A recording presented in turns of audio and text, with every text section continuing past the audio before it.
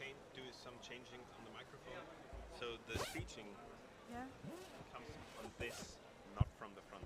So it's from here. Oh, from yeah. here. So Okay. leave it like this. It's all This I have to give clicker. to the presenters. Yeah. Okay. And it's Great. forwards, backwards. They want to switch. Thank you. Thank you.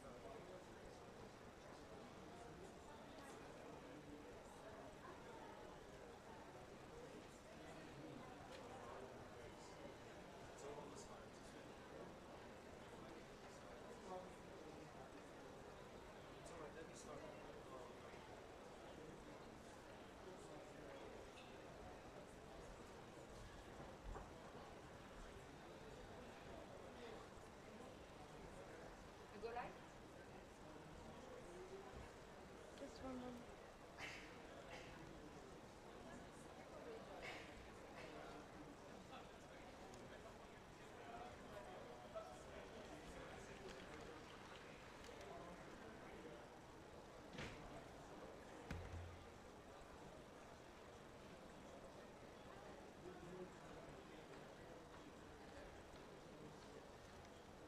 Hello?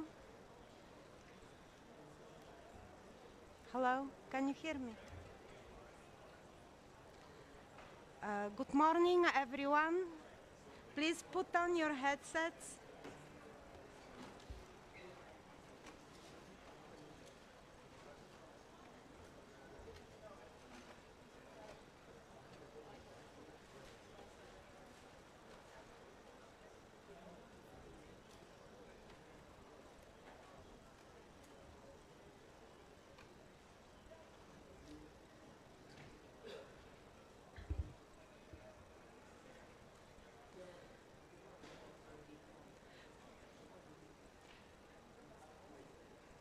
Ladies and gentlemen, dear friends, colleagues, welcome to this event of the African Development Bank on private sector mobilization through innovative mechanisms to unlock climate finance.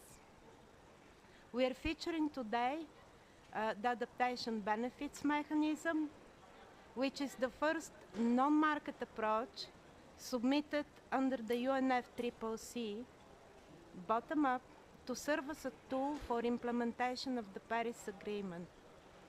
Many would ask, what are non-market approaches? Well, it is a label given in negotiations that doesn't mean much in the outside world, but with simple words, non-market approaches are all tools for international cooperation that result in climate action, which are not carbon markets. So this is a broad range of instruments, and you have here the possibility today to learn more about the first one, which is about international cooperation on adaptation. The setup for this site event is as follows. First, we will have Gareth Phillips presenting the mechanism, how it works, and what makes it unique, why is it useful. Gareth Phillips is the manager for climate and environmental finance at the African Development Bank. Then we will have 5 panelists, including Gareth, who will tell you more about various aspects of the ABM and will reflect on the presentation from their areas of experience. Gareth, please come to the podium. You have the floor.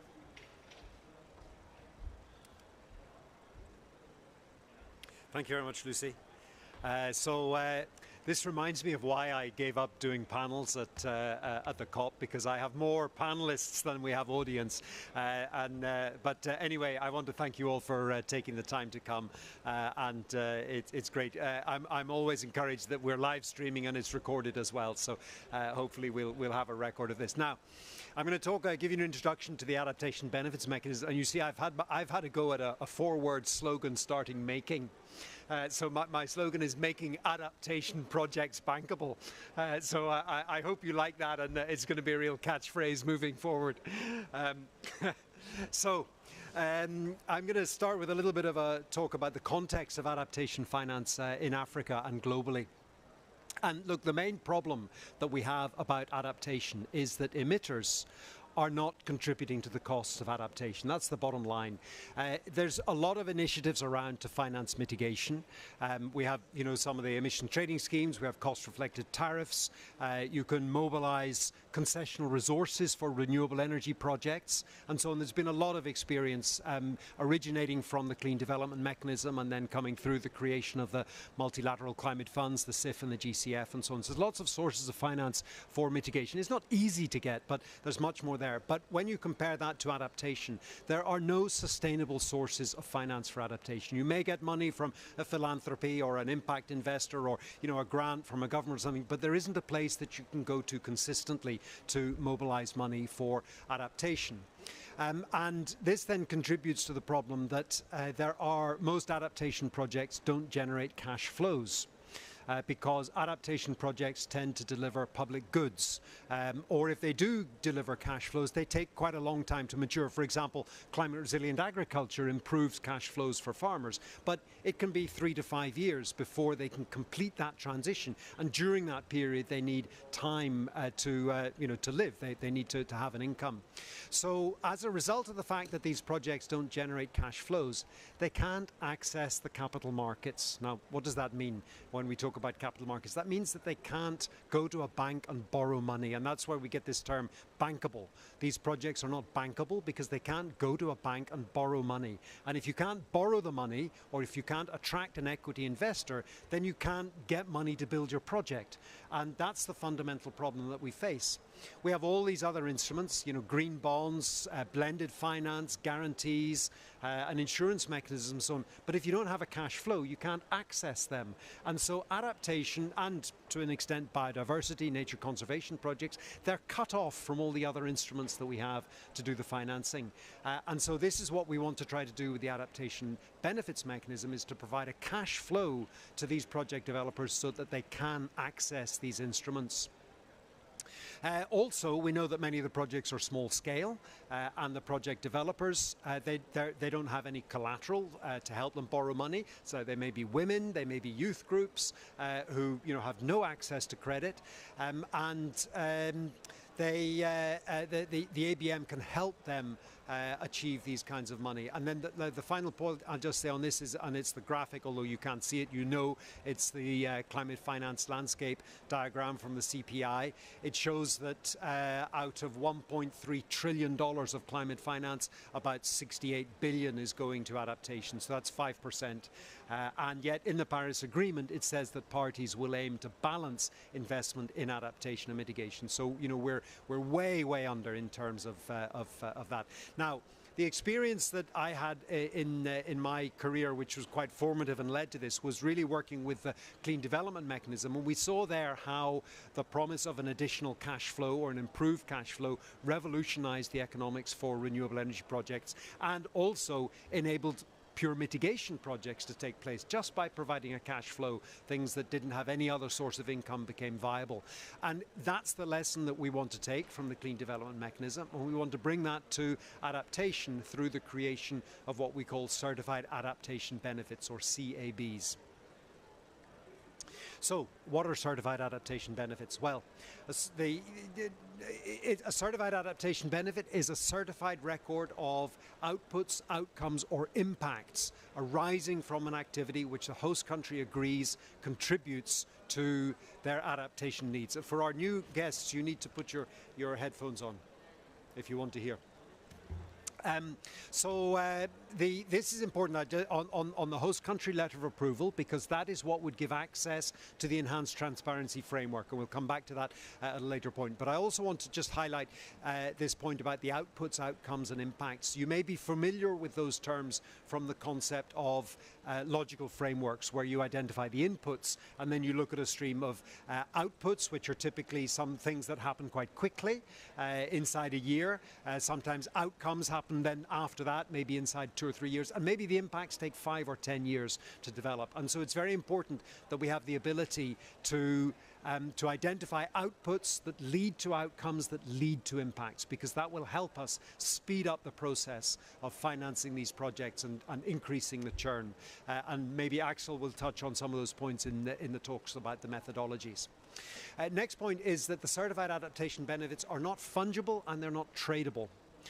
This is because they are unique to particular technologies and activities. So we might have one activity that is planting mangroves to protect a coastline, and another is climate resilient agriculture for farmers. One is measured in kilometres of coastline, the other is households transitioning. These are not fungible. And this is a very important point, and it goes to the definition that Lucy gave about what the non-market approaches are. And it means that when something's not fungible, then it's not tradable, and there's no speculation in it. Again, I won't go into the details of that, but it's a very fundamental difference compared to the market-based approach, and it completely alters the financing mechanisms for how we could raise money for these kinds of activities. So that's a very interesting area to discuss further. As I've said, they're denominated in technology or context-specific terms, which are ideally easy and cheap to monitor and report. So I gave the example of coastal protection or number of households. These are things that we could detect with a satellite or a drone, and could be easily verified using remote information, which makes it cheap and easy to do. And that's important because we don't want to lose the money in transaction costs. The non-tradable status places the ABM under Article 6.8 as a non-market approach, as Lucy said. And the key elements that we see in the cycle are an approved methodology. Axel will talk about the methodologies. We need a project developer, and we're going to hear from some project developers in our later panel.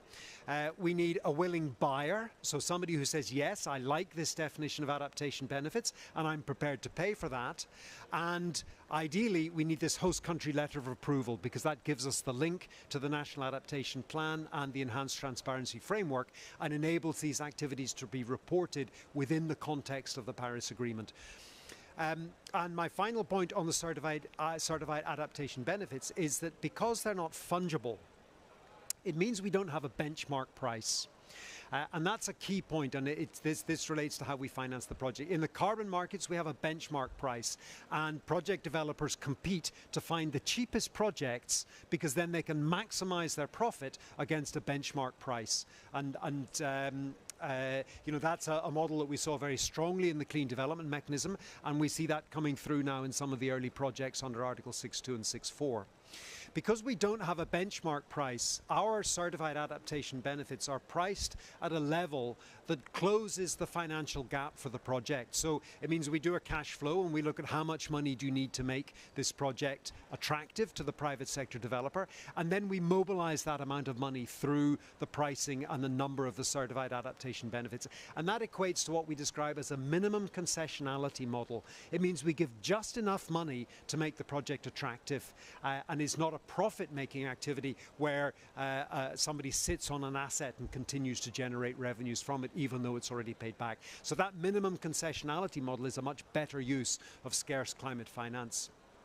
This is our project cycle. I won't go through it in detail, but it's based on the Clean Development Mechanism, and we have a project design document or an activity design document, a methodology, and then this validation and verification process resulting in the issuance of the certified adaptation benefits, which are then used to service the loan. So this is a well-tried and tested model. Under the Clean Development Mechanism, 12,000 projects went through this cycle, over 8,000 of which were formally registered within a 10-year period. And that's very significant when you compare it to the number of projects we see going through the GEF or the GCF, where it's much smaller number of much larger projects. This project cycle can cope with a large number of small-scale projects. It can do large projects as well, but importantly it can do small-scale projects. And that's very important because we need thousands and thousands of small-scale projects. According to NEPAD, there are 44 million micro, small and medium enterprises in sub-Saharan Africa. Just imagine if even 1% of those wanted to avail themselves of climate finance. We have no instruments that could deal with that kind of volume. So this project cycle is proven to be very robust. Now, our governance regime in the adaptation benefits mechanism is in the hands of our executive committee, and we have 8 members of the executive committee, 2 of whom are here today and you're going to hear from on the panel, and 6 others. Some of them are here. Dowda's here at the COP as well, and so on. And I want to express my gratitude and thanks to them because we run this instrument on a shoestring. We haven't yet mobilised enough money, and those of our executive committee members who are paid a very low rate, and we have some who are employed by other organisations who contribute their time in kind, and we really want to express our gratitude to them for sticking with us through this process, and we'll hear from some of them a little bit later on. Let me give you a very simple example, and we're going to hear some other examples as well, but it's useful just to put some figures up.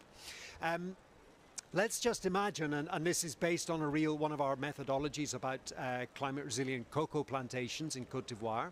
So let's just imagine that in the national adaptation plan for this country, the country says that they have 100,000 hectares of cocoa plantations that need to be rehabilitated and planted using agroforestry, sustainable agroforestry techniques. And this is a real issue because I'm sure you may know, if you like chocolate, the cocoa plantations in Côte d'Ivoire and Ghana and Togo are under pressure from climate change. The yields are decreasing because they've been planted as pure plantations of cocoa. They've not been established with shade trees. But as the climate changes and droughts are becoming more prevalent, they need to transition to a shade tree situation. But that involves clearing the plantations, replanting them, and there's a period of time when they get very little yield. So they need support to do that. So that's a real need in these countries. We need a project developer who's willing to take this forward, and they could be an agro-commodity buyer. These would be people who are interested in securing a supply chain of products to purchase, and they would be obvious candidates to come forward and coordinate the development of a project. We need a donor who wants to support genuine adaptation needs. They could also be a corporate with an interest in buying cocoa, and there's plenty of those that are interested or work in the, I won't say cosmetics, but it's in the sweets industry. There's another word, I can't think what it is. So, you know, they could well be interested in that supply chain. They would be an obvious candidate to pay for this. And then we have a methodology. And let's just say in our methodology it defines the certified adaptation benefit as 1 hectare of sustainable cocoa established at 3 years of age. So that means that we can easily verify that. 3 years after the cocoa grower has said he's planted his trees, we can go there, or we can send a drone and take a picture, and we can see what is on the ground. We can check that enough cocoa plants have been established, that there's 500 trees growing per hectare, and that there's maybe 200 shade trees established. And we can see that, and that's easy to verify. So the methodology will also talk about the inputs, which are things like technical assistance, training, seedlings, materials for irrigation, so some simple irrigation, bamboos pushed into the ground so that you can pour water into to the roots of the trees. The outputs are the farmers are empowered to apply the sustainable cocoa agroforestry, so they've learned how to do that. They know how to move forward. The outcome is the sustainable agroforestry applied at scale, and this would be at year 3 when you see the trees in place. And the impacts, which will start to come from year 5 to year 7 to year 10, is when those climate resilient cocoa plantations start to yield cocoa and the yields start to grow up. As we've defined our adaptation benefits as 1 hectare and the target is 100,000, that means that we have 100,000 certified adaptation benefits available from this project. And let's just say that the money that's required to get this program underway is $10 million.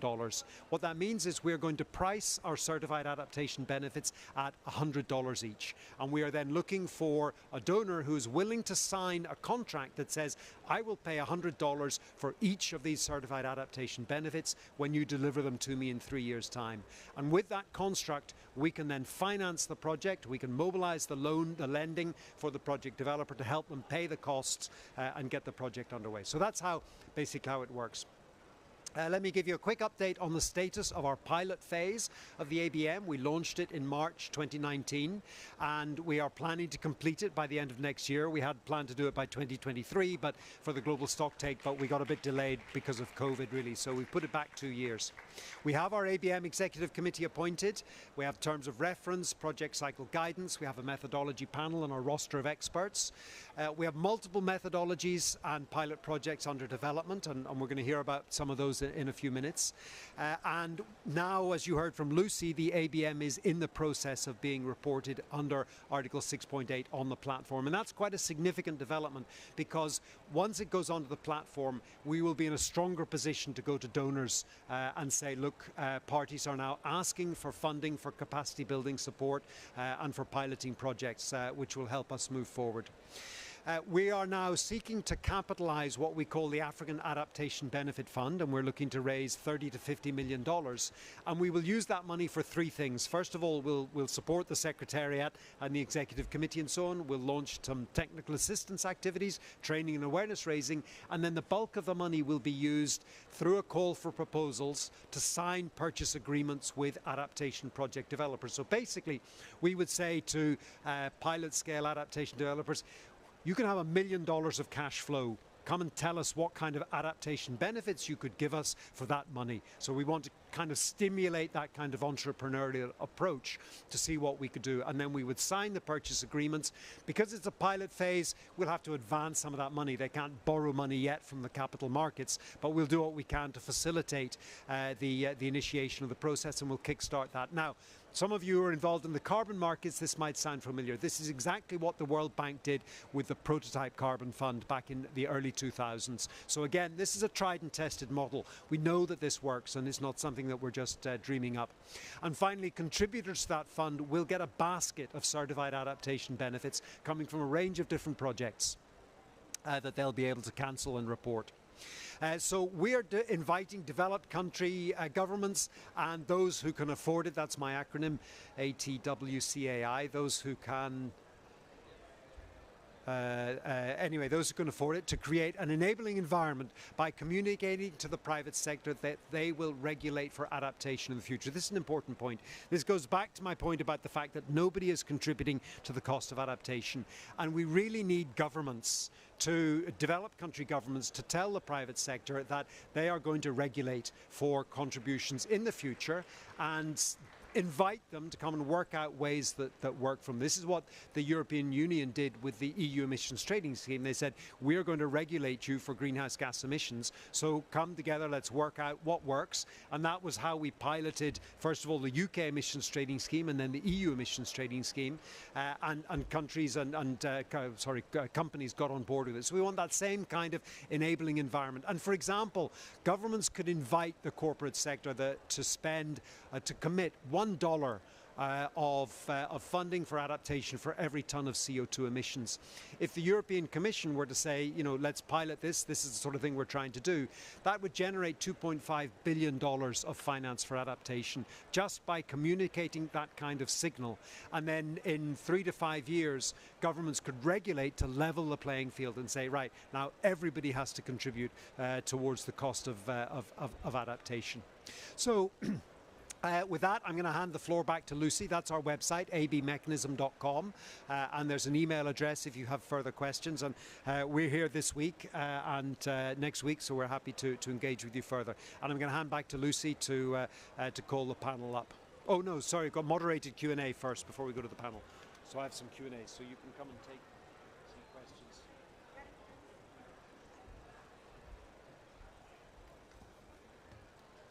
Thank you, Gareth, for this very informative presentation. I would like now to call our dear panelists to take their seats so that I can present you. As we heard from Gareth, the African Development Bank has piloted the adaptation benefits mechanism in Africa through institutional arrangements and demonstration projects on the ground.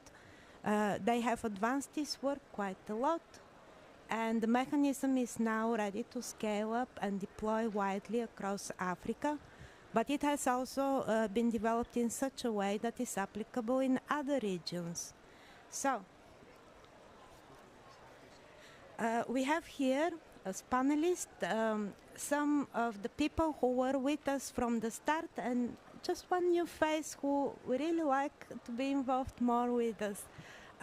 Next to the African Development Bank, we have to give credit, of course, to the pioneering countries in Africa who were with us in this process. The original idea was submitted by Uganda.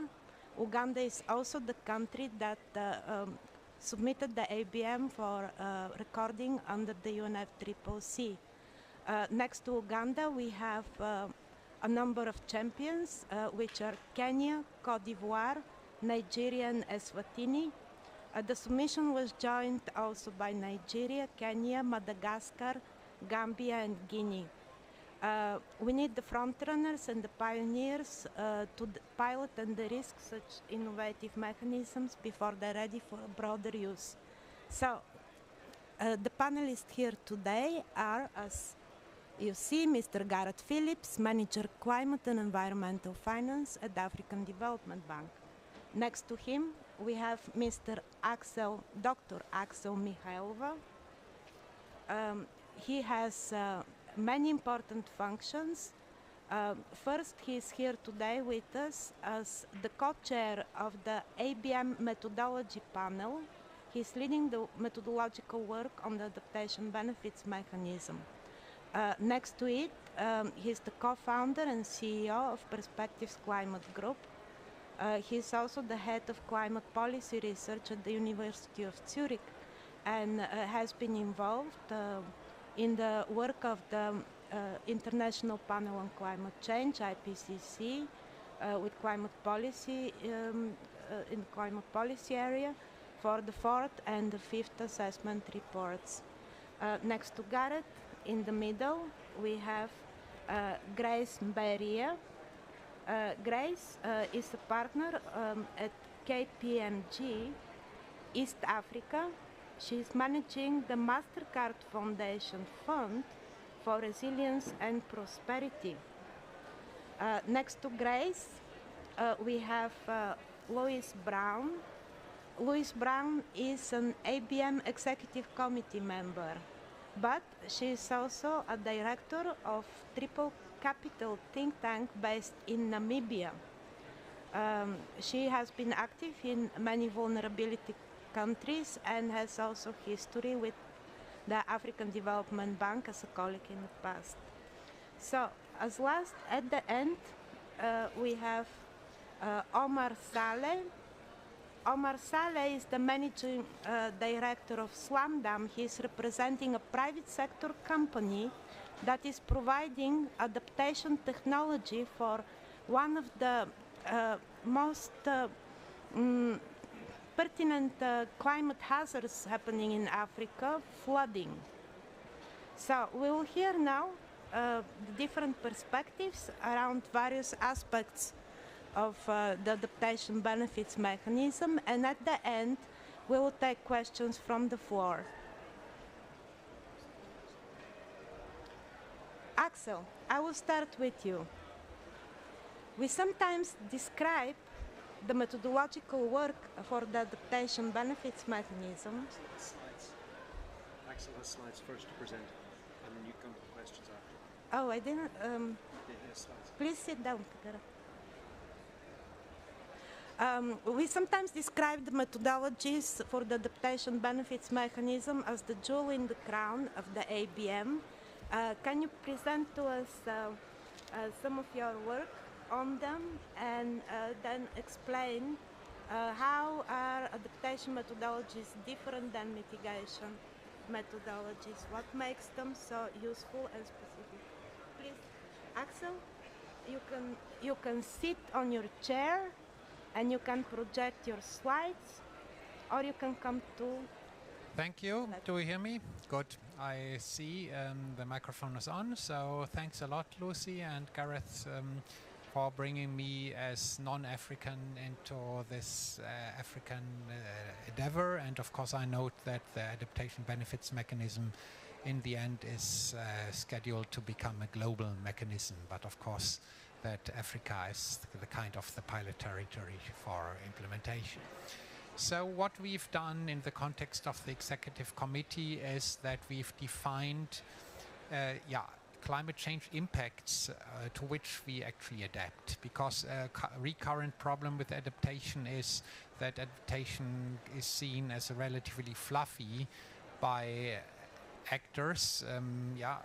Mitigation, everyone knows you have a unit, it's CO2 equivalent, but for adaptation we don't have it. So first, of course, we have to have an understanding to what climate change impacts actually do we adapt and how, and that's why the executive committee has developed a typology of climate change impacts and action to adapt relating to these climate change impacts. So I would invite you to have a look at the website, to look at these 3 layers of definitions of climate change impacts and the adaptation that can be undertaken, because that's an important guidance then for those who actually want to engage to develop methodologies under the mechanism. With regard to the methodologies panel, so I'm co-chair together with Asefa Tofu from Ethiopia. We have various very experienced members also with experience of mitigation methodologies, because a lot of concepts, of course, have been developed under mitigation, and some of them are relevant and significant in the context of adaptation. And then we have a roster of experts, more than 20 experts, and there will be an upcoming call for new experts, because we think that we would really need a broad basis as methodology submissions come in. So how does actually the methodology development happen? So of course, first, for a methodology you need applicability conditions and to define the boundary of the methodology. And that's what, of course, is closely linked to the typology that I mentioned earlier, that you need to understand which climate impact you actually want to address with your adaptation action. Then you have to define a baseline scenario. So how would the climate change impact develop over time, over the period in which your activity actually is working?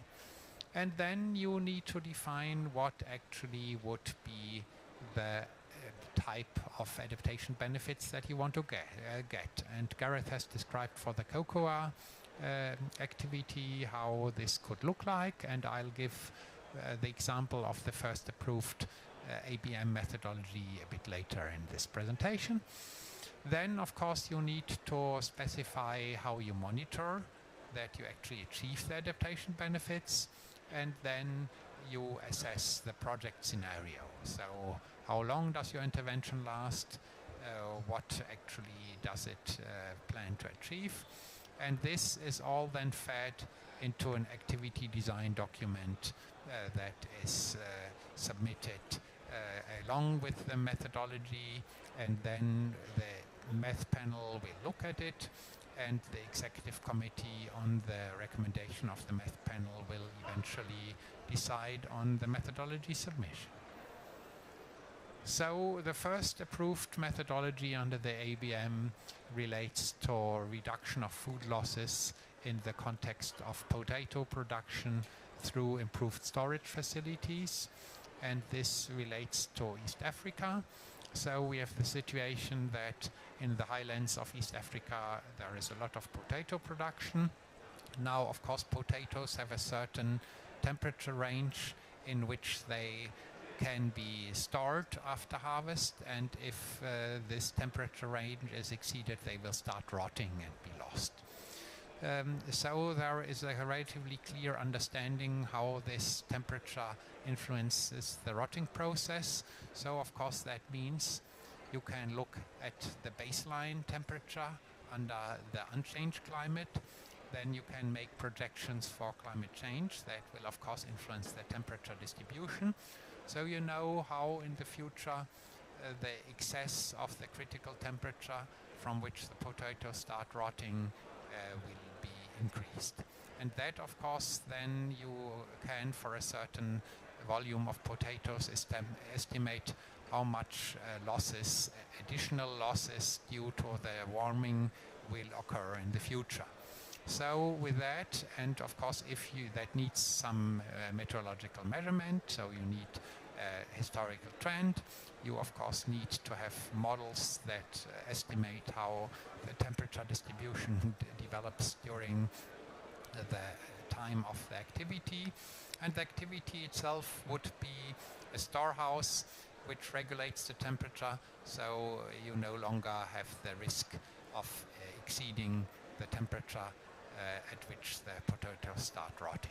So a quite straightforward approach, an approach which so far we've not seen in any of the adaptation actions, for example, of the big adaptation financing institutions. So we actually hope that this will now become a benchmark in the context of similar food storage projects. We have also, of course, various methodology submissions. For example, you have Omar Saleh from the Slam Dam here on the panel.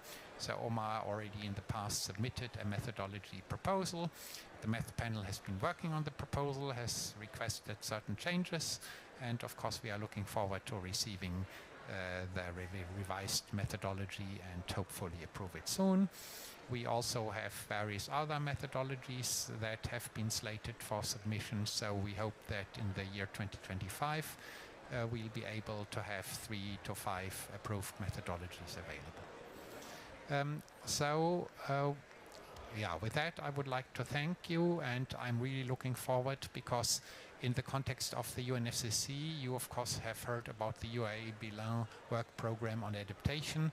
There is a set of 5,300 indicators out there. The expert working groups are working on them, and I hope that our work will help to actually also feed into this discussion, because to our knowledge we have a rather limited level of information which of these indicators can actually work.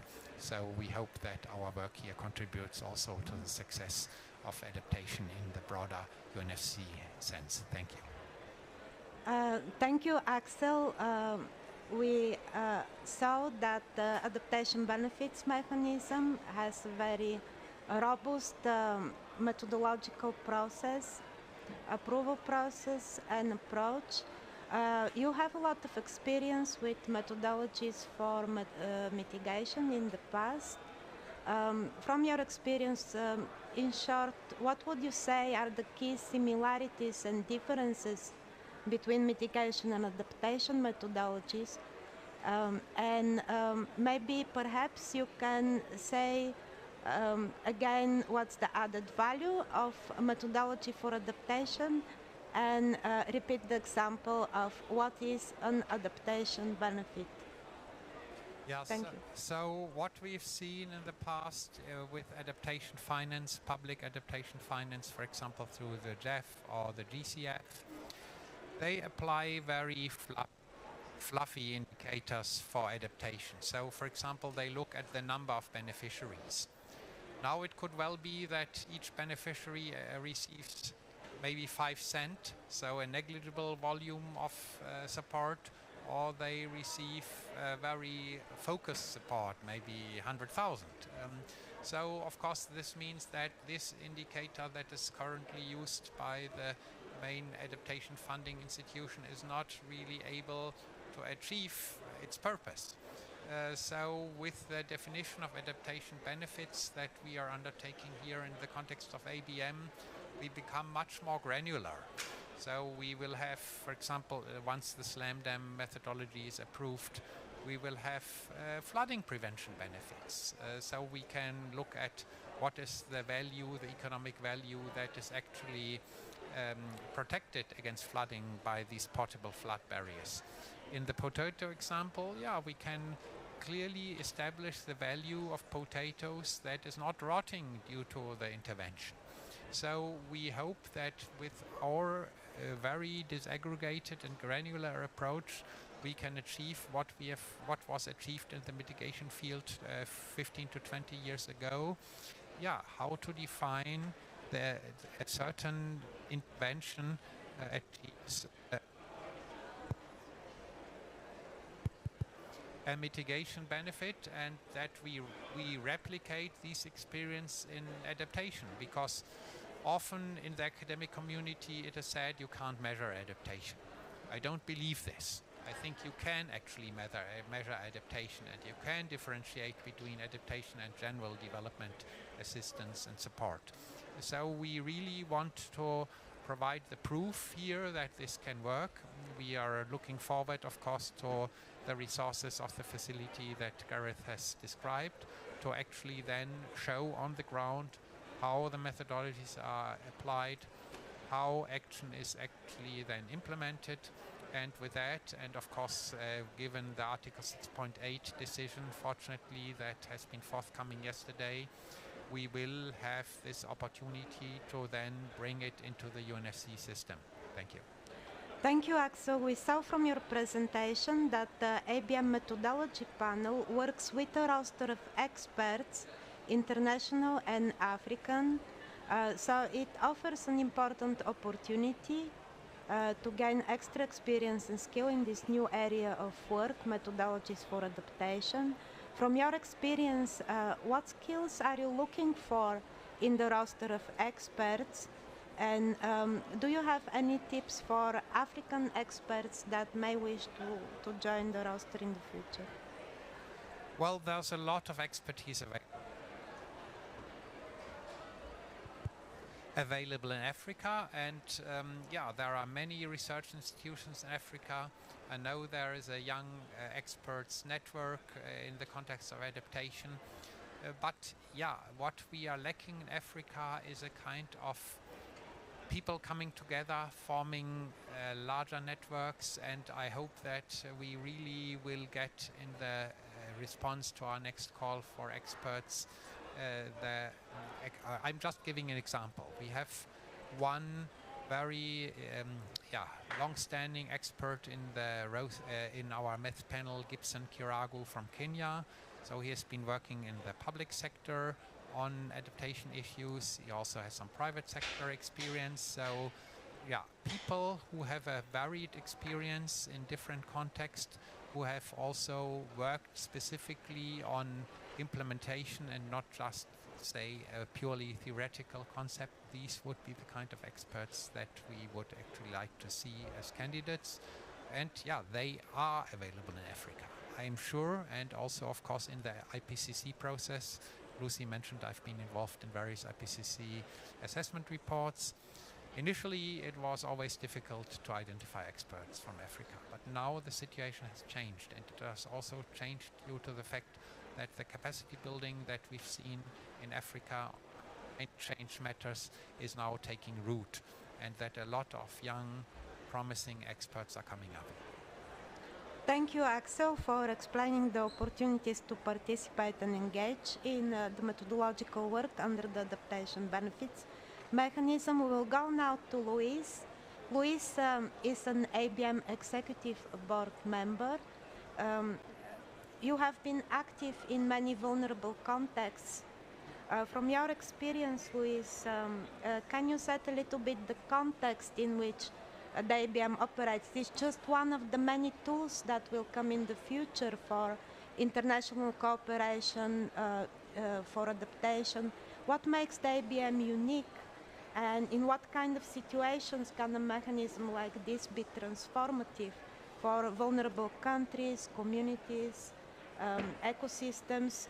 Which aspects of this mechanism are most challenging and may benefit from simplification? Thank you. Thank you very much, Lucy, and thank you for inviting me to this panel. Good morning, everyone. I think if we look at what the ABM is responding to, as Gareth mentioned in the introduction, there are two key challenges that vulnerable communities face when trying to access adaptation finance. The one is that there just isn't enough of it, and because public funding is limited and there are very few incentives for the private sector to get involved, what the adaptation benefit mechanism is offering is an additional revenue stream to project developers that would enable projects that would otherwise be perceived as too risky or too expensive to become financially viable. So it opens the door for a whole range of different types of adaptation projects that otherwise wouldn't get funded. The second key challenge that it responds to is that climate change vulnerability is inherently very localized, and that's a key difference to mitigation. For climate change mitigation, you can do a renewable energy project or a forestry project anywhere in the world, and the outcome for the planet is the same. But for adaptation, the vulnerability that a community faces in one locality can be completely different to what another community faces in, just a few kilometers away. And so the key challenge there is to try and get finance to the local level so that local communities can respond to the vulnerabilities they face in ways that are very contextually specific to them.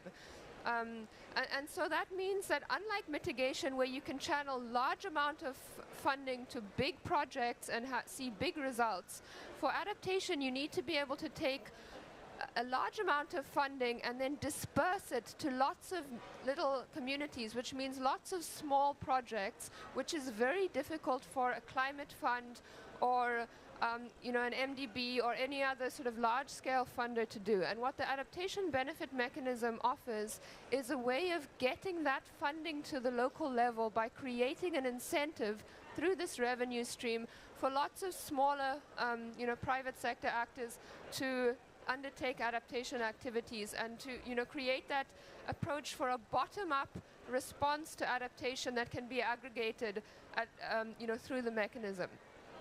So if we look at some kind of examples where this kind of mechanism could be very beneficial, I mean, there are really a huge range of different types of projects that could be funded through this. Any kind of adaptation project that has the potential to generate a revenue stream has the potential to be funded through the ABM. So you could imagine looking at trying to get farming communities to respond to climate change vulnerabilities by perhaps changing the kind of farming mechanisms they're using, maybe changing their irrigation techniques to become more water smart, looking at diversifying crop production, looking at using better soil management techniques. But all of these kind of shifts require some upfront funding and require some investment that will enable a relatively poor community or small-scale farmers to make a shift towards something that they're not currently doing. The revenue streams that can be provided through the adaptation benefit mechanism create a source of funding, and the agreement that Gareth mentioned can then be taken to a bank to obtain a loan that can inject that funding into the project, that can enable communities or farmers or SMEs at the local level to provide these services or goods that can enable that farming community to shift.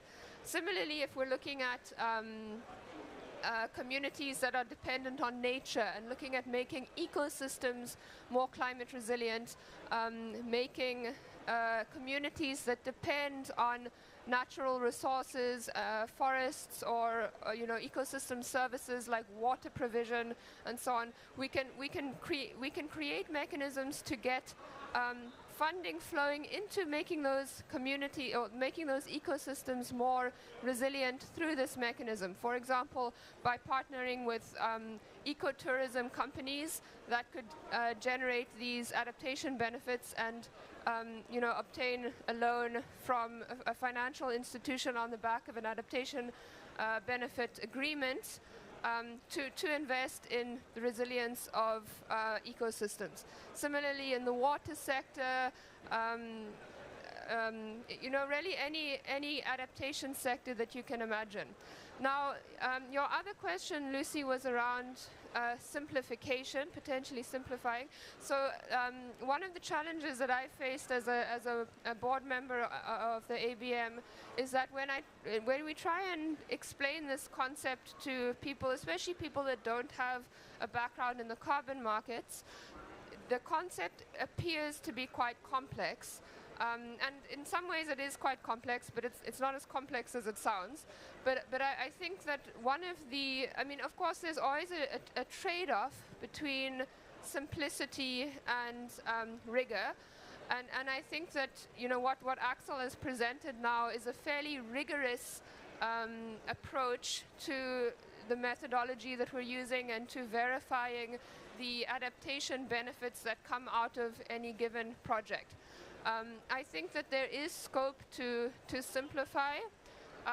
For example, by Axel mentioned that GCF and Adaptation Fund use fairly fluffy indicators for adaptation, but of course it also means that their approaches to doing the due diligence of an adaptation project is a bit simpler. So I think that there's a trade-off between fluffiness and being able to move fast and being able to simplify the approach. So I do think that there is some scope to simplify, for example, by potentially combining the methodology development with the project development process, looking at cutting or reducing some steps in the project cycle. It does mean that that would come with a bit of reduced rigor, but of course, I think that in a pilot phase, it makes sense to demonstrate the mechanism in a fairly simplified way, and then you can always add a more, increase the rigor of the process as the mechanism becomes better known and more widely adopted. So for vulnerable countries in particular, all of our countries are climate vulnerable, but some countries are facing greater climate vulnerabilities than others, and I think that there is a benefit in trying to attract funding and get this get funding out the door quickly and demonstrate the approach as quickly as we can so that we can show some results, and then we can always inject more rigor into the process. Thank you, Luis. As I mentioned before, next to IBM Executive Committee member, Luis is also director of the Triple Capital think tank. She's Namibian. What are the biggest climate challenges for Namibia? Are there gaps in addressing those challenges? And do you think the ABM can be useful there? And for which climate project types you think ABM may not be so suitable? Thank you.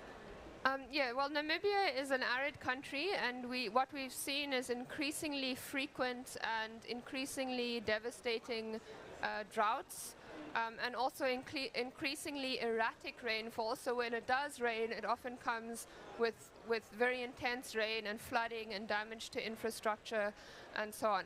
I think in the Namibian case, one of the key gaps is around looking at climate resilient agriculture. Namibia is, because of its aridity, there's a lot of areas that undertake cattle farming and small stock farming, but what we're seeing is a shift in weather patterns where some of those areas that cattle are being farmed are becoming too arid for cattle farming. So landowners are looking at diversifying with wildlife for ecotourism, for trophy hunting, for game meat, and wildlife are often better adapted to arid conditions. So, that's an area I think where the adaptation benefit mechanism could have an important role to play. in creating incentives to shift agriculture to more climate resilient farming practices. Also in the crop farming, a lot of we have a number of more drought-resistant crop varieties that are being piloted. But again, the shift towards more drought-resistant crops or more drought-resistant irrigation technologies require some upfront funding. It could be done in a partnership with local banks, for example, where potential ABM projects are, the methodologies are developed perhaps by farmers' unions or by local farming companies, and then on the back of an adaptation benefit agreement, those project developers get a loan from a local bank. The local banks are already looking at agriculture as a key area of lending, but because of the climate risks, the premiums are very high and the interest rates are quite high, and it can be quite difficult to get a loan. So with the adaptation benefit mechanism as an additional revenue stream, that can be a way of making these projects also less risky for the lender. And then on that basis, I think that could help to drive a shift in the market for lending for climate resilient agriculture. Thank you, Luis. I would now like to ask Omar to give a practical example of how an ABM project looks like in addressing also water issue, but flooding. Omar is half Egyptian, half Dutch, so he is bridging the two worlds through this technology, which has won a prize for innovation in the European Union. Omar, please explain how your technology works and why is it suitable solution for floodings. Thank you, Lucy. Thank you, AFDB, for having us here. It's always a pleasure to talk about our solution in relation to ABM. I quite often do that also in other countries. So I have prepared a few slides. As you can see, I'm going to explain a little bit about our technology, which is de facto an ABM activity now. And I'm going to tell you something about the pilot project that we did and how that can be applied for the ABM. So our technology is an easily deployable mobile flood barrier. So as you can see on the images, it's made from rubber, very easy to use. It comes in these stackable boxes. What you do is you take these boxes to the location, and if you want to deploy the technology, you just take the slam dam out, you roll it out, you connect hoses to them, and then you start filling it with water using a pump. So each unit is filled with water, and it's a modular system, so you can make it as long as you want. So it's an adaptable solution, because you can deploy it, and you can dismantle it easily. And now we have a lot of women also involved who are able to deploy slam dam at their particular locations. I quite often say the beauty lies in its simplicity. So it's a very simple yet effective solution, which makes it highly scalable. And as mentioned before, that flooding is a high risk issue all over Africa, together with drought, by the way. Now, I mentioned slam dam as an adaptable solution, and that means also that it can be used in a wide variety of conditions where it's still effective.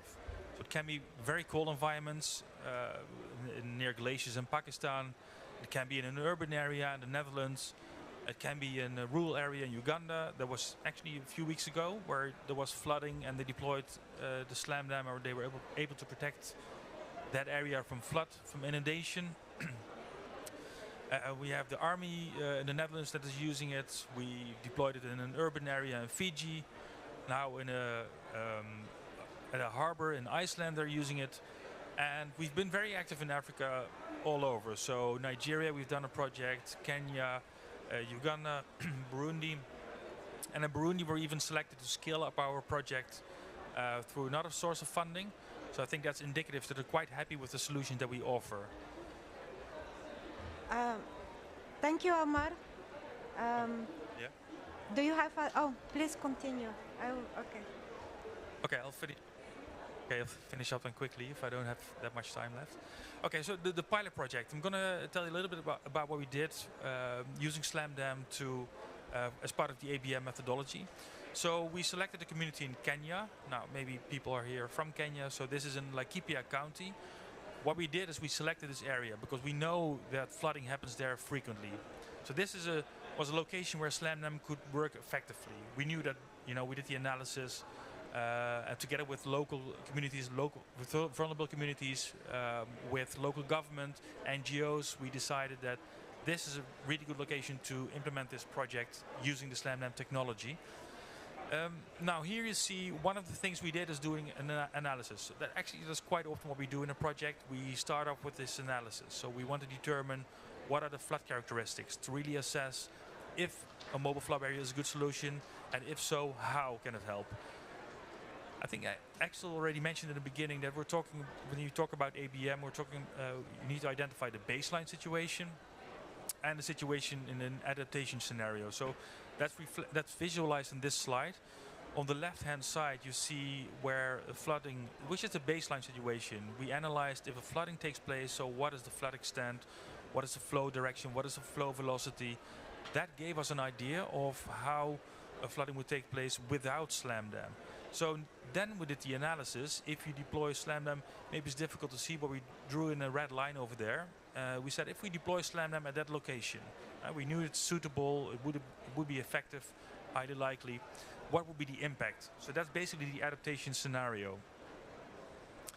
Now, even though our methodology hasn't been approved yet, so hopefully it will be approved soon, nevertheless, we are trying to develop and we are trying to take in the improvements that we have to do. And we use the methodology to identify the benefits, the adaptation benefits.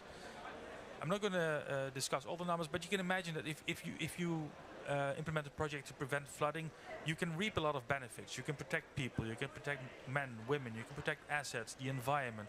So there's a lot of benefits you can realize with by implementing SlamDAM. And most of the time when you talk about flood prevention, you express the main benefit in terms of protected land, so protected square meters or protected acres of land. And that can be residential land, can be agricultural land.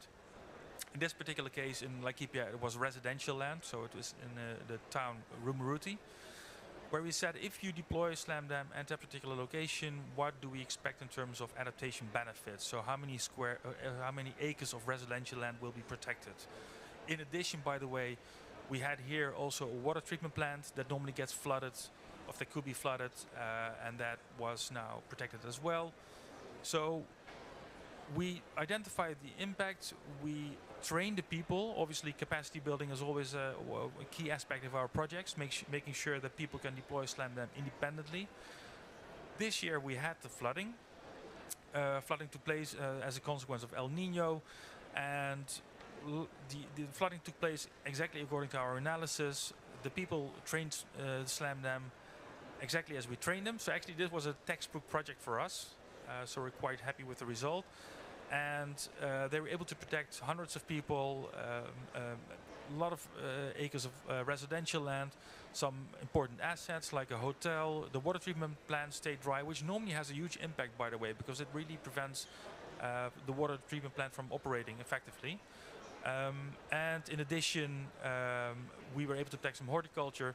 What is important, I think in general with ABM, what we did here as well is monitoring and evaluation. So we did the analysis beforehand, but then you have to do an analysis afterwards as well. Did we accomplish what we tried to accomplish? So this is just an example of our pilot project to give you an idea of how this ABM activity could help in across Africa. Thank you, Omar, for this practical example and case study of using SlamDAM for flood control. I understood you can also use the bags for water storage or storage of grains during the dry period, and that they kind of multiple uses and excellent community measure. So you are representing a private sector company. From your experience and from your perspective, what are the benefits for you, the advantages? Why would you get involved into piloting adaptation benefits mechanism, a new mechanism, perhaps a bit risky, that you had to prove how it works? Because you have been with us for several years. What was the reason for you to become engaged? And have you reaped any benefits for your business from simply piloting, experimenting with the ABM, just like us? Thank you, Lucy. Yeah, so for us this was hugely beneficial. First of all, working together with the AFDB was a good experience for us, learning more from the methodology board about our technology, about the methodology itself, which is helpful for us. So you've seen the SlamDAM technology. Now it's a quite straightforward system, and everywhere we come, people say, yeah, this is something we need, because we have issues with flooding. At a community level, at an institutional level, we have these issues, and SlamDAM technology could help. Rightfully so, you mentioned that you can also use it for water storage. So quite often we see in Africa in particular that they're using a dual purpose. So for flood prevention, but also for water storage. The challenge for us is that even though the need is there, people need it, communities need it, we know that. They are telling us we need this solution. There's always a lack of funding. And that's something we need to overcome. We want to create impact. We want to realize impact on communities, vulnerable groups, for the environment. We can help with that, but it's a challenge for us from how can we scale up.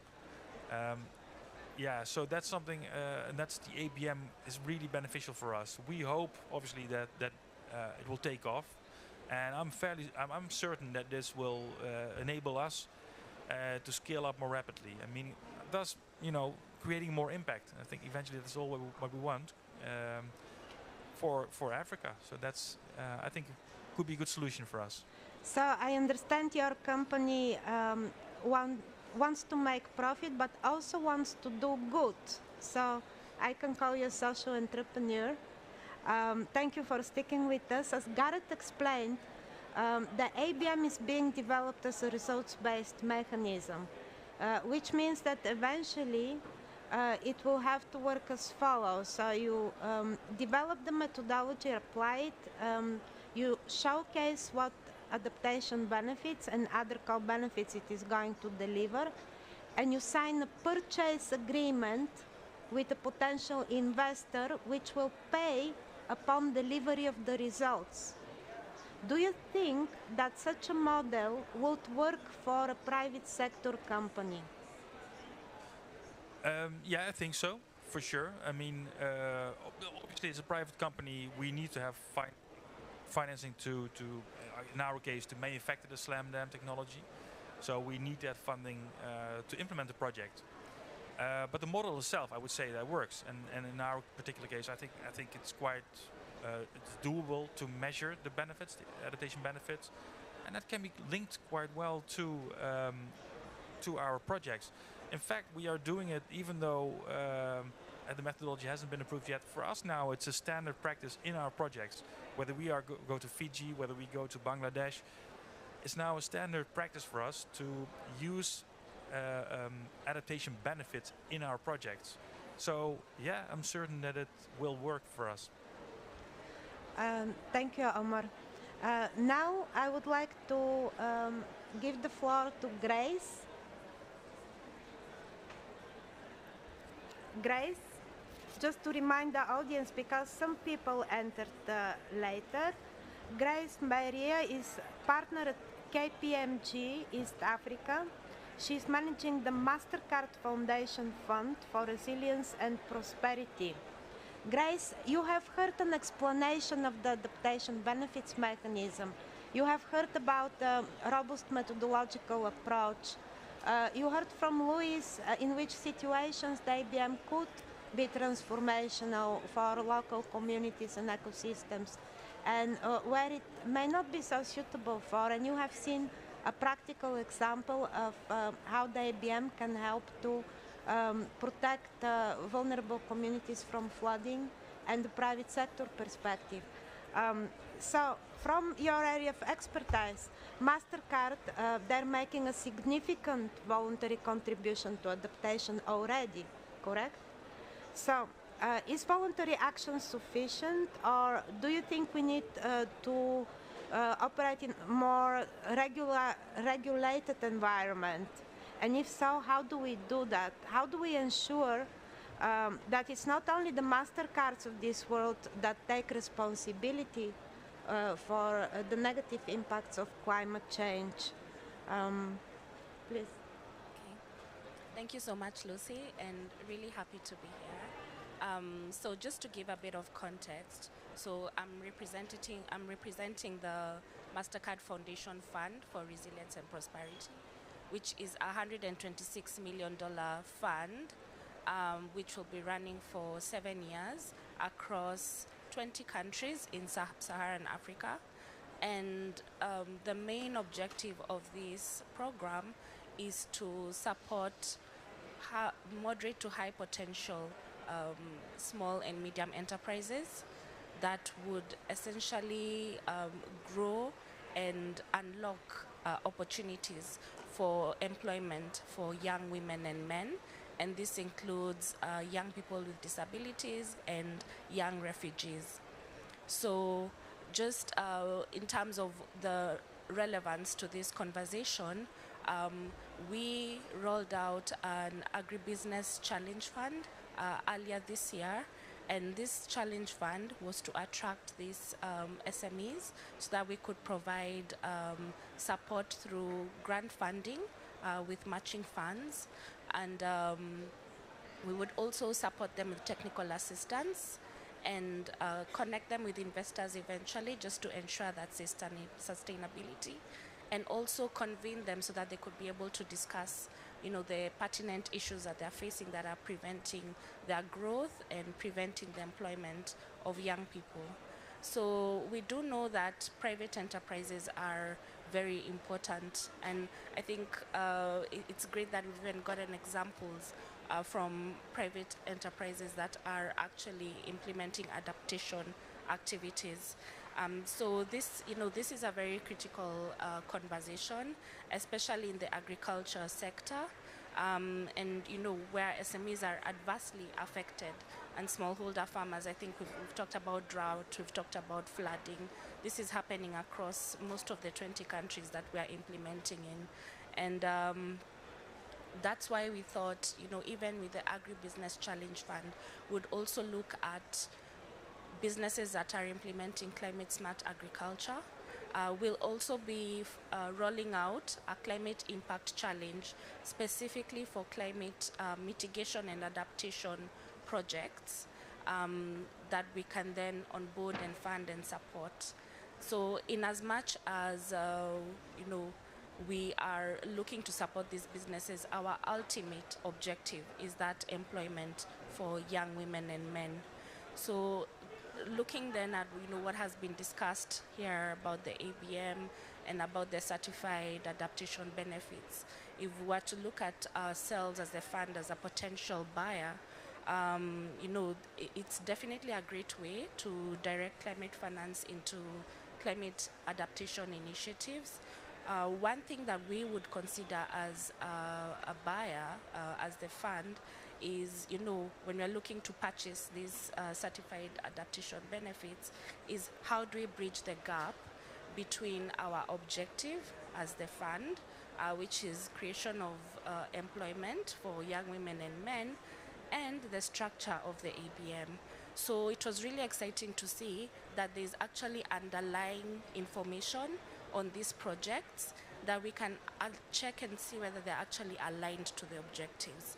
Because in the end, even as we buy the CABs and we're saying in 3 years' time we'll be, you know, we've committed the funds, in 3 years' time we'll be releasing them, or even releasing them on a milestone basis like what we are doing for this particular program, then in the end would want to see whether the indicators that would be monitored in addition to the climate adaptation initiative that is being backed by the CABs and the ABM methodology, is there income uplift for the beneficiaries? You know, is there going to be employment for young women and men? So even I think all the examples that have been given here can actually be tracked in a way that, you know, if they're articulated and drawn out in a way that shows that these smallholder farmers are actually youth.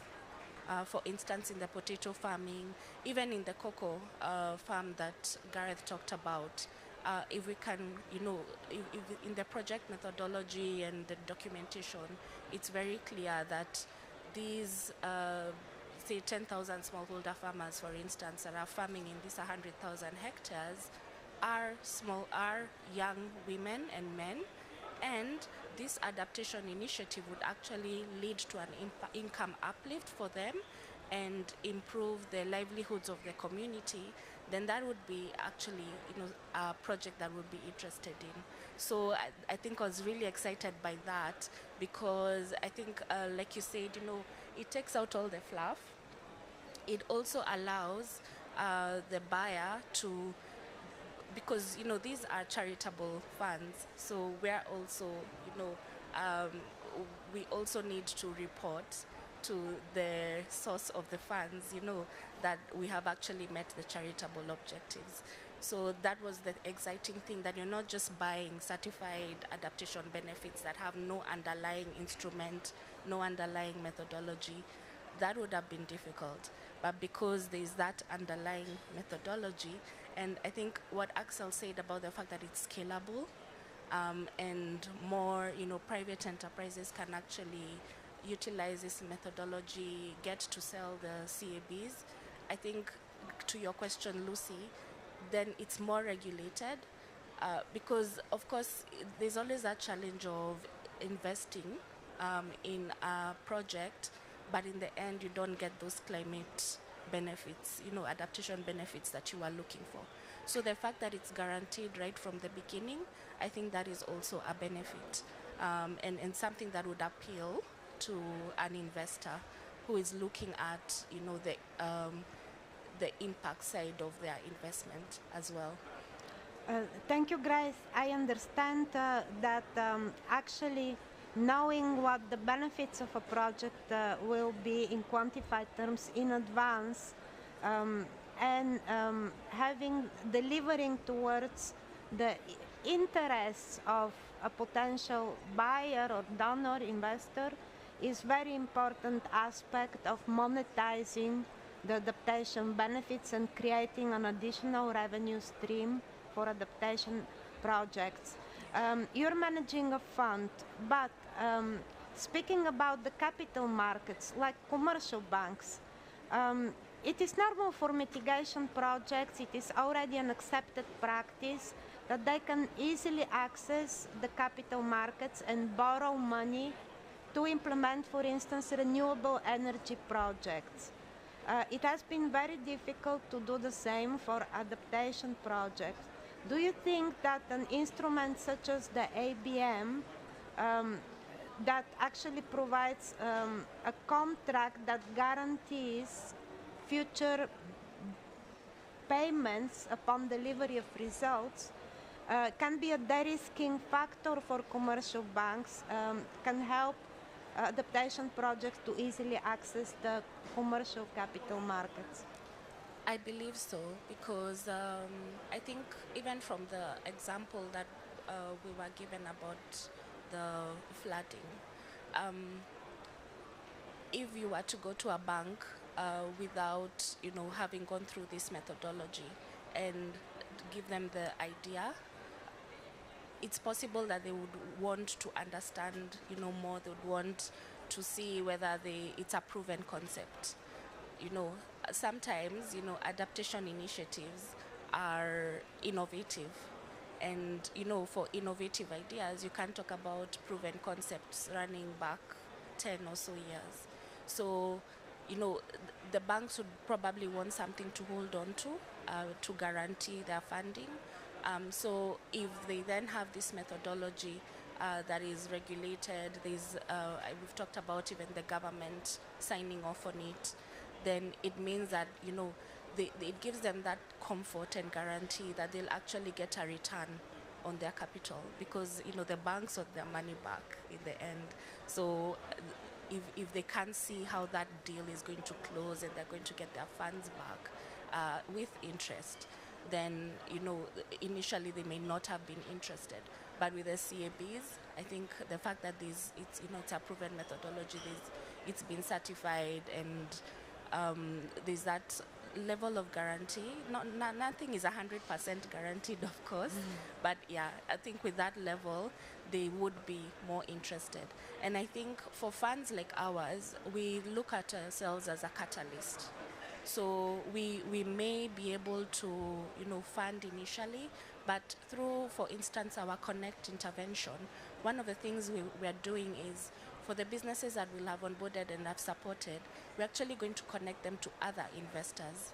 So those other investors, having seen that we've actually maybe invested in the CABs, for instance, would be, you know, they would have that history that, oh, there's actually funders that have been interested and have actually invested and have gotten the results that they wanted.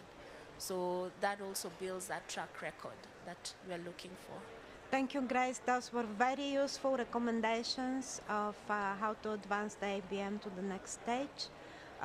Finally, we will come back to Mr. Gareth Phillips, Manager for Climate and Environment Finance at the African Development Bank. Gareth, yesterday evening, deep in the night, the SUBSTA agreed on conclusions on non-market approaches. And in the conclusion text, which we are expecting any moment from now, there will be mentioned that one non-market approach has been submitted. And this is the adaptation benefits mechanism. So Gareth, tell us more. What is the future of the ABM? How do you plan to advance it? And tell us more about the next steps for the ABM. And let's give the audience, after that, opportunity to ask a few questions. Thank you. Very good, Lucy. Thank you very much indeed for the question. Indeed, it's very exciting to hear that the ABM is on track to be registered or recorded on the Article 6.8 platform. It's a little bit of a, you know, it's a kind of a key moment for us because it's formal recognition for the instrument. Once we get it onto the database or the platform, then it will be much easier for countries to go to donors and say, we want support to develop capacity and pilot these activities.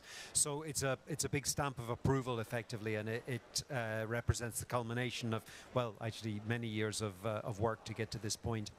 In terms of where we go from here, well, it's very interesting because unlike the carbon markets where we had to have one organization that you know, issued these fungible units, because ours are non-fungible, we can see you know, the development of a number of different entities that could host executive committees that work on adaptation in their region. So one possible model could be that you know, international organization, you know, a nature-based sort of international organization could take on the role of running the ABM as a secretariat and supporting developments, or the MDBs could also take it on and run it in their region, run an executive committee that works on their problems in their languages, which I think could be very interesting because we know language and access is a major barrier.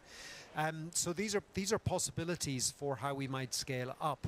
But from our point of view at the African Development Bank, we've been developing it because we saw the opportunity and we want to provide for adaptation finance for our countries. But actually, we're a bank and our role is to lend money and to support investment and so on. So really, we would like to see an independent organization taking on the oversight of the instrument so that we could focus on mobilizing funds to lend to project developers, mobilizing a guarantee instrument that would help local development banks lend to the projects, and then we can guarantee those and so on. So, you know, really, I think in the long run, we want to see or we want a role that enables us to finance the projects whilst another organization takes on the running of it. But we'll continue to host the ABM Executive Committee for Africa if there isn't anybody else yet willing to take it on.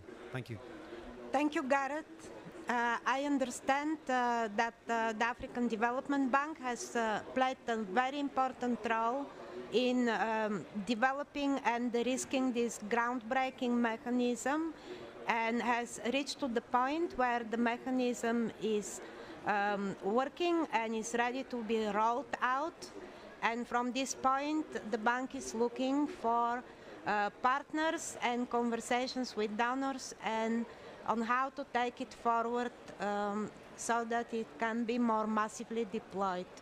But that the bank is also ready to continue hosting it until this moment. Thank you so much to all the panelists. There are a few minutes for questions from the audience. If anybody has questions, please raise your hand now. Two ladies.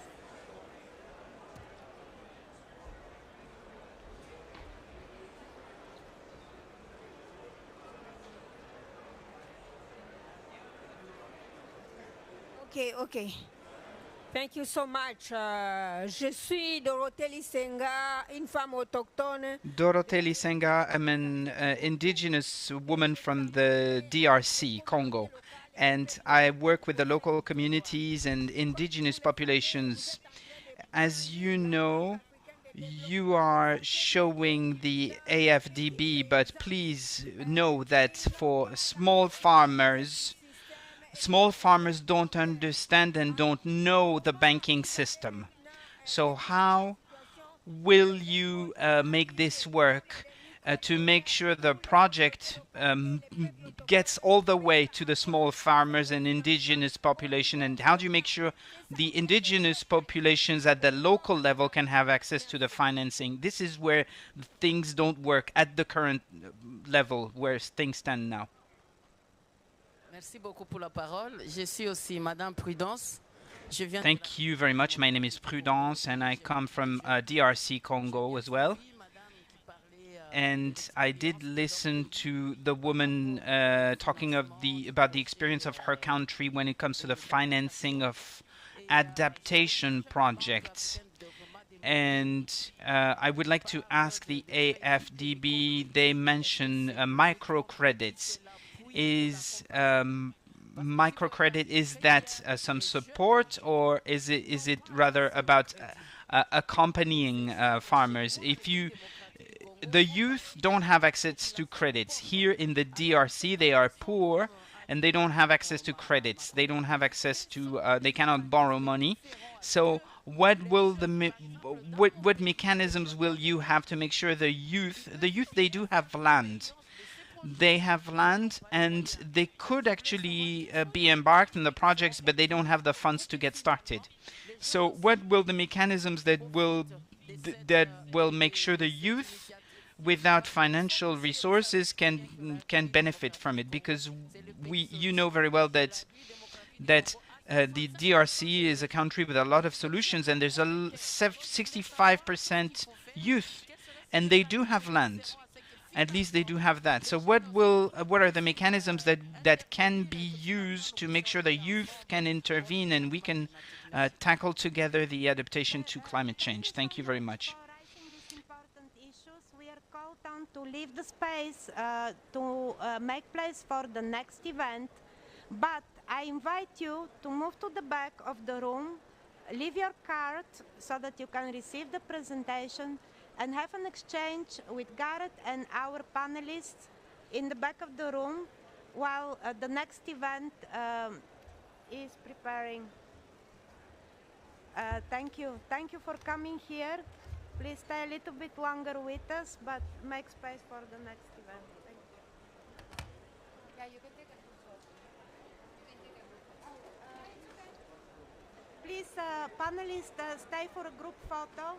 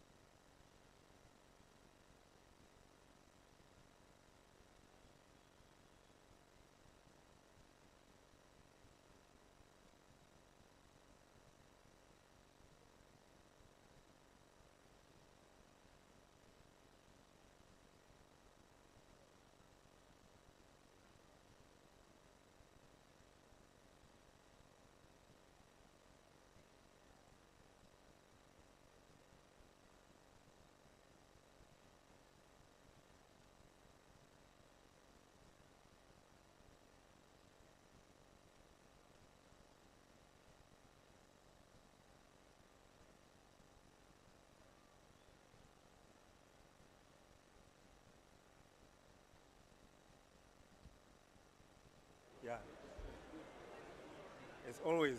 So you can hear me. Just a preliminary announcement. We are still waiting for the negotiators to come. We may not have all of them because, as you know, there is a slow progress on the other side and they're still issuing new text. But we have a couple of negotiators already here with us. In case we do not get a full complement for this briefing, the AGN chair is meeting with all African civil society at 1 p.m. in room 12, meeting room 12. 1 p.m. It's an open meeting. Everyone is allowed into that meeting. Thank you.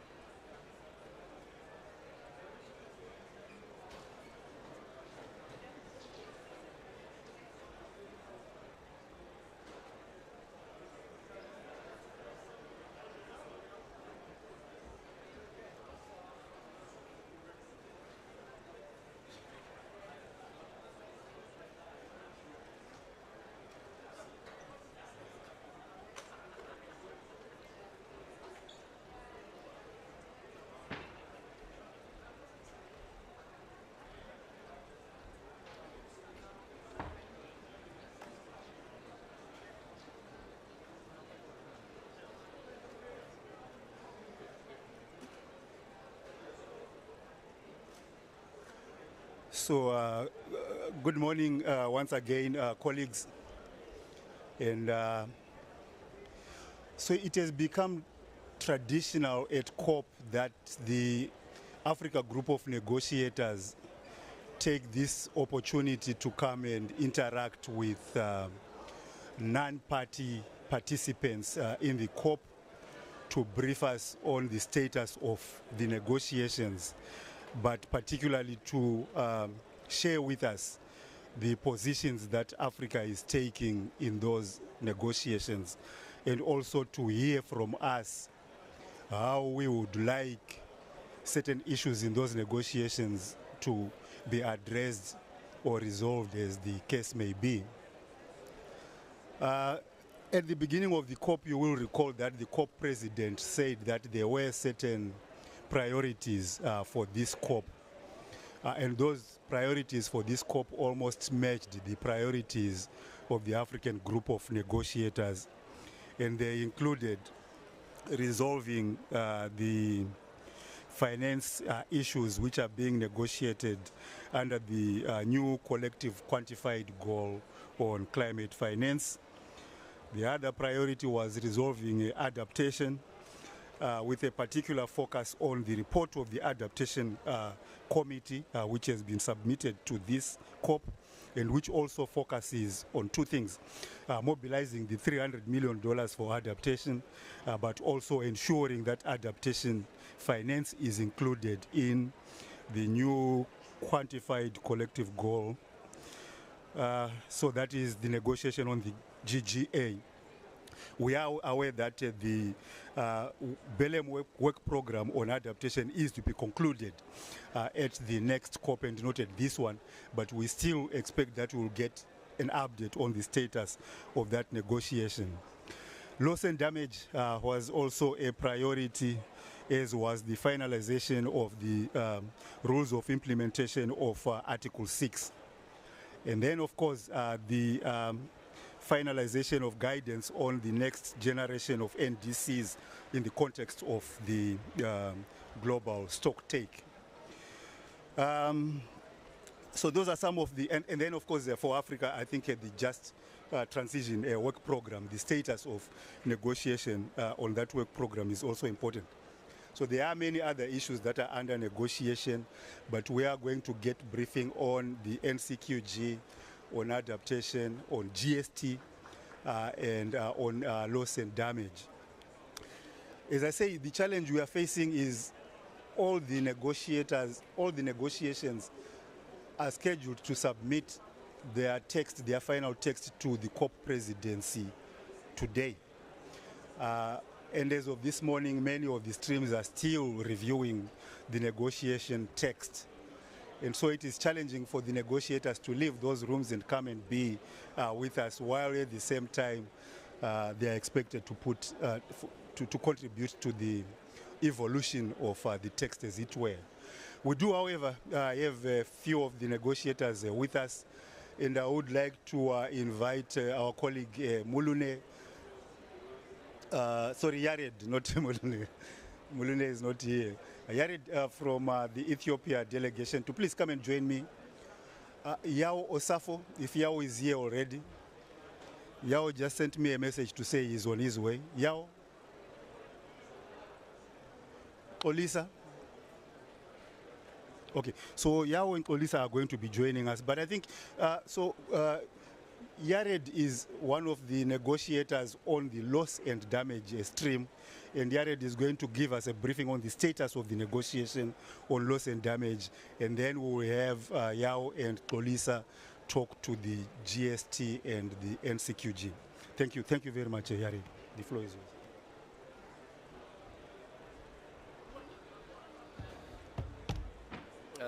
Thank you, James. I hope you can hear me clearly. I'm going to quickly brief you about the status of the loss and damage negotiations. we just started our negotiations.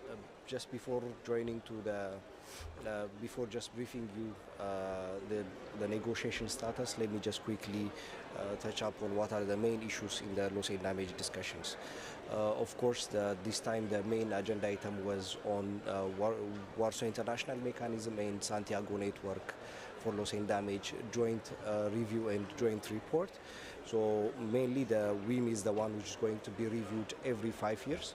So as part of that one, there's going to be a report that coming out from both parties, or parties agreed to present a report both for the WIM and Santiago Network. That was the main issue. The second one is on matters related to finance. I think on matters relating to finance, there is discussions on arrangement between COP, CMA, and the fund fund for responding to loss and damage. So, as you are aware, the fund is being established and being operationalized, but the funding arrangement and how that arrangement is going to be linked with the COP and CMA is also the major issue that has been discussed. Actually, this agenda item yesterday have been concluded. So the parties agreed that the fund for responding to loss and damage, which is the board, is going to be accountable for both the COP and CMA. So usually there is challenging or discussions with regards to governance issues when it comes to loss and damage. So usually since the loss and damage is under the Paris Agreement Article 8, usually the developed countries once this funding, the loss and damage issue being entertained under CMA or under Paris Agreement. However, for developing countries, for Africa, the position is these things needs to be governed both by COP as well as by Paris Agreement, or in other words, by convention, by the UNFCCC convention, as well as the Paris Agreement. So yesterday we concluded that one. It wasn't that much debatable issues, but currently the ongoing major negotiation is on joint report between the WIM and Santiago Network. So on that one, we're discussing about several issues. Out of that one, the main issue also, maybe just to give you a context from Africa, our main issue is there is an issue that has been ongoing with regards to the Santiago Network for loss and damage to be hosted, or the secretariats to be hosted in Geneva. So that decision has been made by the Santiago Network Advisory Board. So the decision has already been made. However, that is not being approved by COP and CMA. So Kenya, as well as Africa Group, is Kenya were also one of the candidates to host this secretariats. However, the decision has been moved to the Geneva. So they trying to open these decisions and trying to make sure the host is going to come or be reassessed again for another decision. So that's the major issues. Of course, that's the position of Kenya, as well as being supported by Africa Group, as Kenya is also the chair. So mainly on a joint review, the main issues is going to be one, enhancing implementations. So when it comes to enhancing implementation, it's really critical that we incorporated the loss and damage contact points or focal points that needs to be linked with one, with the WIM-EXCOM. The second one is also with Santiago Network for loss and damage. So linking that one is very important. One, the reason is like we need to improve the communication between the national contact points together with the Santiago Network, since Santiago Network is a technical assistance body. And we need to also strengthen the awareness, and also we need to use the knowledge product of Warsaw International Mechanism. So with that context, we are pushing it's more of country-led mechanisms to be assessed, especially to prepare for fund responding to loss and damage. The other issue is So to work on the Warsaw International Mechanism Executive Committees to work on thematic expert groups, but this thematic expert groups really needs to connect with local level experts. So incorporating local experts is also another things that we are pushing the report to incorporate it.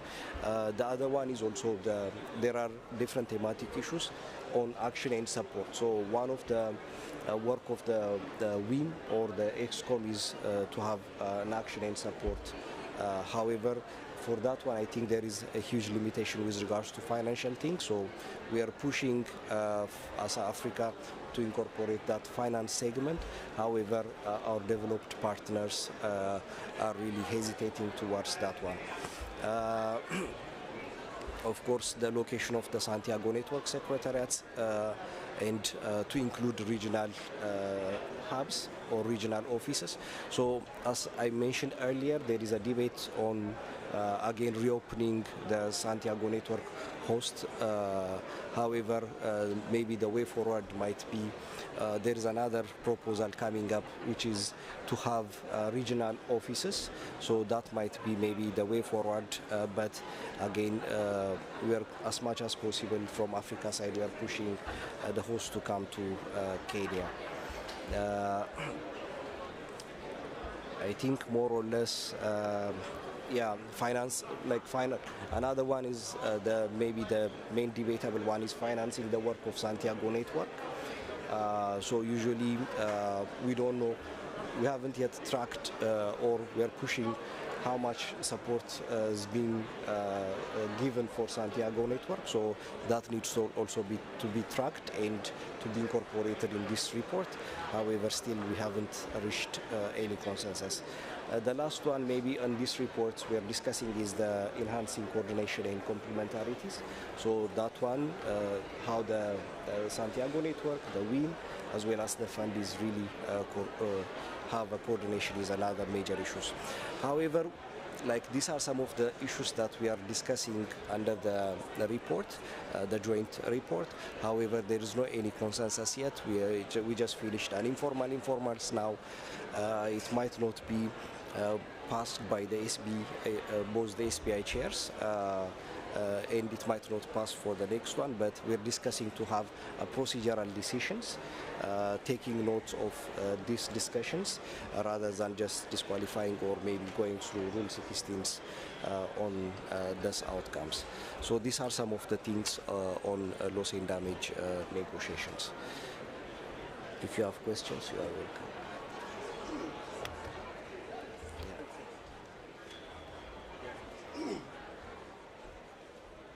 Yeah, thank you very much, Yared, for that briefing. So there are a lot of issues still under negotiation, and as is clear from the presentation, we have essentially three streams of negotiation. The fund, the loss and damage fund. You have issues under the Santiago Network on Loss and Damage, SNLD, and also the Warsaw International Mechanism on Loss and Damage. And what I got from Yared is that in fact most of the negotiations are still at the formal, informal stage. Yared is going to explain the difference between informal, formal, informal, and the actual submission of the text and agreement. But these are very complex issues and very engaging as well.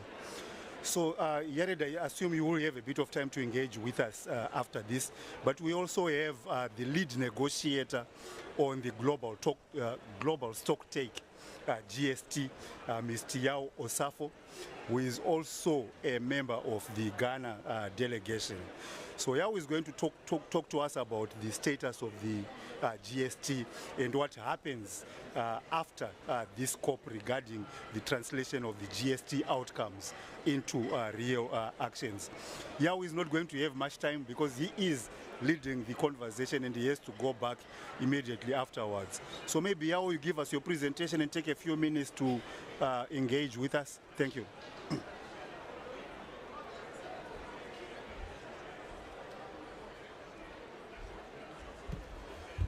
Yes, thanks, James, and good morning, everyone. I hope everyone can hear me. And I'm assuming everybody knows what the global stocktake is, so I will save us some time and not describe what it is. But we completed the GST, the first GST under the Paris Agreement last year in Dubai, and there were lots of headlines about it. The period, we came up with a number of outcomes. There was the UAE climate, framework on adaptation. I've mangled a bit the title, but it was about the adaptation framework, which was adopted, which was the targets and the dimensional targets, which will basically describe the global goal on adaptation in Article 7. And then there was also the outcome on halting deforestation by 2030 by mobilizing finance. But the main headline outcomes were on the energy transition, and there were several measures in there: tripling renewable energy by 2030. There was doubling energy efficiency by 2030. There were measures to accelerate the shift towards low and net zero technologies in the transport sector. And of course, the key one was the transition away from fossil fuels this critical decade in a just, orderly and equitable manner. So we have the outcome from Dubai. The post-outcome period is the part where we've agreed we will have dialogues to discuss implementation, the barriers we're facing, the challenges, the good practices and the opportunities to address the gaps in finance and so forth.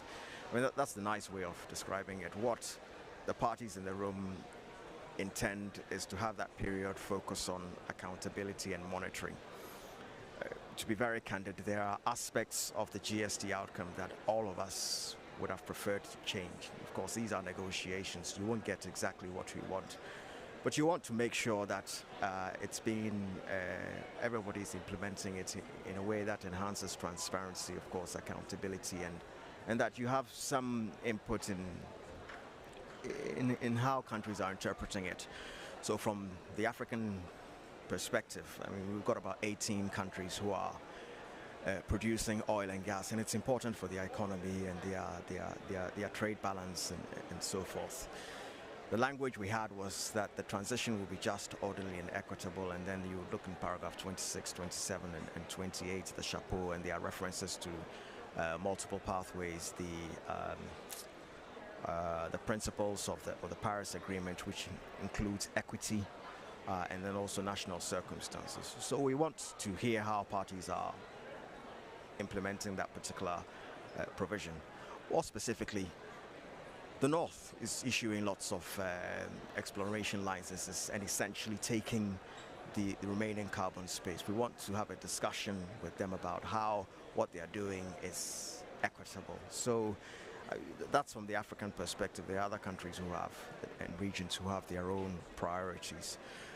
So at this session, what we're doing is to discuss essentially setting up that those dialogues to focus on implementation. We had the first one in Bonn, and that was the GST annual dialogue, and in the decision we mandated that dialogue because we wanted countries to present on how they are interpreting the GST outcome and how it's guiding their development of their second NDCs. So that was I think it was a 2-day session across 3 hours on each day. There was a report which the Secretariat prepared, and we will discuss that report early next week. So we haven't started discussing that particular issue yet. That report, it's not as important as the other two agenda items. The second one is on the refinement of the modalities and the procedures of the global stocktake. So again, in 2018 and also in Dubai last year, we agreed that after the first global stocktake, we will look at how we can make the 2-year process more efficient and ways in which we can improve the assessments and the dialogues and the exchange of views, and then the negotiation of the textual outcome. So on that, there are two issues which are where there's some difficulty trying to reach a consensus on. The first is on the IPCC, and the second is related. It's on the timeline. So we in the past we agreed that of course, Article 14.1 says that the global stocktake will be conducted in light of the best available science, and for most parties that comes from the IPCC. The IPCC was created in 1988 essentially to advise governments on climate action, and obviously for this process, which is where most of the multilateral conversations and negotiations are taking place.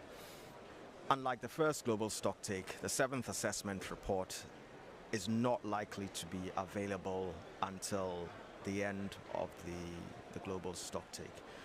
So we have an issue. There's some countries, particularly in the north, the EU, who say in the IPCC Bureau negotiations, they are working to ensure that they condense the time needed to prepare the reports so that it can be available for the global stocktake. There are others who have issues with the IPCC reports in general because they will argue, for instance, that it doesn't take into account sufficiently CBDR and also equity, and so would like to promote other reports from other regions and so forth. So those are the two broad camps there. Where the African group fits is we've been advised by our colleagues in the IPCC that it's not likely that the reports will be ready for the second global stocktake. So we're looking at proposals in which we can find a way to get the IPCC authors to present the latest scientific information. And so that's the discussion there. It's slightly political. It has an impact on the timeline because we agreed a three-phased global stocktake. The first phase being the information collection and gathering phase. The second phase is a technical assessment where the information that's been submitted as inputs, which would have included the IPCC reports or products, will be considered across 3 technical dialogues held in conjunction with the subsidiary bodies. So that's typically in June, in December during the COP, and then in the following June. And then the third phase is during the political negotiations phase where we develop the text and we try and agree on the GST outcome. So again, there are two different positions. There are those who would like to shrink the technical dialogue so that it occurs across 1 year and across 2 meetings of the subsidiary bodies. And there are those who want to retain the original timeline so that it cuts across 1.5 years and then across 3 technical dialogues. So, and there are those who are pushing for the second option are really trying to find a way to push for the IPCC 7th assessment reports to feed into the global stocktake. The final issue is the UAE dialogue. And there we were tasked to develop modalities for how that dialogue would be conducted. In the GST outcome, we agreed it will focus on finance, basically picking up the outcome from the NCQG at the end of this year, and then create a space where we can discuss some of the issues related to that. Accessibility, adequacy, and some of those other things that they're currently discussing in the NCQG room. When we got to Bonn earlier this year, a number of parties, developed countries primarily, and some countries within the G77 had changed their position. Instead of having that focused solely on finance, they wanted to expand it to focus on all the outcomes of the GST. From our perspective, finance is the critical enabler for climate action. And if we want to achieve ambition, and we have ambition in many of the African NDCs, if you look in the unconditional sections, there are a lot of actions we can take to reduce emissions and adapt if we have the finance. Of course, we can't achieve those with our own resources. And there are lots of arguments for why finance is a hugely important issue. So we want to focus on that.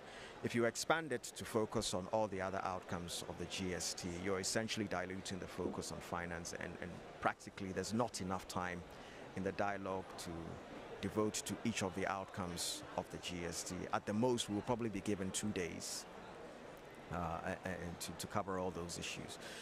In Dubai, what we agreed was that we will invite the other constituted bodies, the work programs and the other processes, to take up the relevant thematic issue outcome that came from the GST. Unfortunately, in certain places, attempts to get the GST outcome considered in those work programs and constituted bodies has been blocked by some countries from the south.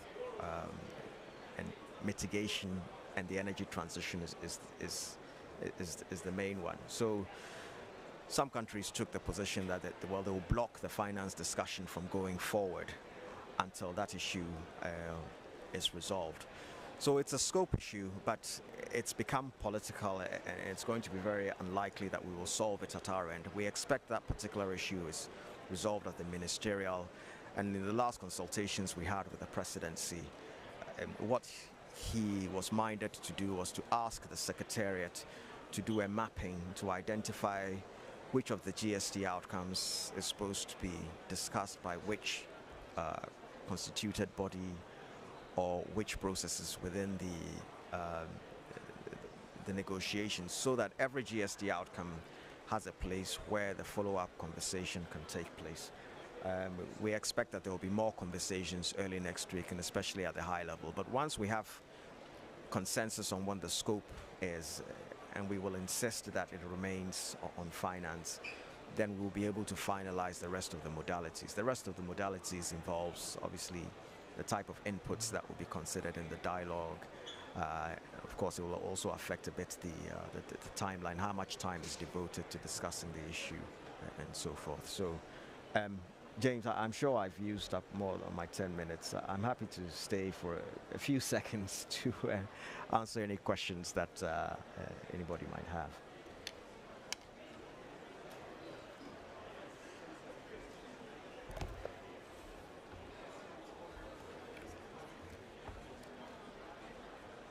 Okay, it's working? You can hear me? So any questions or comments for Yao, please, before he goes back on the GST negotiation? Okay, Yao, it seems we are... okay, there's one more.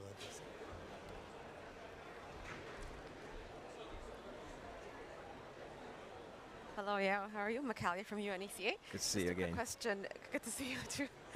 Just a quick question, if I may. Just your thoughts in terms of the NCQJ. You know, the quantum that we're asking for, of course, is massive, and politically in the U.S. things are not going well, etc. So in terms of actually being able to mobilize that amount of capital is becoming even more challenging. I know it's still early days. We still have a week. But how are negotiations? If you can speak to that, if possible. How are things going, and is there hope? Yeah, okay. Thanks for that question. And I'm supposed to be following those negotiations, but unfortunately, we've also encountered a bit of issues in ours, so I haven't had the chance to do that. But those of us in the global stock tech, we're supposed to backstop our finance team with those negotiations. The last update I had, and that was yesterday, was I think the G77 rejected. They actually didn't show up for the INF, which was supposed to create an informal space for parties to have a candid exchange about the key issues that there were challenges reaching a consensus on. I don't know if our position has changed, but as I understand it, the G77 chair has worked very well to get the G77 to have a common position on that. I don't think the developed countries have come up with a figure yet. In the corridors, there's a suggestion that this might be definitely a floor of 100 billion, but about 200 billion by 2030. And it's not likely that it's going to be provision.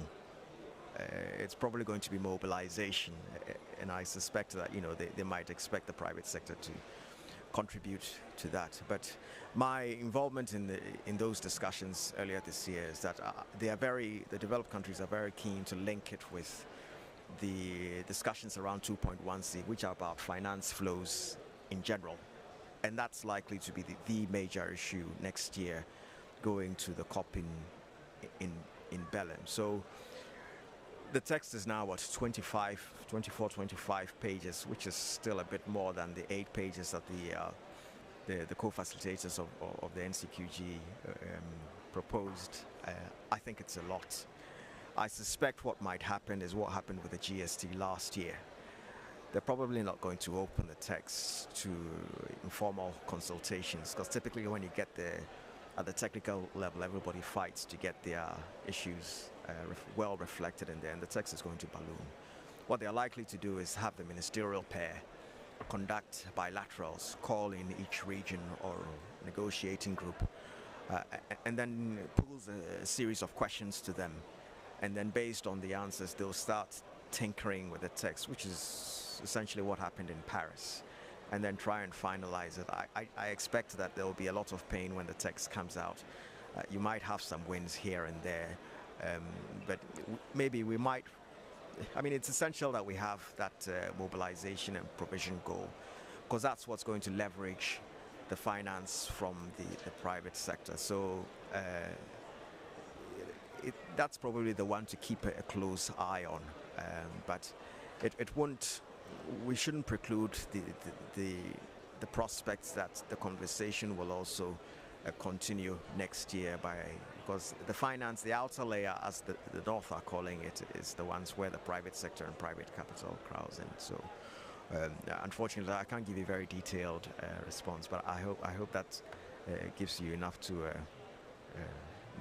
get a gist of where we are. Thanks, Yao. Any other interventions, comments, clarifications? So Yao, there are no other requests for the floor regarding GST. And thank you very much for the briefing. All right. Hopefully we have another opportunity to interact. Can we come to loss and damage, bearing in mind that on loss and damage,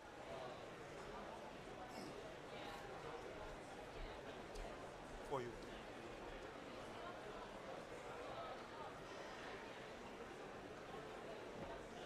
So much. Hi, Yarit. Good to see you.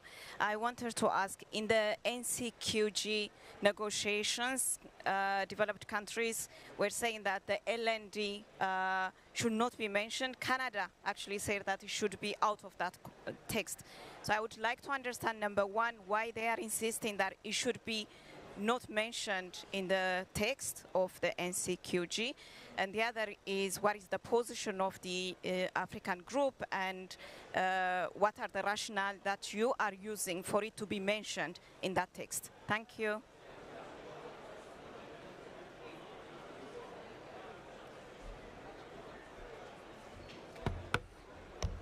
Thank you, Marta, for your insightful questions. Of course, one of our asks in this scope is also, with regards to NCQG, is to have the loss and damage as a sub-goal. So, as a sub-goal, we're planning to dedicate adaptation, mitigation, and as a third pillar as well, loss and damage. Of course, from developed country sides, they are not entertaining these things. The reason why they are saying this one is because we already have a loss and damage fund established and operationalized.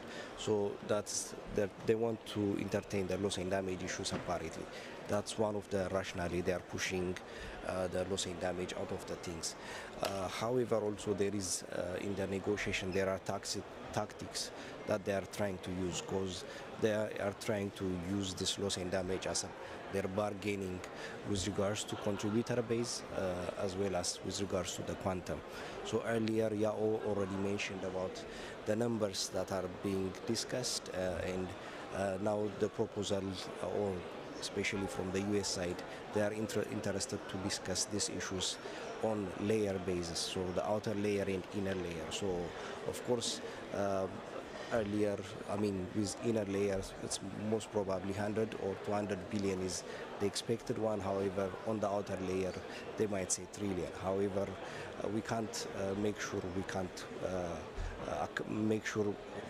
we can't accountable that one, especially the outer layer, because that's going to come from the innovative finance. So how we can make sure that finance is coming, it might be from private sector and other issues. So far, since we haven't seen any concrete private sector engagement or financial contributions, we are not that much interested from Africa side on that kind of engagement. And earlier he was mentioning as well, you know, the G77 is not now currently engaging on even the text and in informals, because most of the positions are not being captured or in the text that has been discussed. So far we are not discussing that one, but the rationale is loss and damage already got a dedicated fund, so they don't want. But in our Africa context, that's loss and damage is one of a third pillar, similar like adaptation and mitigation. So with that rationale, we are still keep pushing to have the loss and damage as a sub-goal in the NCQG. Yeah, maybe I wanted to also add in our advocacy, still with regards to the fund to respond to loss and damage, the amount that has been pledged is very, very low. It didn't even reach to 1 billion. So we still need to keep pushing about that one. So in that context as well, we still need to push loss and damage to be incorporated or engaged in the NCQG aspect. Yeah, thank you.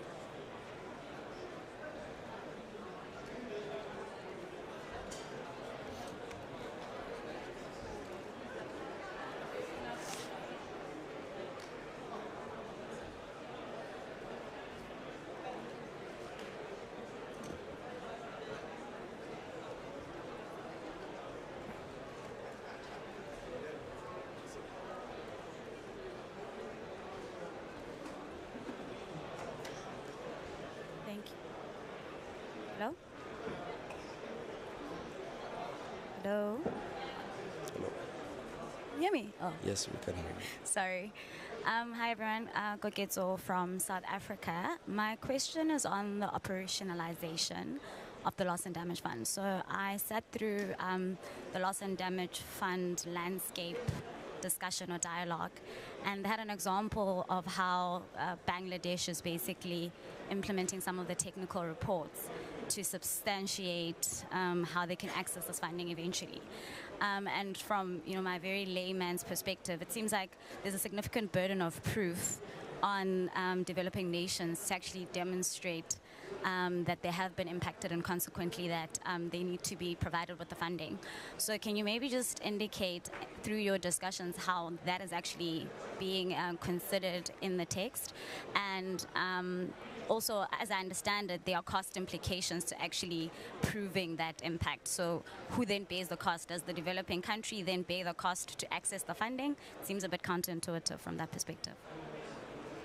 Sure, yeah. So one of the discussions is usually there is a challenge with regards to quantifying the loss and damage, so the losses and the damage that are happening. So for that one, I think that's why we come up with the Santiago Network for Loss and Damage, to have technical assistance. So the technical assistance is the one, it gives, collecting data as informations that is needed for the issues, and also to support how much finance is needed, especially to mobilize finance. So that kind of things is being discussed on Santiago Network for Loss and Damage, in that network. So on that network, there are organizations, bodies, experts, and networks can contribute to that one. So one thing maybe we are pushing from this our context side is even in the report, the Santiago, there should have to be a linkage between the national loss and damage contact point and the Santiago network, maybe members in the network. So in that case, we can have that complementarity among themselves. The other thing is also we're pushing to have that is going to be laid on country-led exercises. That means we need to utilize our local experts that are on the ground, who can assess, who can collect the information that is needed for that certain maybe losses or damage. So we're pushing that one in our report as well, to have that kind of coordination and complementarities among the entities. So as we're discussing even in this COP, our main issue is on complementarities and coordination between the Warsaw International Mechanism, the WIS, the WIM, the expert segment, the Santiago network, and the fund as well. So this needs to coordinate. So of course there are gaps in our context in Africa with regards to data, but this coordination needs to be happen. Also, that's also one of our push. Thank you, Yared. There was another request for the floor.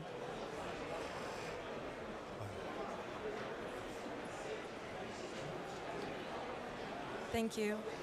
My name is Jasmine from Kenya. Regarding the Santiago network and the decision regarding its location, was there a specific reason given why an African city was not chosen and why Geneva was the option?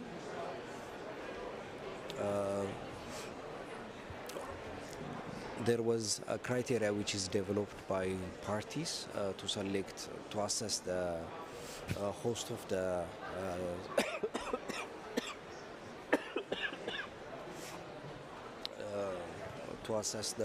Santiago network for loss and damage.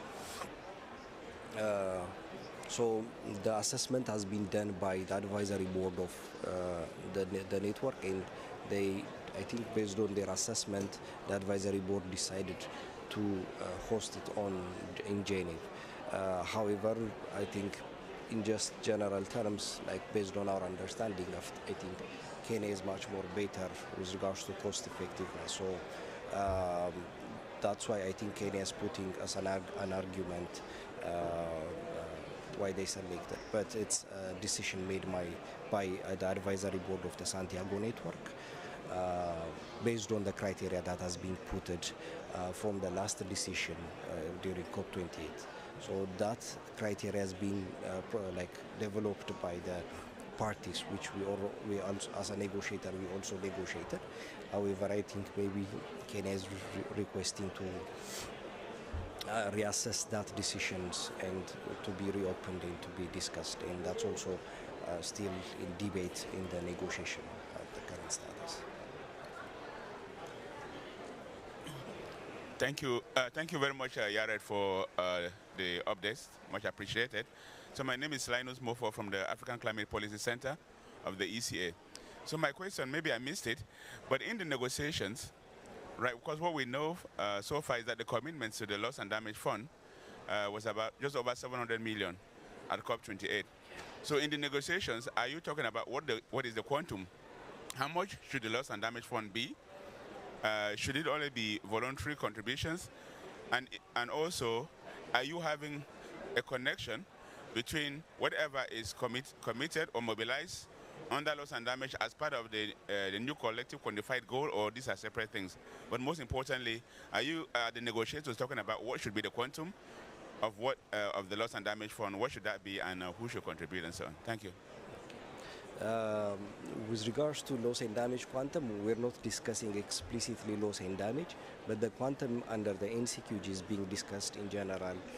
What needs to be, what is the needs, or the needs, and the quantum needs to be, which incorporated the adaptation, mitigation, as well as loss and damage. With regards to the fund that has been given to the loss and damage, still the 701 it's more of on voluntary basis, and it's not replenishment. There is no replenishment to that one. We're still working towards, to have that kind of replenishment like the GCF. However, we didn't agree that one in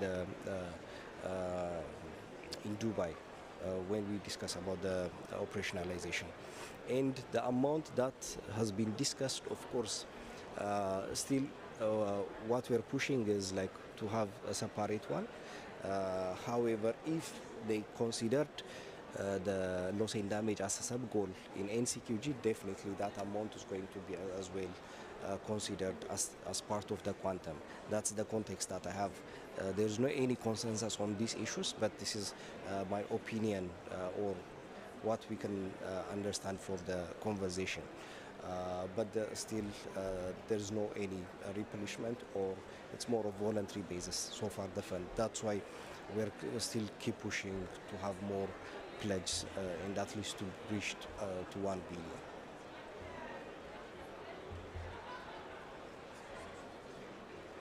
Okay. Thank you, Yared. Just to add, I think for headquartering the Santiago network in Kenya, I think the decisions that the Advisory Council had done was contrary to the findings of the assessment committee, which found Kenya to be more favorable country to actually host it. So the decision has been taken contrary to what the assessment committee has said and what the report has indicated, and that's the fight that we are picking up. That's true, yeah. Okay.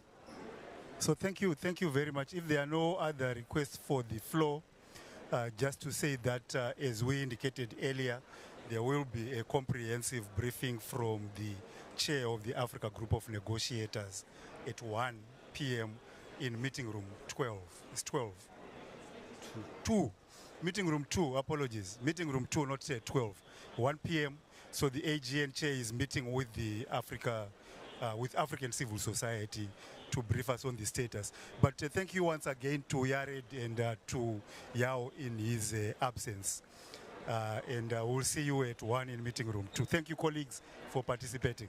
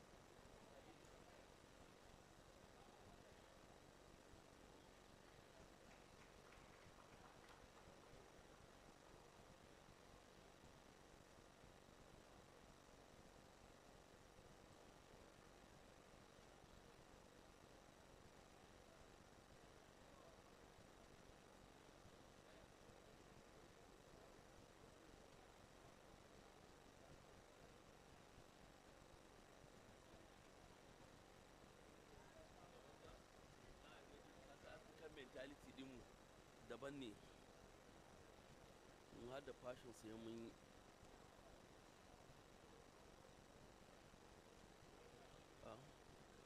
kusan African mentality din kullun daban ne da saura ka ko television din nan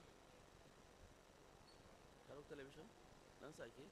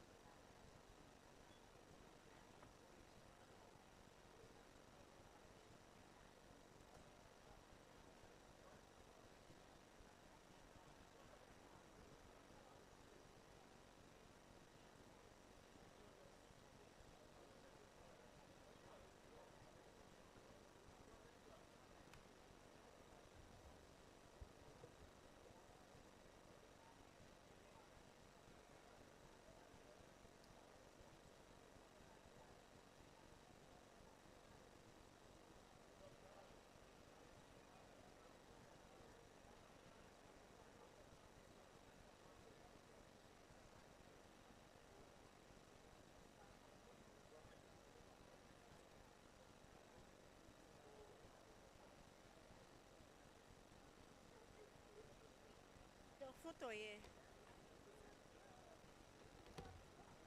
Hein? Franche. Ouais, ah, d'accord, je vous prends, oui.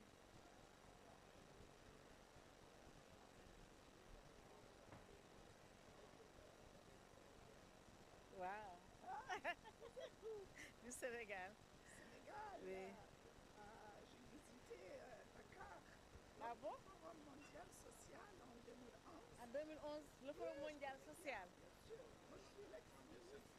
Voilà, je suis l'ex-ministre de l'Environnement. Ça n'a jamais pas fait la fête. Ah bah, il faudra pas. Ça fait pas. Je pourrais pas la changer parce que c'est toujours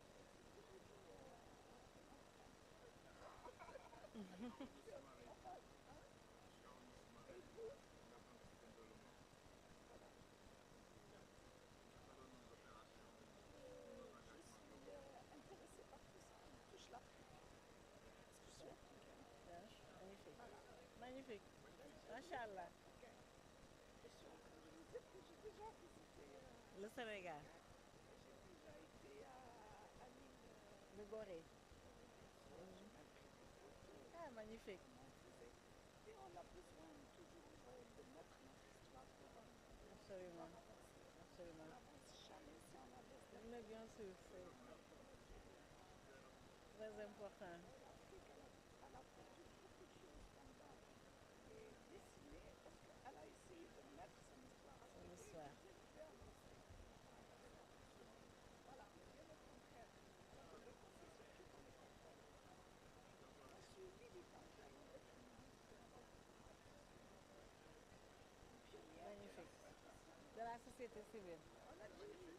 Et je suis toujours là. J'ai assisté 3 COP en tant que ministre.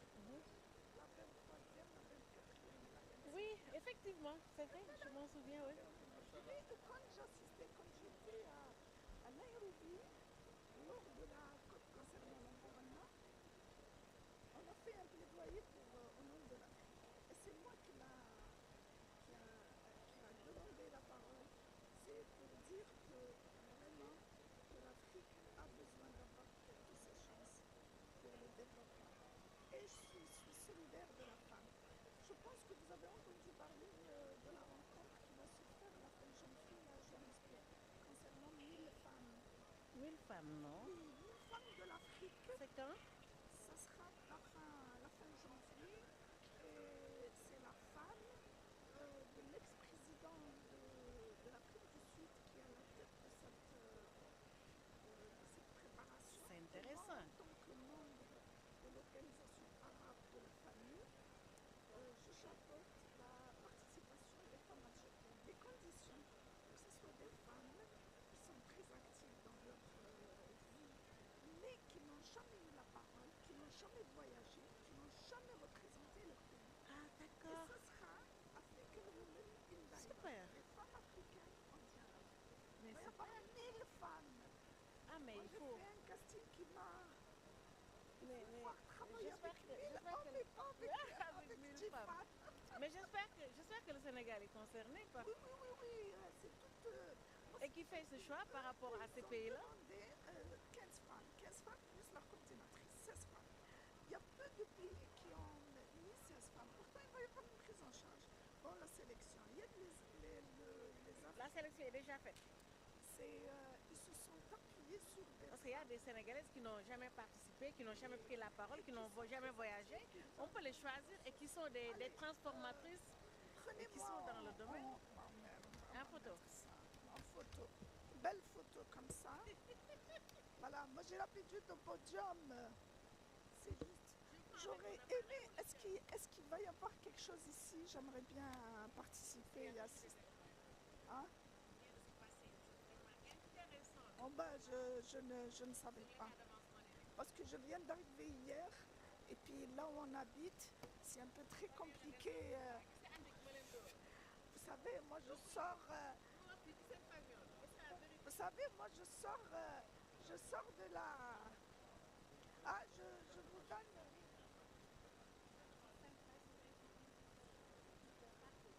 Ah ben, on peut s'échanger les... Vous pouvez me prendre de loin. peut s'échanger les coordonnées après, d'accord? C'est très important. Hein? Oui, bien sûr. Peut-être il y aura des... Il faut me dire qu'est-ce que vous représentez, vous aussi, par rapport à votre pays. Le Sénégal, il est très proche de l'Algérie. D'autant plus qu'il y a un terrain... C'est vrai. Hein? L'Algérie est très proche.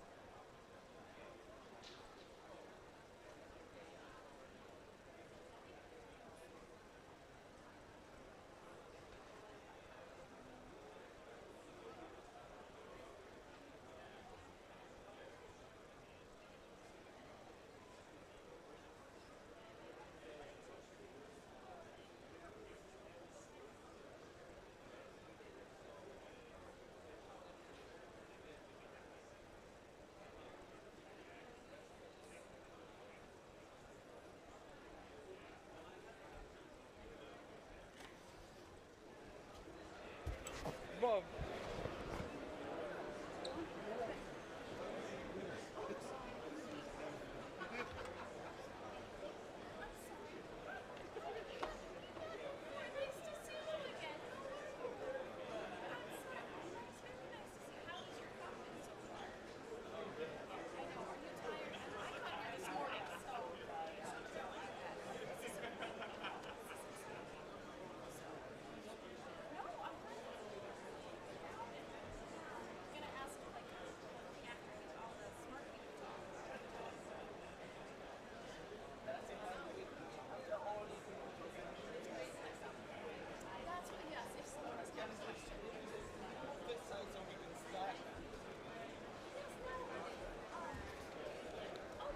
Hello, hello. Can we please take our seats, please?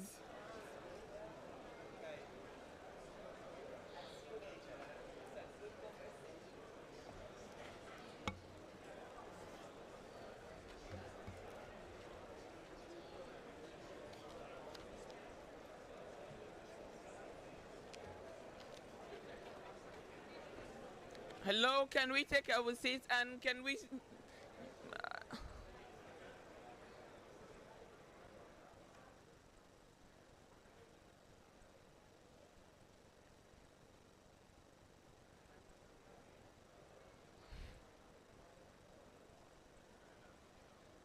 Thank you. Thank you. Thank you. Good afternoon, everyone. I would like to welcome all of you to this very important site event on. Can you hear me? You need to please use your. It's a silent mic, so use your headphones. Yeah.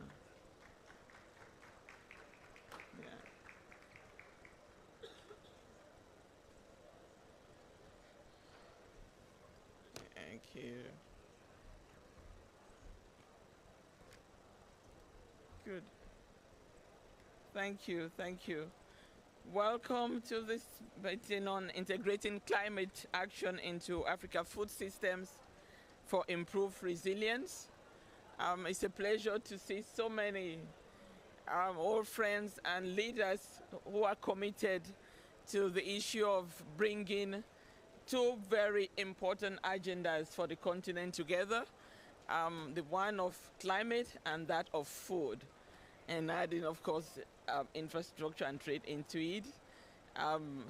We cannot overemphasize how important bringing these two agendas are for the continent, and the need to ensure that the global conversation recognizes that need and that importance to do so.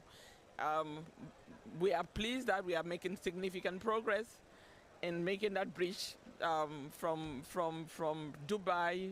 We had the declaration on food system. That was a major achievement and breakthrough. And so we are pushing forward to ensure that that is translated into concrete actions on the ground. So thank you so much for being here. Today's event will really do a couple of things.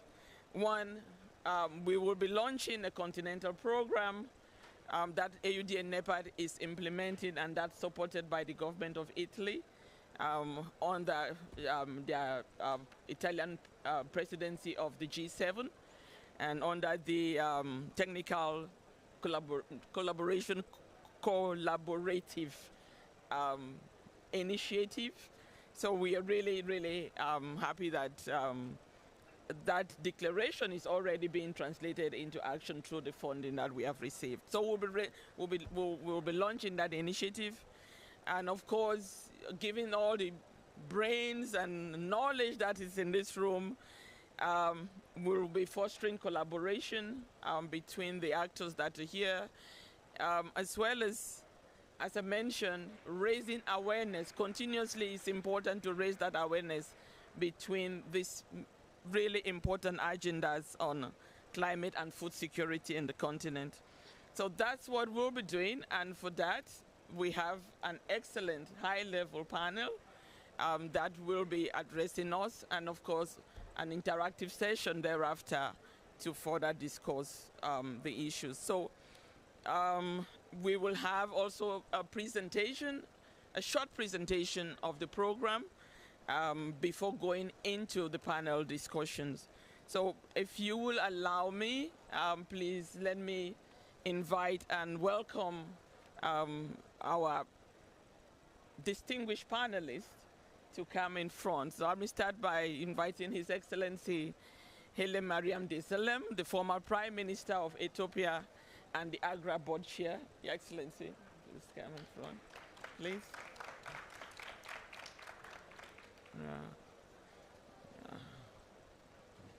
Let me invite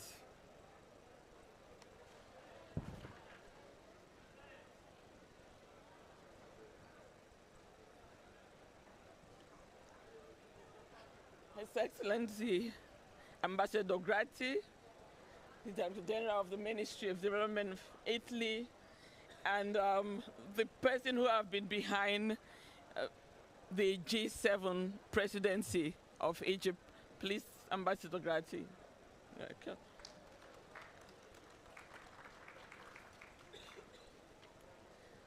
Let me invite Dr. Brian Isabriri, the Commissioner on the Ministry of Energy and Mineral Development of Uganda.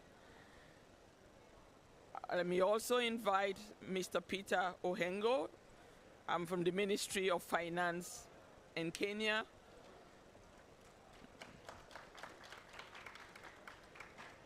Let me invite Dr.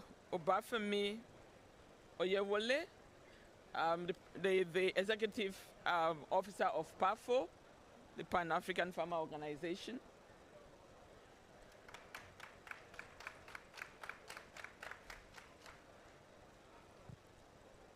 My dear brother, Mr. Yusuf Daya, the Director of Relations and Trade of Afreximbank.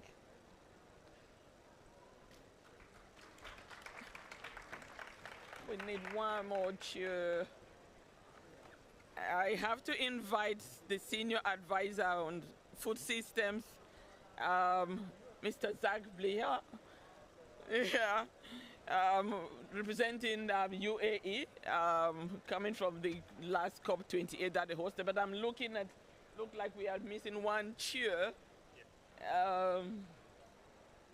Can we just bring one up?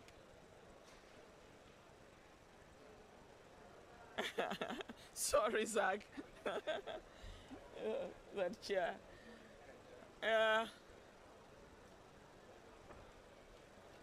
Thank you all so much. And I'm feeling really bad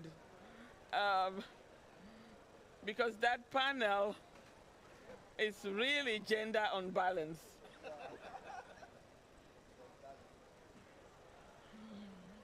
That panel. Of course, I have Mrs. Anne Morgan from USAID who is here, and she will be speaking. But even that, both Anne and myself will not make any dent on this panel. Oh boy. All right. Thank you so much for being here. So without further ado, because we will try to, such an important subject, we want to catch up on time. We will start with the opening remarks.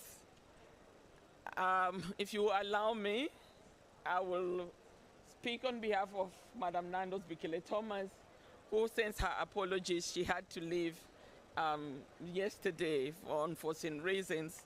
So I will put down my hat as a moderator and give the opening statement on behalf of Madam Nandos Bikele-Thomas. And after that, we will hear from Ambassador Grati.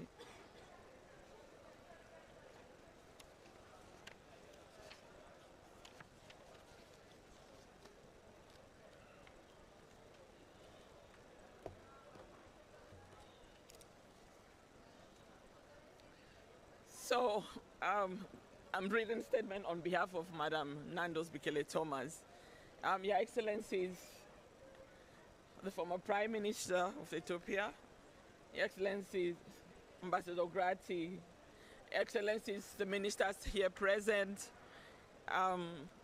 technical and financial partners, peer presence, distinguished ladies and gentlemen, on behalf of the African Union Development Agency, NEPAD, I am sincerely honored to welcome all of you to this significant high-level event on integrating climate action into Africa's food systems for improved resilience.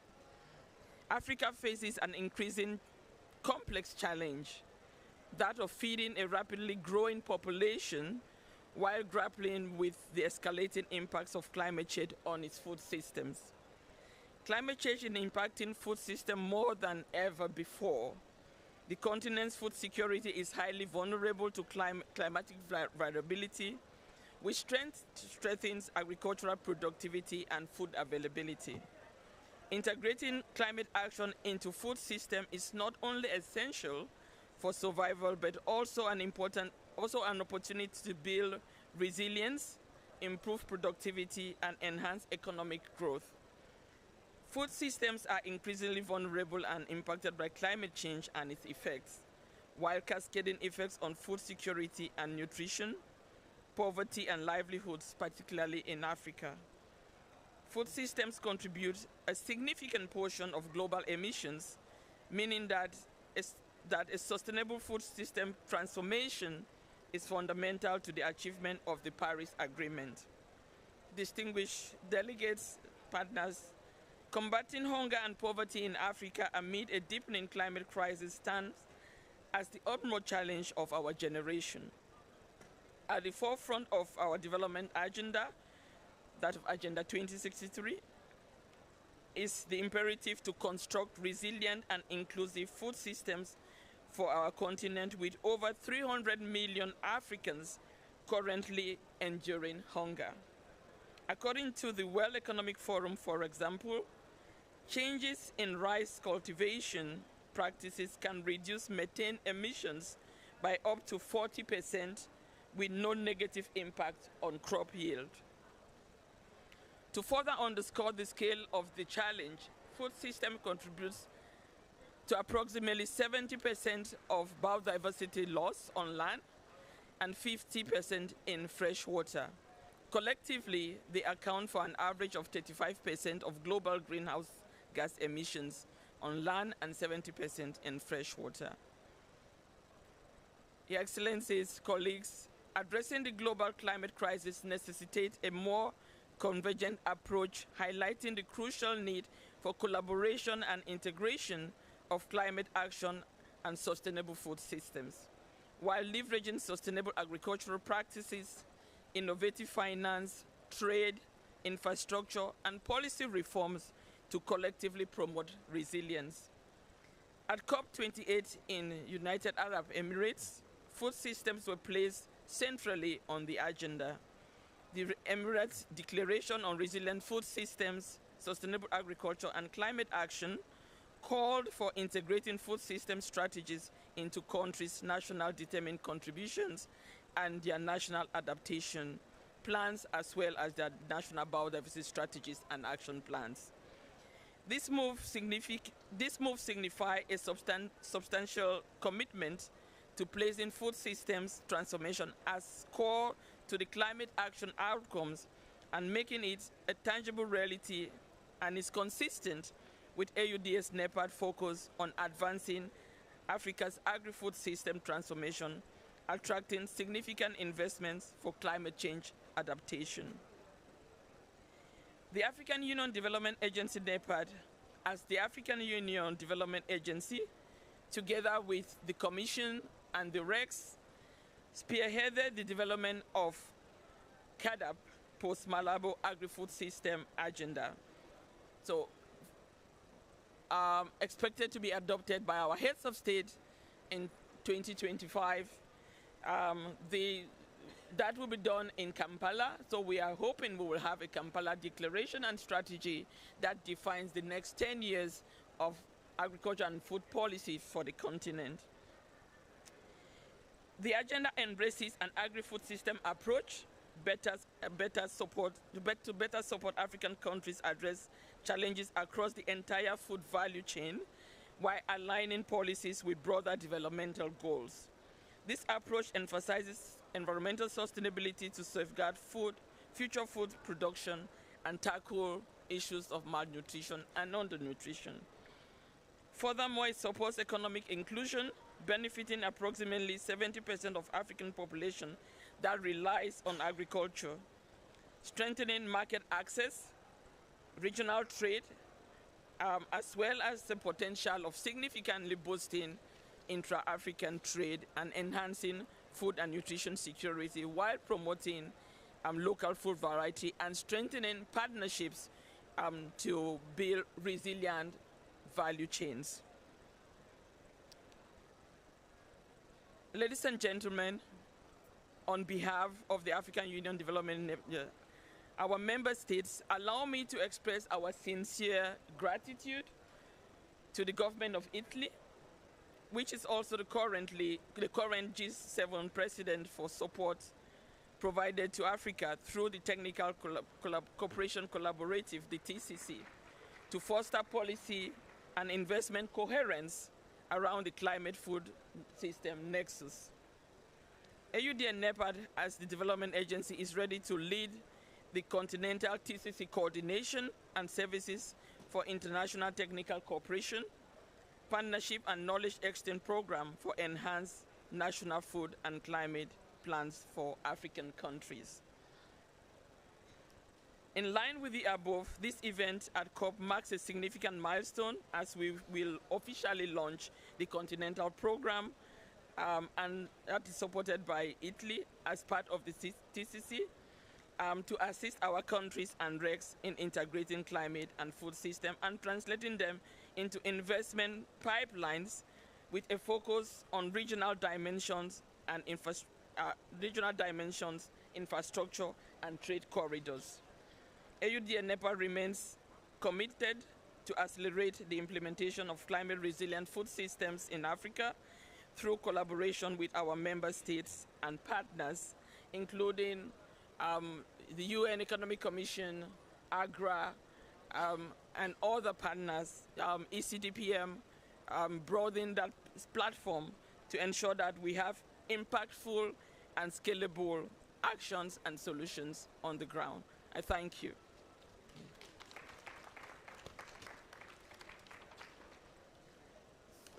It's kind of a nice juggling act. So I'm taking out the hat of speaking on behalf of Her Excellency, Madam Nandos Bikele Thomas, and back to my moderation hat. And without further ado, I would like to invite His Excellency Ambassador Stefano Grati to come and give us some opening remarks.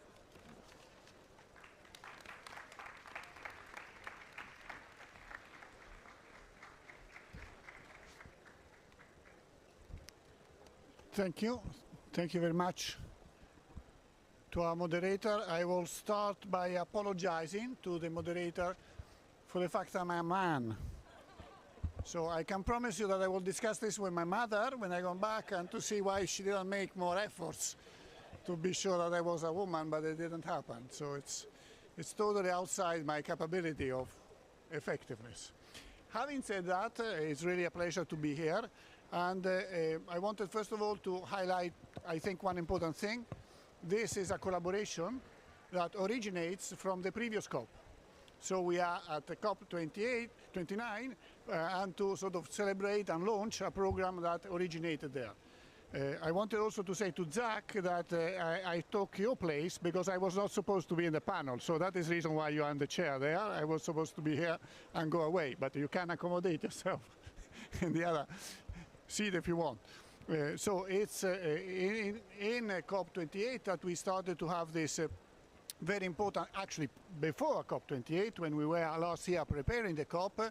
As you know, we hosted in Italy the UN Food System Summit that in FAO, and it was a very important collaboration with the United Nations system and the government of Italy. It was in that occasion that we approached the friends of COP28, and we proposed that we had a panel at the summit dealing with the issues of food and climate change. So how this is so much connected. And at that moment we intercepted a work that was already undergoing from the COP28 to really have for the first time in a COP the recognition of the close connection between food and climate change. The leadership declaration that was originated in December last year, that Italy helped, to be part of the team of the different countries and partners that supported the COP28 team in developing this leadership declaration, and obviously we joined it as a country. For us, it's very important. I'll give you a practical example. Sometimes people think that these leadership declarations are declarations, and not anymore. Italy holds a climate fund of 4.4 billion euros. Up to the moment we had the declaration, we could have not used that climate fund for food and food security related projects, because the fund is tied to the COP28 process, and the fields that are ratified in the COP process being the ones where you can, implement and act on the climate change. From that moment we opened up the possibility of using our climate fund for food security and food transformation related projects that had a clear impact in terms of climate change. And this is what we are doing now, and we had this year the first important projects of this kind coming to financing to our climate fund, in which I also sit on the board that adjudicates the financing. So this is not only a declaration. It's not only a political declaration, because it has now a practical follow-up that Zach will be illustrating. But as you know, it gave birth to the Technical Cooperation Collaborative. Italy has joined that exercise. We committed in that exercise to have a 10 million dollars financing committing to support programs related to that. And this program that we are launching today is exactly, or that we have financed through NEPAD, the first use of these 10 million funds that we have committed to the whole process.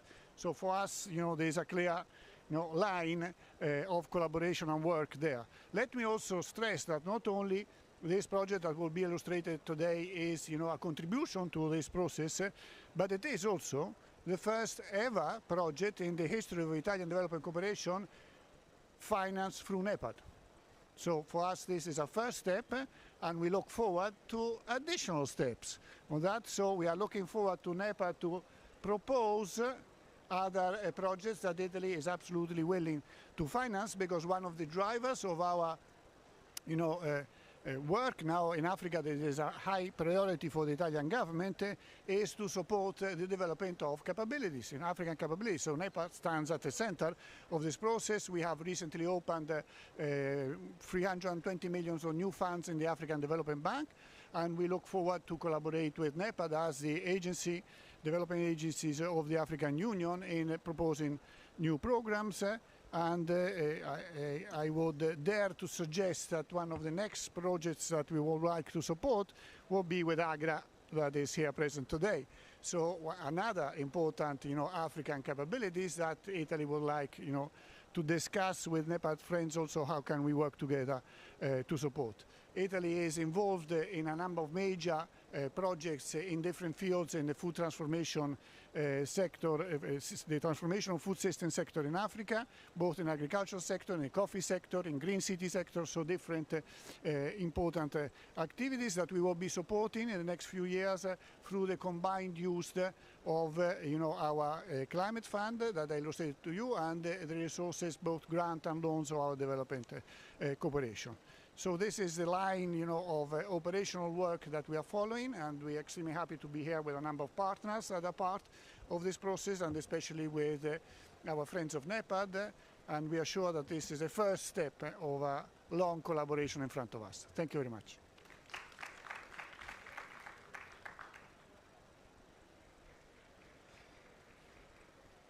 Thank you, Ambassador. Thank you. That sounds like music to my ears, and to all of us, we really appreciate those words and that long-term collaboration. That's what really brings change, that long-term commitment to collective action. And yes, we will be talking with AGRA, and you will be seeing something on your table very soon. Thank you so much. Thank you. So we will do a short ceremony, but for now, I think we will introduce the projects that Ambassador Gratti just spoke about. So let me invite my dear colleague Cecilia Alexandro to give us a brief presentation of the program that we are launching today. Cecilia.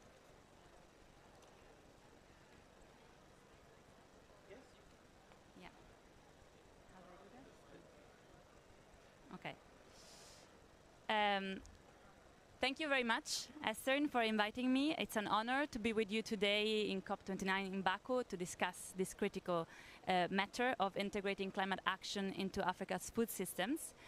So for those unfamiliar with ECDPM, we are a think and do tank committed to fostering inclusive and sustainable development in Europe and in Africa. And over the years, we have built a strong reputation for forging partnerships, providing evidence-based insights, and supporting institutions like AUDA NEPAD in addressing some of Africa's most pressing challenges, particularly at the intersection of food systems, climate adaptation, and economic growth. So the project that we are launching today and that we will be supporting aims to drive integration across these key areas and reflects a bit the shared ambition that was also mentioned by Ambassador Gatti to translate the commitments that we're taking in different global settings into actionable strategies. So I'd outline briefly the vision of the project, how it aligns with key continental priorities and the opportunities that it creates for transformative action at scale.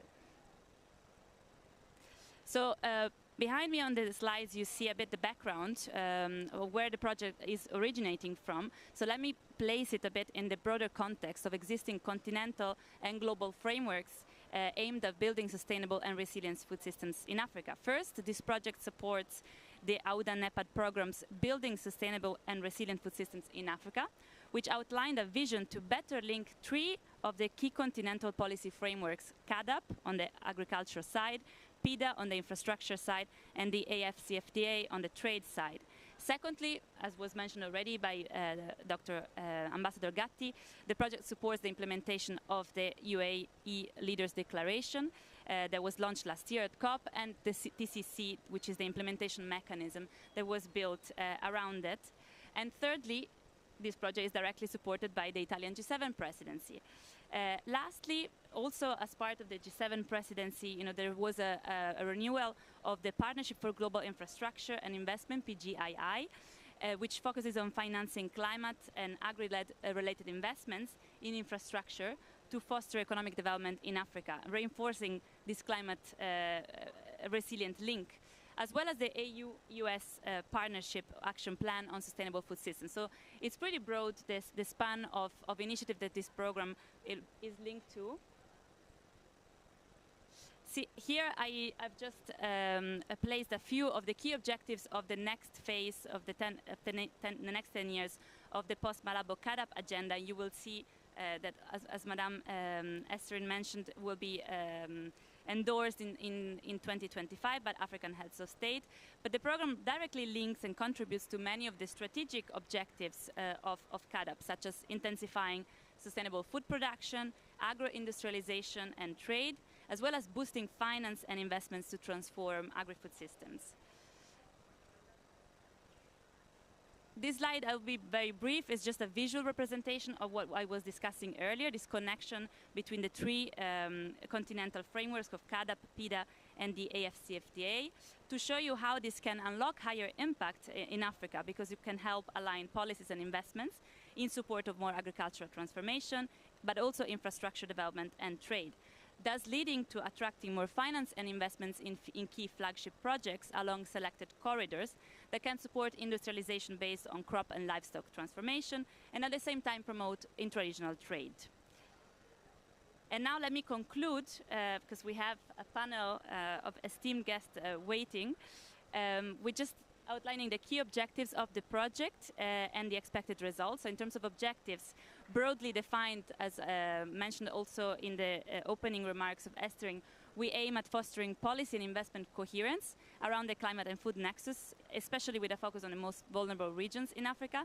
And in terms of specific objectives, this is meant to help support AUDA NEPAD to lead the continental TCC coordination, focusing on technical cooperation, partnerships, and knowledge exchange programs. Thus, the expected results, as we formulated them, we have one aspect which is more linked to principles and policies, looking at the integration across climate adaptation and mitigation objectives and food systems transformation objectives, breaking down silos and linking to broader economic growth objectives. And secondly, help translate those plans into prioritized investment pipelines that are aligned with infrastructure and trade programs with a focus on the regional aspects. In the coming weeks, we will be working to define the specific geographies and sectors of focus to ensure our efforts are targeted and address the most pressing needs. We look forward to collaborating with all of you to advance this vital work. Thank you very much.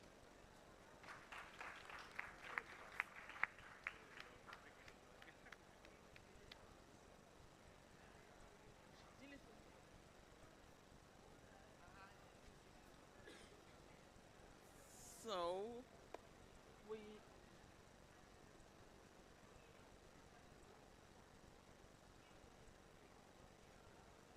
Millicent,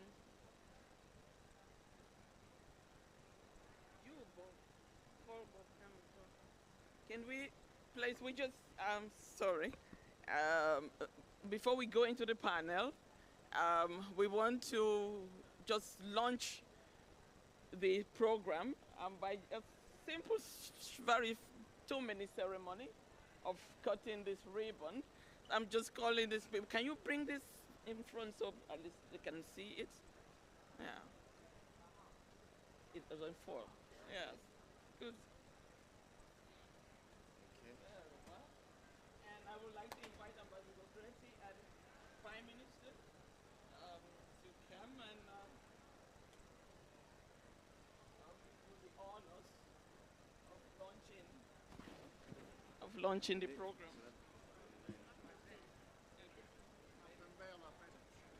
Yeah. So, well, you have to come. I provide the money, you provide the systems. Okay, I hold it. All right, that's fine. You can.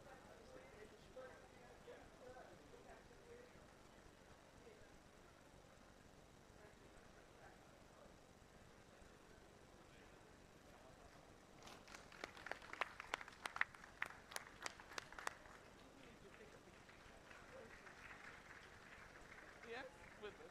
Yeah.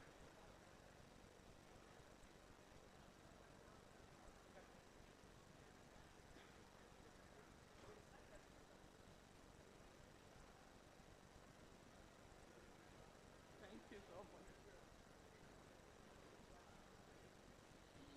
Yeah, okay.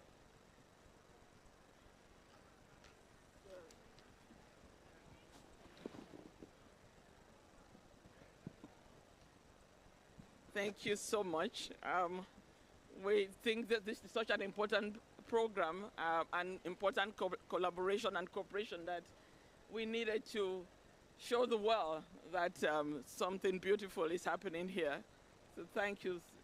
We'll then now go straight to our panel. Let me again welcome my very big brother, His Excellency, for being here. We really thank you for your commitment to this continent on ensuring food and nutrition security. We are really grateful. So, Your Excellency, given your rich experience and being the chair of AGRA, you have also been the champion of CAADP before. How is the CAADP post-Malabo agenda addressing the food, climate, trade, investment, infrastructure nexus to ensure socioeconomic and environmental stability in the continent? In your view, yeah.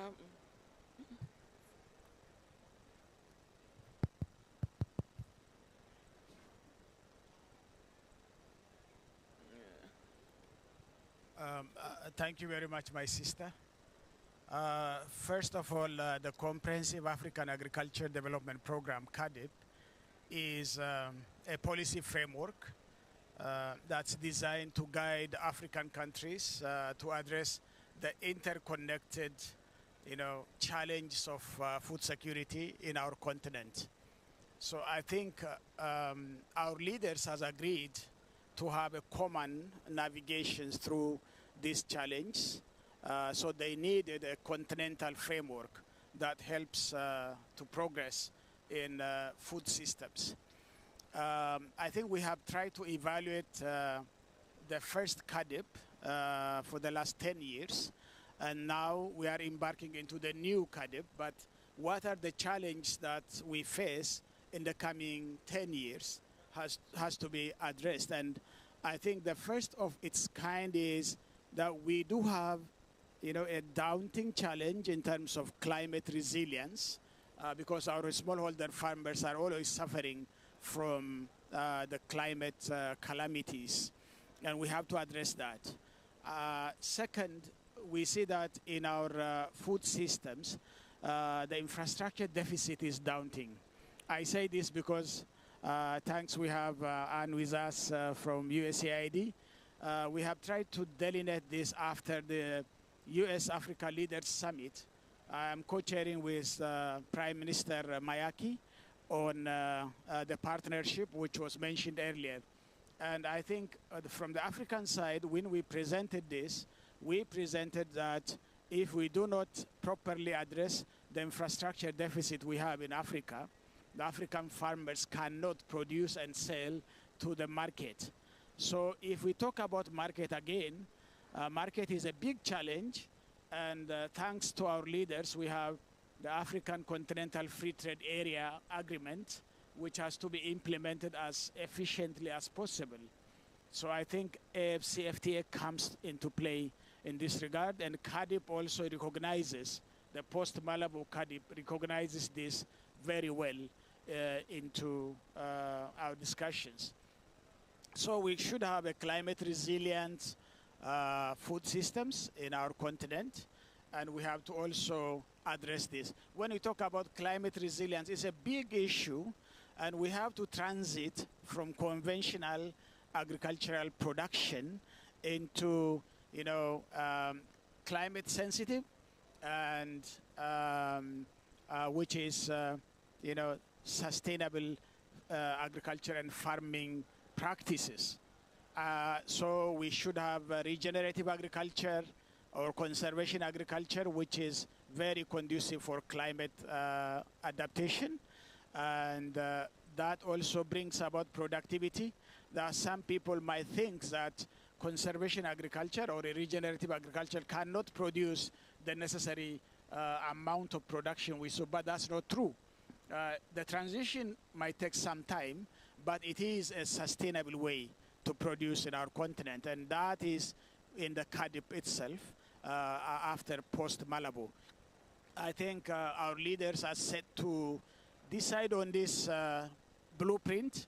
Our discussion will take place in Kampala very soon, and hopefully in February we'll have our 10 years blueprint that our partners can see and guided by this framework, so that Africa can be climate resilient in its food systems approach. And trade and investment, as I said, agriculture should be business. Agriculture no longer remains to be a subsistence. So if it is business, then the private sector has to play a major role. Big private sector, along with our smallholder farmers as an outgrowers, building their capacity is the way forward. So in this regard, we also attract more investment into agri-food systems in our continent. And so I think our you know, partners from the north and the south can support us in moving towards that. So CADIP also calls for investment and trade conducive environment and policy regimes that support this to happen. Both domestic and foreign direct investment is very important at this juncture, and we want to bring about this. But nonetheless, investment cannot come if we do not have a conducive investment environment, and we have to somehow address this issue through the course of learning and doing process. We have to achieve to that position. So again, this is what we think to attract responsible investment into Africa. So this is in the program. I mentioned infrastructure development. When we talk about infrastructure development, we are not talking about only big infrastructure. We are also talking about improving rural infrastructure for our farmers, like investing in rural roads, storage facilities, and irrigation systems, which is very efficient and resource intensive. But I mean, that is taking care of our climate and our smallholder farmers' businesses as well. And we should have small and micro enterprises very much involved in this sector, jointly working with big investment that's coming into Africa. So I think these are including enhancing digital infrastructure, going to the extent of using the AI technology, because our young people, as Africa is a young continent, friendly young people are there for digitization and precision agriculture in our continent.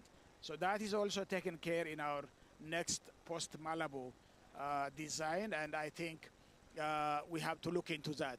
Of course, not only just producing food, but it should be nutritious, dense food production, and nutrition is also key in that post-Malabo program.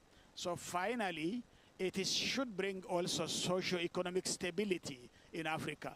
You know that there are a number of conflicts that are mostly related to resource competition, and we have to address conflicts that exist because in Africa, because in order to be vibrant producers and marketing partners in agriculture, we need to have that stability, and peace and stability is very essential. And that component, even though people might think that it's not an agricultural issue, but if you look into the food systems in general, we need to also address the socio-economic stability issue at the forefront in our continent. I think to mention a few, these are the things we are trying to work together with our partners. Of course, at this juncture, I would like to thank Italy as G7 presidency, myself and Prime Minister Mayaki.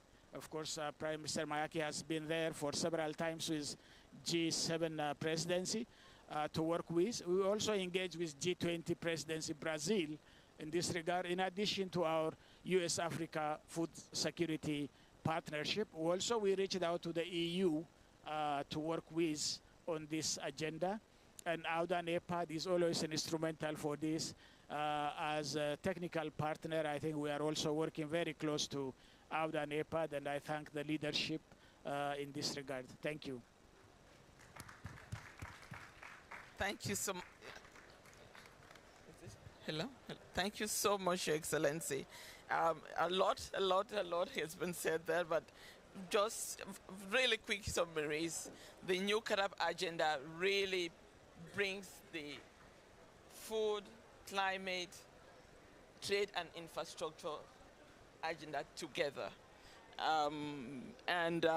With really a view of building resilient agricultural food systems, but also making sure that it's a driver for agro-industrial development for the continent, creating jobs for our young people, for our women, and for our economies to really grow using agriculture as and food system as a driver for growth. So thank you, Excellency, for that. This is such a rich contribution to summarize.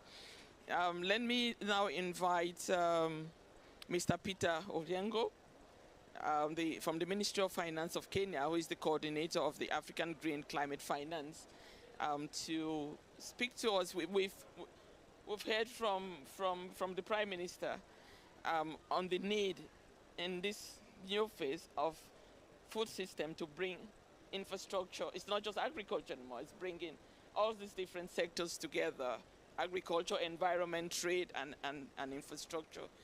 What are the mechanisms that can be deployed for interministerial collaboration to make this work?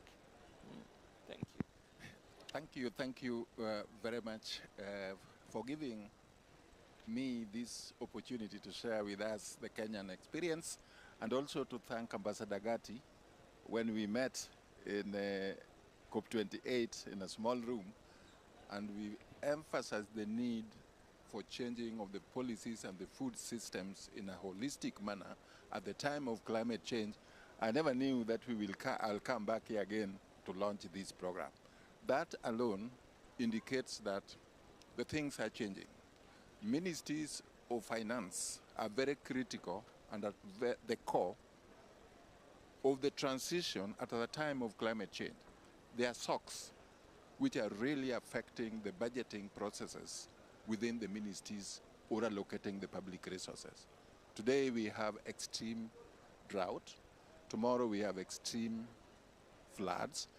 Then the following day, cyclones. Then the others, all sorts of interruption of the systems. This puts in serious demands of the mega finite public resources which are now being diverted to respond to the infrastructure that is either destroyed by the climate vagaries or to adapt or to look for the new tech or new systems which are highly expensive and not budgeted from the system. But how then does the ministries of finance comes in? Ministries of finance are very critical in bringing in the sector ministries together and respond to the situations where it is supposed to be in terms of mobilizing and allocating resources. Food system is one of the core within building the resilience of a community that is already affected by the global economic systems which cannot be predicted in order to generate the income, in order to generate the resources that can provide the youth with their jobs, the youth with the healthcare, education system. But how then do we bring those one together? One, there is need for coming up with an effective incentive policies because the government, the public resources are not enough. It is very clear within the UNFCCC and also the Paris Agreement that the public resources alone is not enough to respond to the impact of climate change. Two, African continent has been having a challenge of a jig of having the least continent in terms of emission, whether it is from agricultural system or whether it is for the industrial development. The statistics are very clear, less than 4% of the greenhouse gas emission. But that statistics is also followed by a very bad statistic that the total amount of climate finance flowing through the continent is also less than 4%. Now, if we want to change this, then the program like this, which is holistic, comes into play. But how then does the Ministries of Finance take the lead? In Kenya, for example, mobilizing climate finance in scale, providing it in ease of access to that, the National Treasury came up with financing locally led climate action, mobilizing climate finance in significant resources, decentralizing that fund into the subnational region, and then the subnational regions with policies now decentralize that one within the lowest level possible. And I think when we discuss that, food systems are supposed and resilience are supposed to be built at the lowest local level possible. That is when the masses are, that is where the front of the climate change is, and that is where now food systems need to be. And finally, only finally, the food system which has been there before is always starting from the agronomies of the agricultural processes. But when it reaches after the harvest, when there is a bumper harvesting, then there are no roads to take it where it is needed, either destroyed by the impact of climate change, or there are no stores to keep the food, or there are no preventive drugs to store the food that has been. So investment in the agricultural systems have been counterproductive because it has not been looked in the holistic system. This program, when we discussed it, is supposed to change those traditional way of delivering.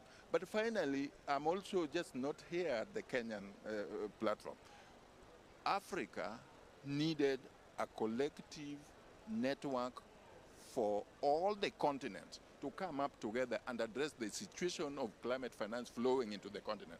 It is upon this background that AFDAN, with our co-chairmanship and president has discussed, has brought in that no African country should be left behind in any initiative. We have to sit on a platform. And that platform, when we had a discussion during the G7 and the G20 discussion, Ambassador Gatti, I made a very strong case that at this moment, if we have to realize this, going forward, the G7, the G20, going forward, has to work together to bring in the continent in a network of resources. AFDAN is there, a network of AODA, NEPAD, technical assistance, the AFTA, the trade component, because that has to be, and of course the geopolitics of the AU has to be together, and so we definitely have to realize that. And as we spread that, I think we have the right time. No one should be left behind, no country should be left, but the communities are the ones to deliver this resilience that we are talking about. Thank you. Thank you so much. Thank you so much, Mr. Odengo, for that.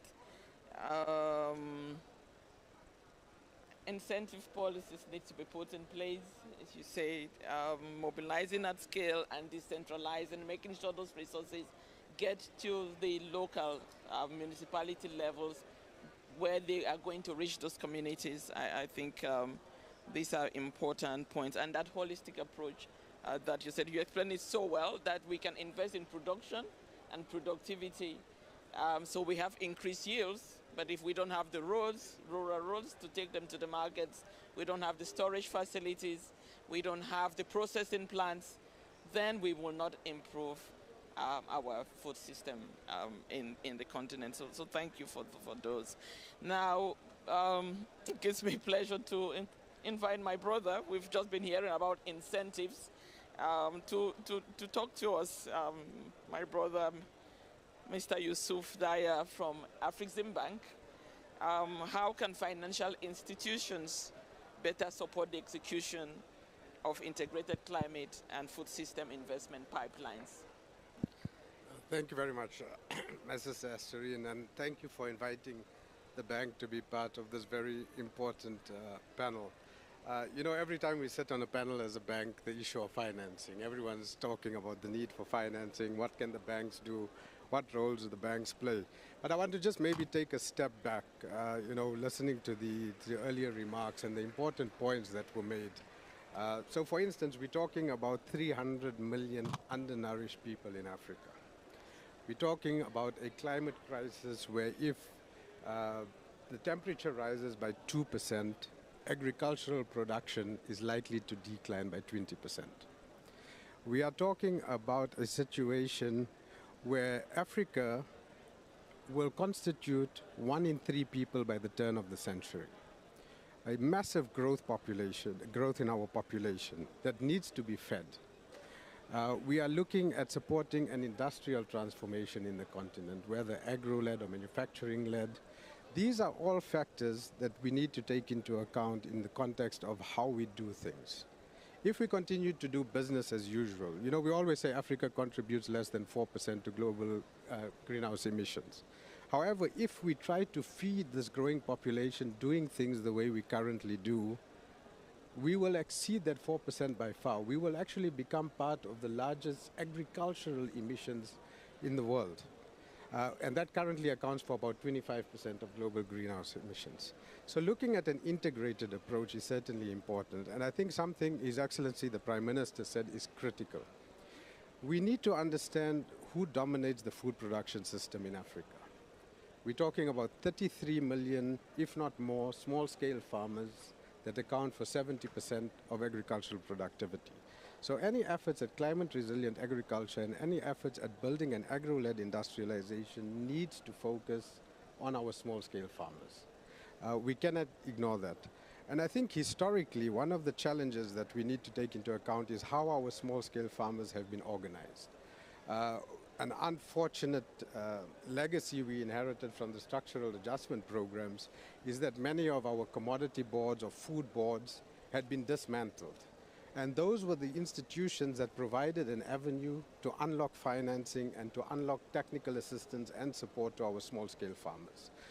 It was a conduit that reduced risks for financial institutions to take directly on small-scale farmers by having an organized system. There's a very interesting book that I always recommend people to read. It's called The Travels of a Global T-shirt. It's a PhD thesis by an economist in the US. And although he's not talking about food specifically, he talks about the cotton sector in the US and how small-scale farmers in the US had integrated into the value chain to the point where cooperatives took shareholding in milling and spinning, who took shareholding in processing outside of the US to ensure that value was retained, but also to ensure that these small-scale farmers were part of an integrated financing chain, not just a value chain at lower levels. And I think this is something we need to do in Africa. So for instance, the bank, what we've been doing is, on the infrastructure side, we are supporting Common African Agro-Processing Parks with the AU and AUDA and APED. We are building infrastructure, transport-related infrastructure that facilitates trade, including industrial parks and agro-processing parks in various regions.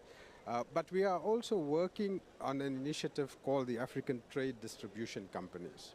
What these African trade distribution companies intend to do is they intend to be an aggregator for small-scale farmers, for small-scale manufacturers, that would allow an avenue for supply chain finance to reach those small-scale farmers. It would allow for an avenue for extension services and inputs to reach them.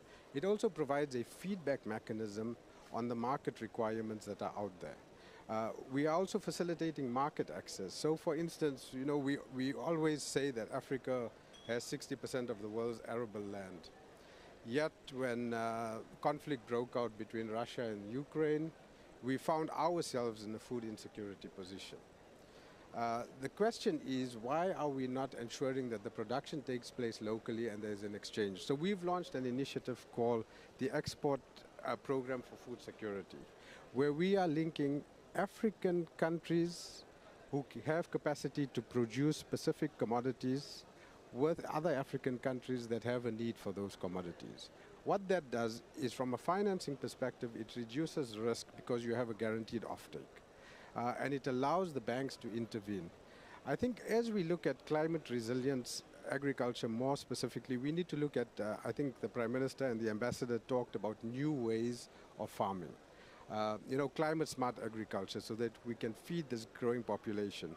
And we need to make these climate smart agriculture practices and investments attractive to banks, not only the multilateral development banks.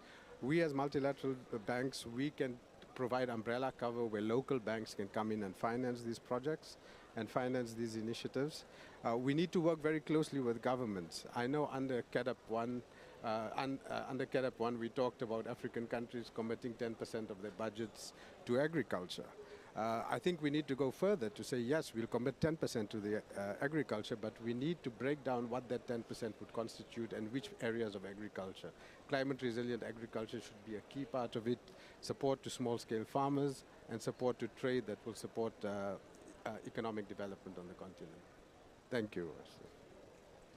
Thank you so much. Thank you so much, Yusuf, and those important aspects on the different initiatives that Afreximbank is supporting to facilitate market access, access to finance, and new ways of farming, of production, and the structuring the support to make sure that smallholder farmers they get the access that they need both for finance and market. So thank you for that contribution. We would like to now call on the CEO of PAFO, Dr. Babafemi Oyewole, to speak to us a bit on what policy measures can be deployed to reduce exposure of African farmers to short-term risk, while also strengthening their long-term resilience in the face of shocks and stresses. Thank you very much, moderator. First of all, I want to thank AUDA and APED for inviting PAFO to this important event and the session. This is what we have been craving for as a farmers organization, that we need to be involved in the discussions around the issues that directly affect the farmers. And that's why we're very happy to be here to express the concerns of over 80 million farmers that we represent in PAFO. Some of the issues, some of the points have been made by the previous speakers. But from our own perspective, we need to ensure that we implement sustainable agricultural practices to assist the farmers to be able to build their resilience against climate change.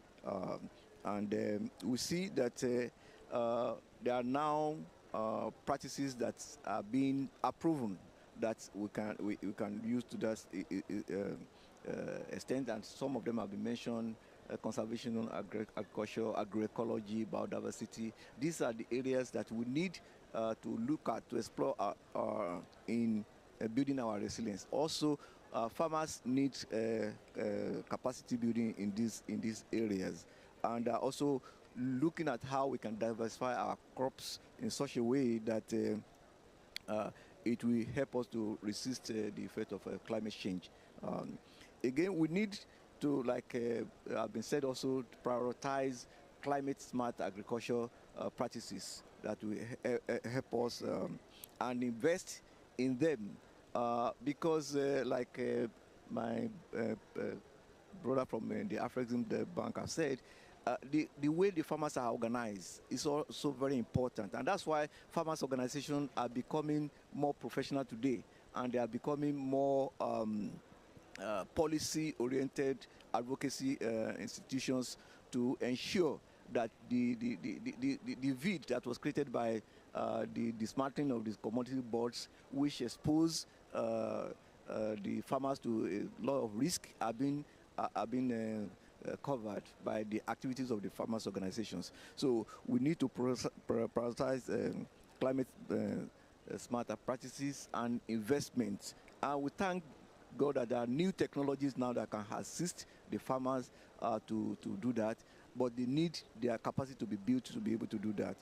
Also, we have talked about food preservation, the limiting post-harvest losses that farmers are experiencing. Imagine 40% of the harvest are lost in the process, and with limited infrastructure for processing and getting those products to the market. Also, it is very important. Also, we see the need for investment in early warning systems that we make the farmers to be proactive in readiness for the influence of weather. And we see, like the Prime Minister said, that look, today there is drought, tomorrow there is flood, there is earthquake, there is all sorts of calamities that are affecting the farmers, affecting their production, affecting their productivity. So we see that if we have these early warning systems, it will help them to be proactive in response to these, anticipate them and respond to them accordingly. So we see that also there is need for collaboration among the stakeholders. It's not like we'll be told that it's not only the government, but we need private sector, we need the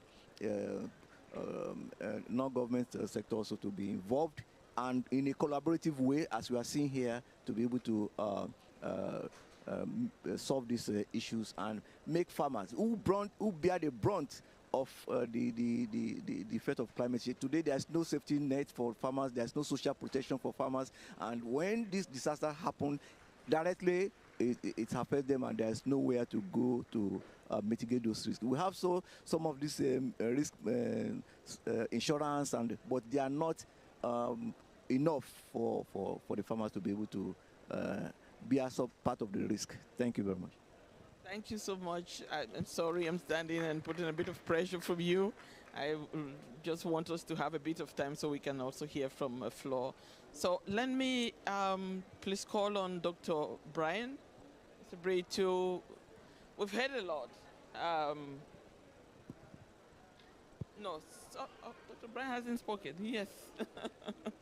Please talk to us on what's the role of renewable energy in this whole conversation on full system transformation. Thank you very much. It's not very surprising that sometimes we are going to forget energy. You almost forgot energy. But I'm glad that in the new CADAP trajectory, we are bringing on the table non-traditional partners that we did not have a strong consideration for in the previous one. Whatever we've discussed here, the strongest push or the glue that will bring us together to make sure that we have the right productivity, commercialization, and competitive and resilient agriculture systems is energy.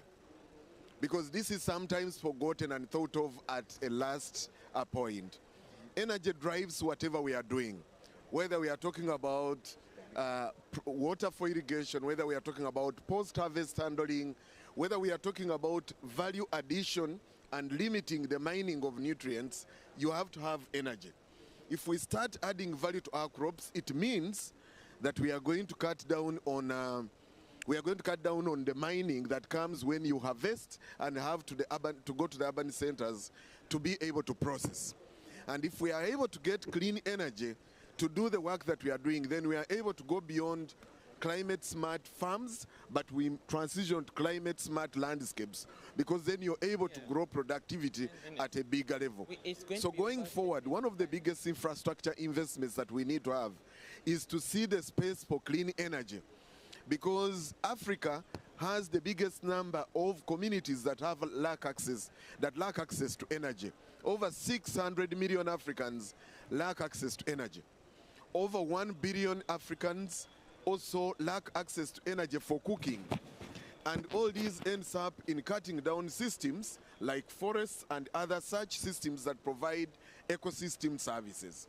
So if we don't plan for our energy well, it means we are going to fail at the production end. We are going to fail at post-harvest end. Over 70% of the harvest is lost. And we are going to fail at value addition. And that way we cannot afford to have ecosystems that are competitive in production, competitive in commercialization, and indeed providing value for the farmers, because then farmers can't access premium markets that are far. So I'm glad that us who are not very traditional partners of the farming systems have been brought to the center to contribute, because then we provide the energy that we'll need. So where we sit from the energy angle is to provide that needed energy that will drive the whole value chain and provide the opportunities that come across the different segments of the value chain. Thank you. Thank you so much. I mean, all of the beautiful things we are saying, without energy, we would not be able to do them. And we want to be a resilient system, so renewable energy is the way we have to go. Thank you.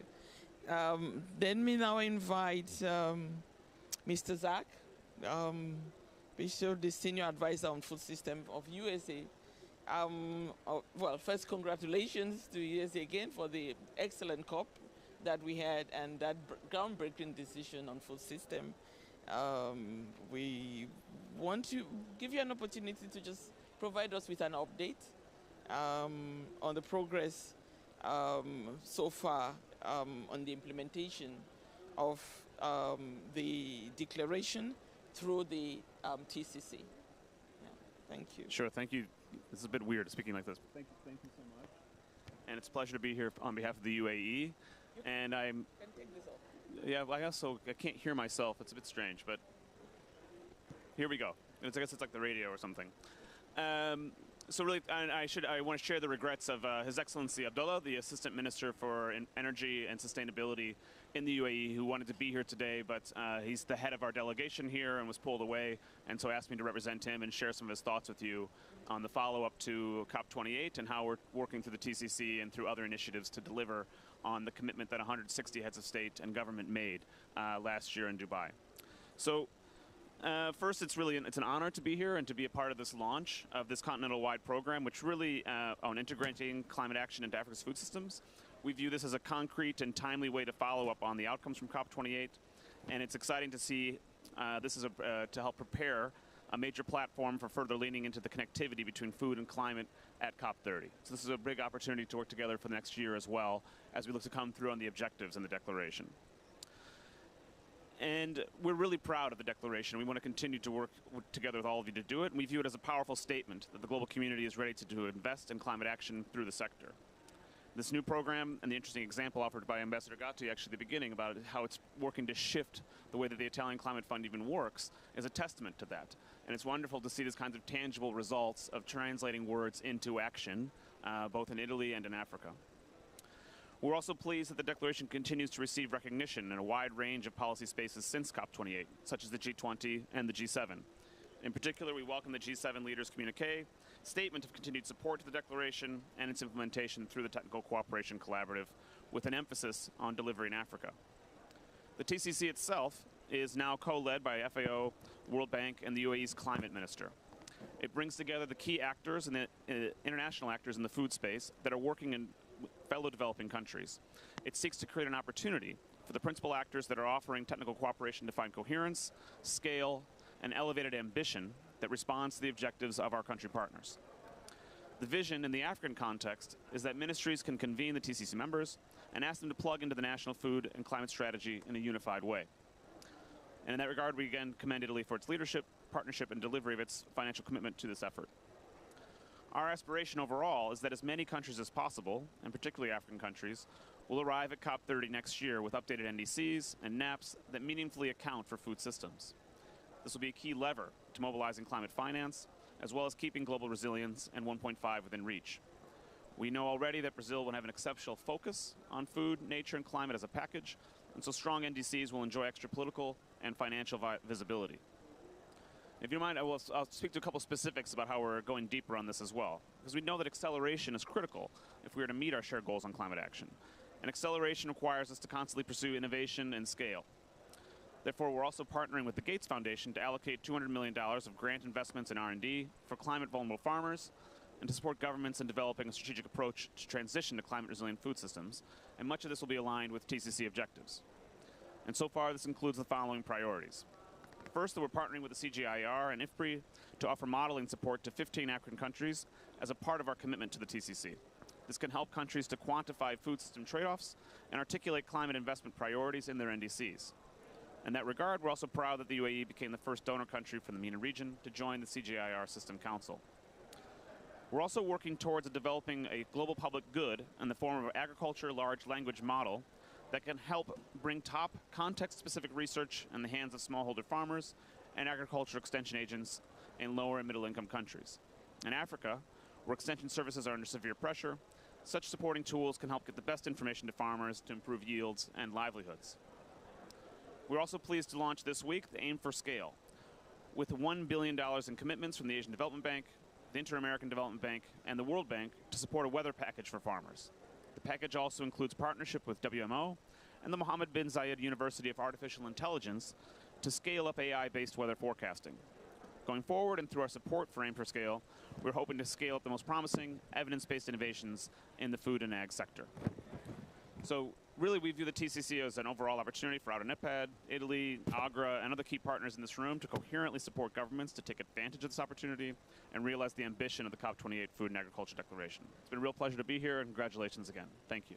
Thank you so much. Thank you. There's a lot of important and good information that you've just shared, and I think we'll be exploring and following up on some of those opportunities and windows that are there. We'll come to that. So thank you. Now it's my pleasure to invite the other woman on this panel,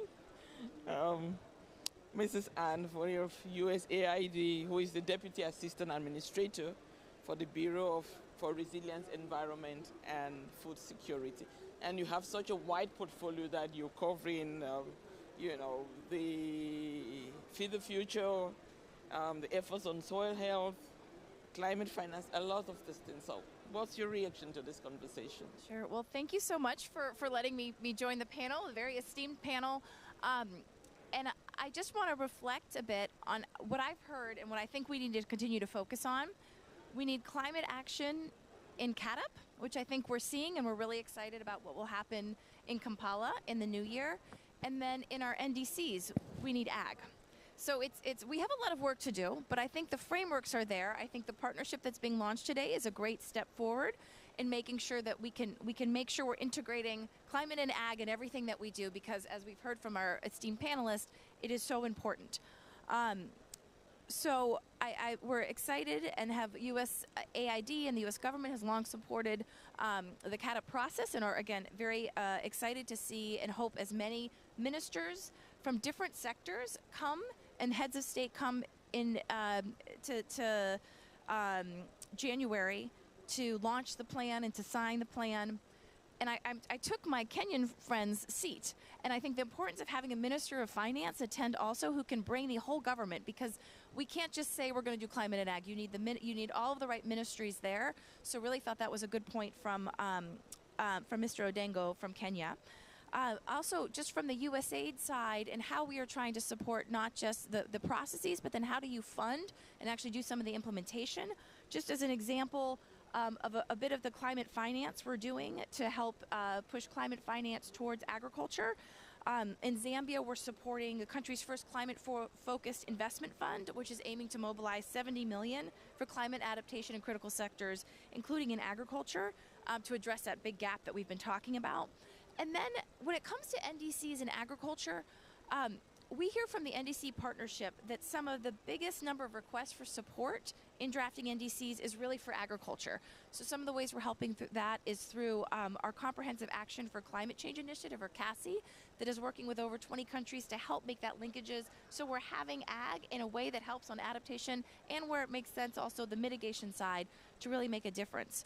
And that can include in things like working on more methane reduction efforts, especially in food loss and waste. There were some really good comments on how we can do more post-harvest work so we can feed more people and also reduce methane emissions with less rotted food. So just a brilliant panel. I really appreciated it, and thanks for letting me have a couple comments. Thank you so much.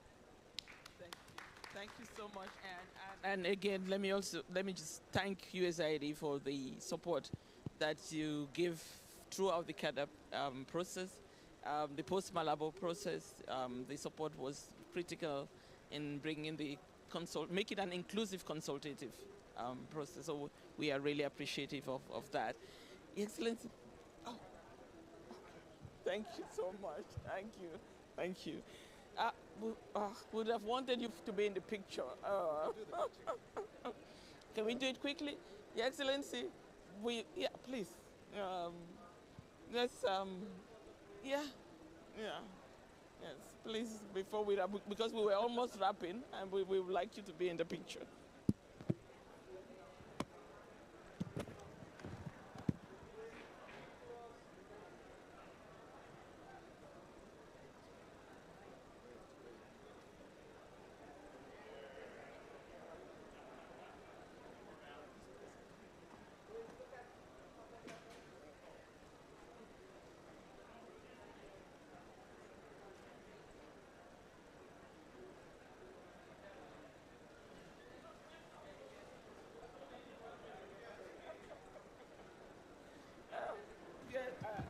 This has been such a rich conversation that it's had, and the panel was fantastic. There's no way I could stop any of them from speaking because the wealth of knowledge was just enormous. So we're going to close. I think they are looking right. So I've just been notified that I have 5 minutes. So I will take 2 questions, please. Yes, my sister. Bonsoir tout le monde. Je vais parler en français. Good evening, everyone. I'm going to speak French. I'm sorry that we have only 5 minutes for questions because this is the most important part in the panel. Yes. Je me présente, je suis l'ex-ministre. So my name is, so I'm the ex-minister of the environment of Algeria and renewable energies of Algeria, and I'm really happy to attend this panel, which was very fruitful and very structured and very important for our continent, Africa. And I have a question. I think that we need to go from food safety, which is linked to survival, to food safety that is linked to life. That we are a victim of many things. We cannot explain all the issues that we have in Africa, but everybody knows that agriculture depends on rain. So, on rainfall.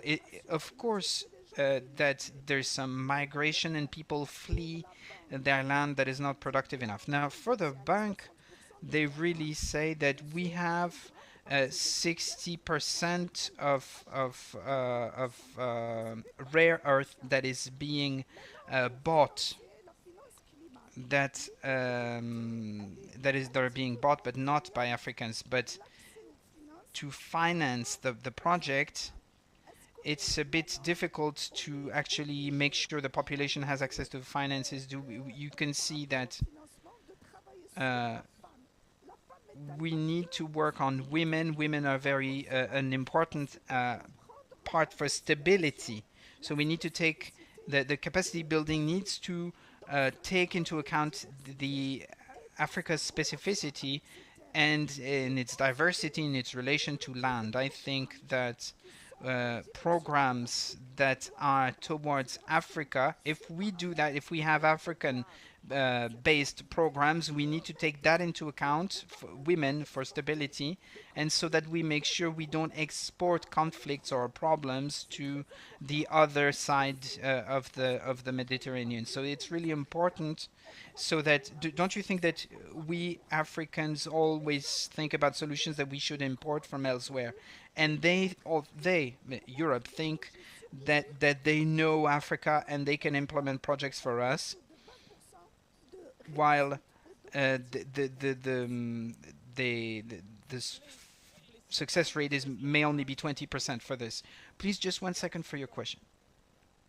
Okay, thank you. My name is Sulaiman from Lagos, Nigeria, and I work with smallholder farmers. Just two quick ones. One, I'm happy that you talked about commodity boards, and we hear it across. So why are we just not reinventing them? Why are we not bringing them back? We just keep complaining about them. We can bring them back. And secondly, I go to communities that have suffered flood over the years, and every year they know they are going to suffer the same things. And some of these problems, some of these extreme weather events have technical solutions, engineering solutions, access to information solutions, but it never gets implemented. So we are not being accountable to these farmers. What are we going to do about that? Thank you. Thank you so much for those very good questions. Now, I just want to give 1 minute each for closing remarks. Anyone who wants to speak to any of the questions, you can do so. If you want to say some your thoughts. You want to go first? 5 things. As a continent, we need to pool resources such that we can develop technologies together. We can build capacities together, whether individual, institutional. We should have policies, standards harmonized, but also create data that now allows private sector to invest, but also for us in government to do informed decision making as we make policy. Thank you. Thank you very much. Thank you. Thank you. Ever you want to? No? Okay. No, thank you, Astorine, and thank you for the questions. I promise to be very quick. I think the minister hit the nail on the head. We have the solutions in Africa, and I'm hoping that as part of this work on climate resilient, integrating it into food systems, we engage our local communities, our small-scale farmers, because the indigenous knowledge that these communities have can help us achieve what it is we want to do. We do not need to import solutions. And it's important that as Africans, we also fund this ourselves to determine the agenda that we want. So I think the minister was on point. On the issue of the commodity boards, I think we need to look at how we structure maybe more private sector-led arrangements that can support what the commodity boards used to do. So for instance, the bank is doing the African trade and distribution companies. I think these models need to be looked at within specific countries and also at a regional level because of the opportunities the AFCFTA have created for us. Thank you. Thank you so much.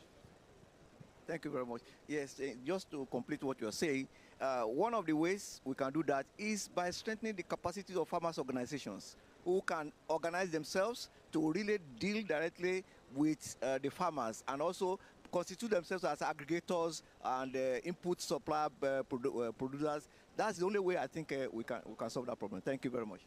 Thank you, Doc. And you want to say something else? No? Just a second, we also have to make sure we're really doing, any of our climate smart interventions are also thinking about women's workload and how we make sure that it's equitable and inclusive, but appreciate all the other comments. Thank you. Ambassador Grazie, last comments and some closing remarks. Thank you. No, but you know how this works? Do you hear me? Yes. Yeah. It's a mystery. Okay. No, so many questions have been raised, so I do not have all the answers. I have only one point. So there is a question, you know, we don't not need anybody to come and teach us how to do things. So let me clarify one thing. Italy is all about sovereignty. You know, in our system, you know, it's how we are one of the biggest producers of food and one of the biggest food culture, and we did it through, you know, our national sovereignty, how you develop our capabilities. So I don't think that we should put it in terms of teaching on somebody that is learning and somebody. It's more a question that we have run through an experience of, you know, many, many years, centuries in developing a certain food culture and a certain food system, and we have this knowledge of our farmers, you know, available. The question is then it's each country that decides what they want to use or not. But one issue about smallhold farmers, Italy has millions of smallhold farmers. We have never transitioned. We didn't want to transition to big, you know, farms, to big, and we have kept them. The question is, how did we keep them? How are they ready? You know, how are they in a position to produce some of the most highest quality food around the world? Is because they have organized themselves in a certain way. So our farmers' confederations are the most powerful in Europe and are extremely powerful in our country. And they sit down in front of the government and they have asked a number of laws and things to be done. So that is an experience that is shared. It's not that anybody's teaching anything to anybody. It's just that we have done some things in a certain way and then countries choose. No, I want to do it in this way, in other way. So the issue is for us in engaging with Africa, which, by the way, we consider ourselves part of Africa. So it's difficult. It's not a question of us and the others, and it's just we are there. Our, you know, culture is the same, and we have a stake in the future of Africa. So we have capabilities, we have experiences, we have done things, and this is the way in which we see our collaboration. Thank you so much. After those words, I really don't have anything to add to that. It's about collaboration. It's about partnership. We learn every day, and we learn from each other. And that is something that is absolutely welcome and necessary. On that note, I thank all of you for sharing your knowledge, for sharing your experience, and we look forward to implementing this program together with all of you to learn from you and to make sure that this continent build a resilient food system that works for its people and that can help the world. Thank you so much.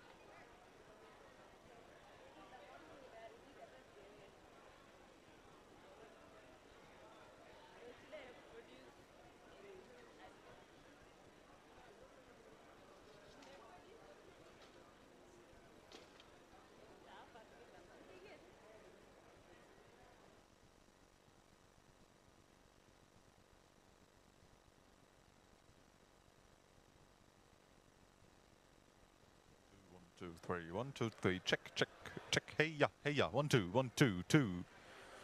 1, 2, 3. 1, 2, 3.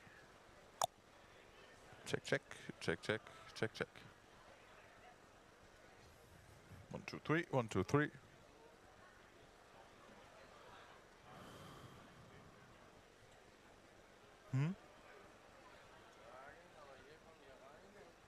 Das ist auch die 2. XLR ist die 2. Ja, XLR ist die 2. Ist schon üblich so. Aber warum?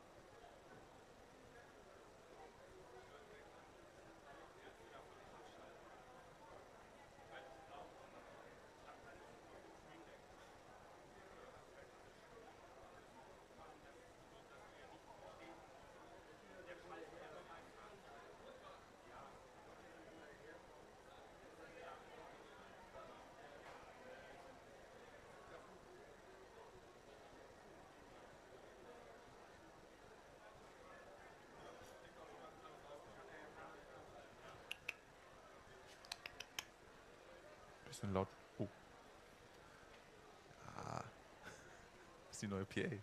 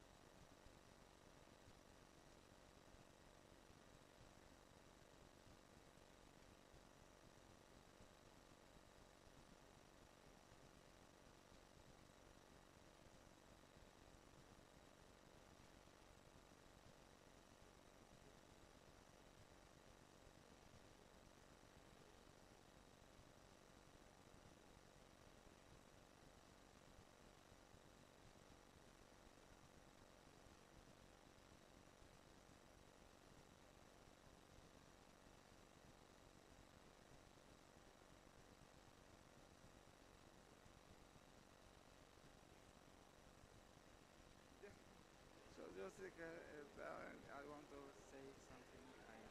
I want to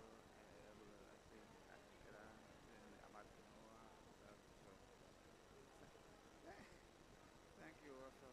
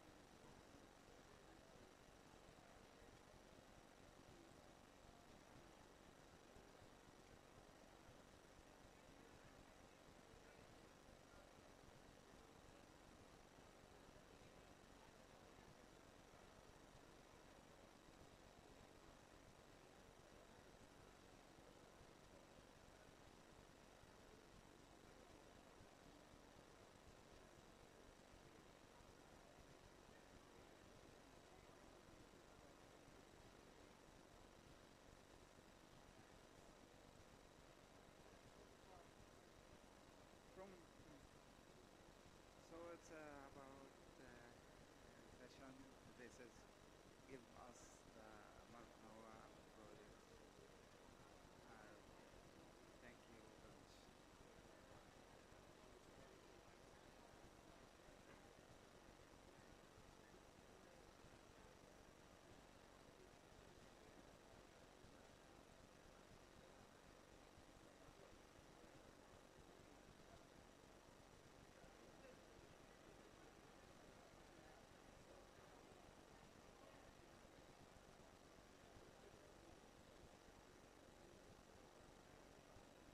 I should be talking, eh? Limsa. Eh? Sio mzuri sana. Usually mine is does not so well, eh?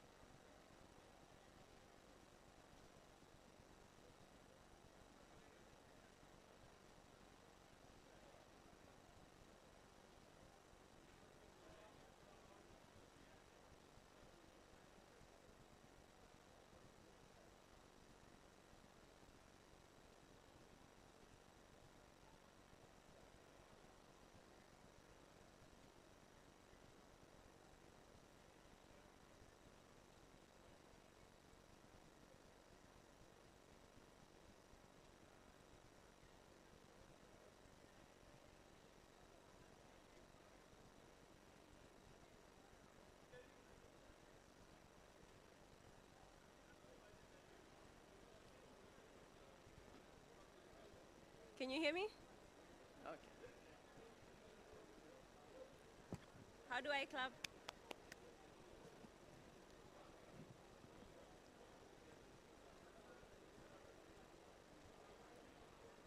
We're about to start. Kindly put on your headphones.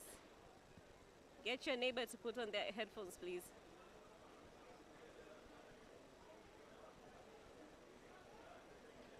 Thank you very much.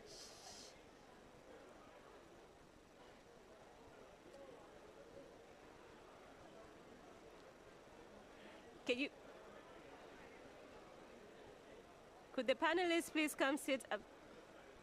No.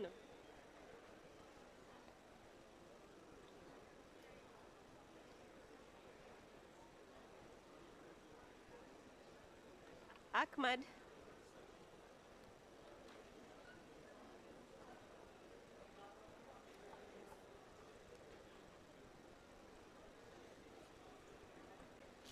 Okay, thank you all for being here.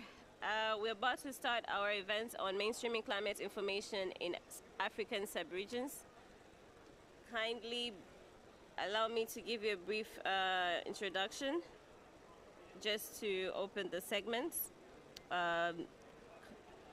For this side event, it's going to be mostly on the Intra-ACP Climate Services and Related Application Program, which is CLIMSA.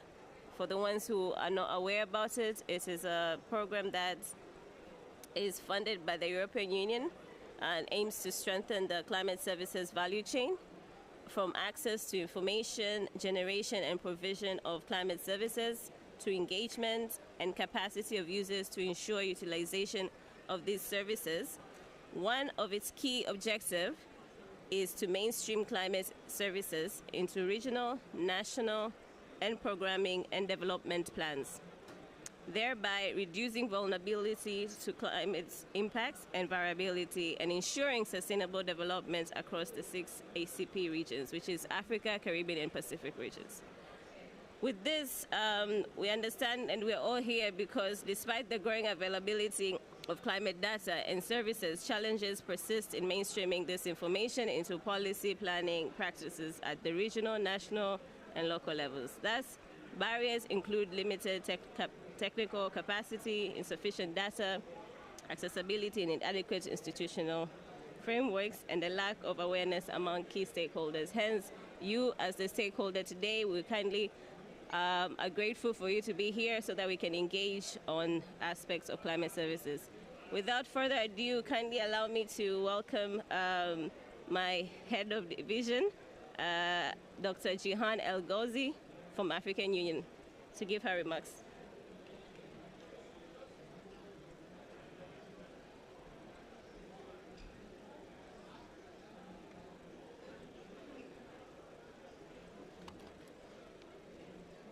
Thank you, Diana, for giving me the floor.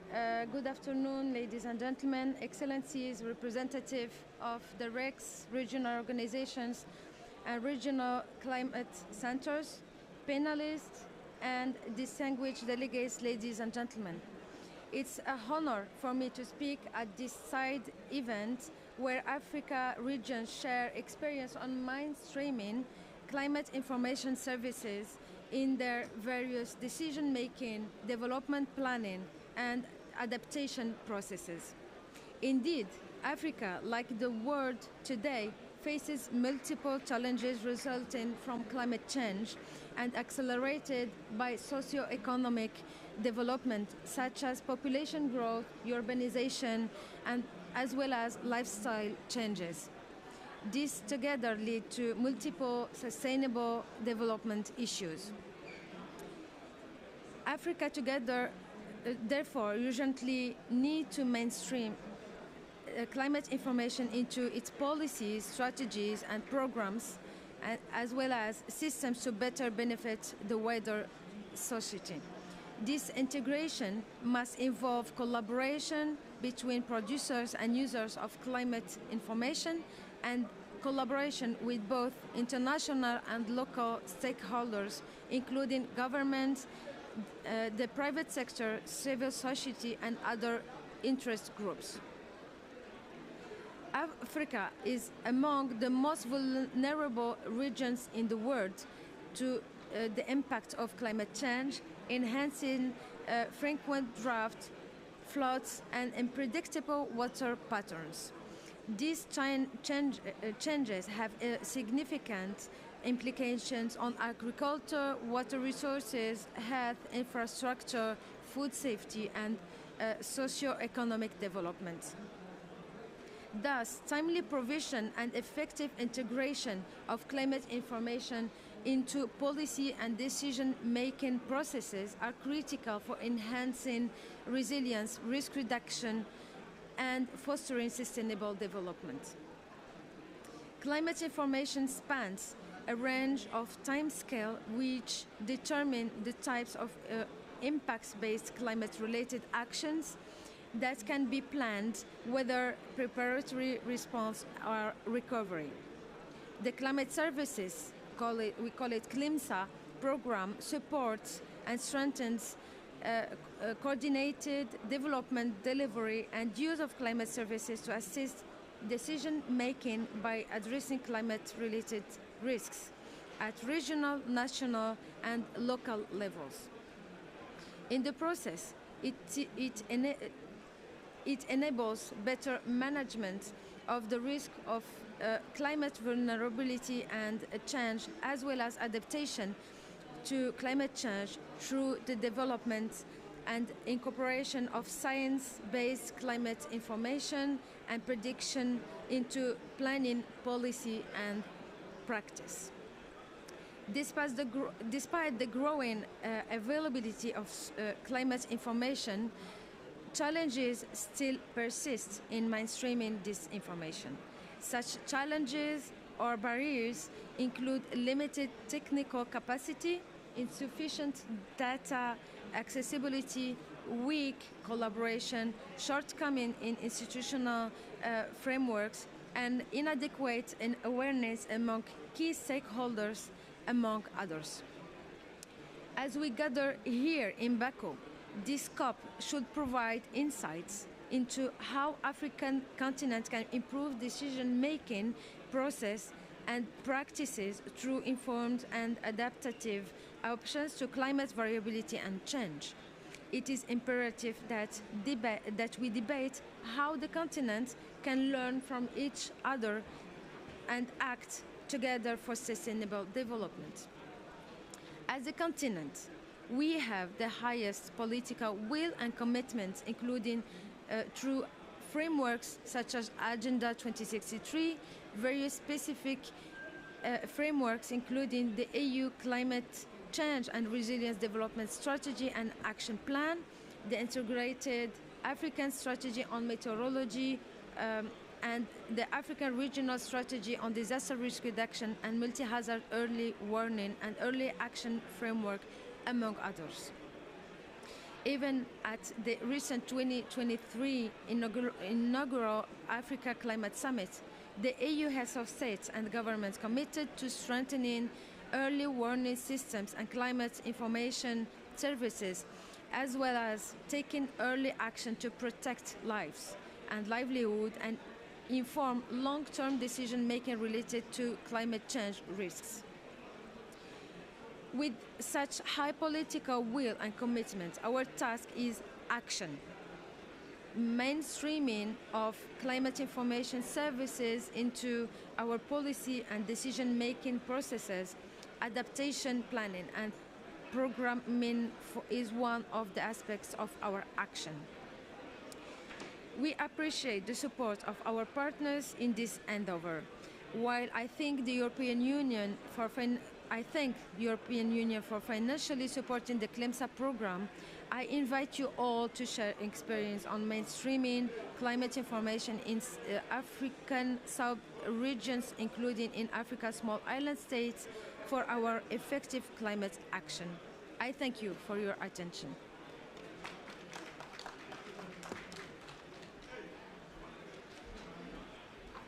Thank you, Dr. Jihan, for giving us a brief overview of how AUC and its frameworks is still committed to climate services from the crucial impacts of climate change.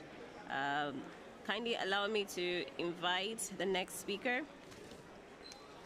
May I invite the Zachary Etheru, representing IGAD Executive Secretary. He's from the ICPAC RCC.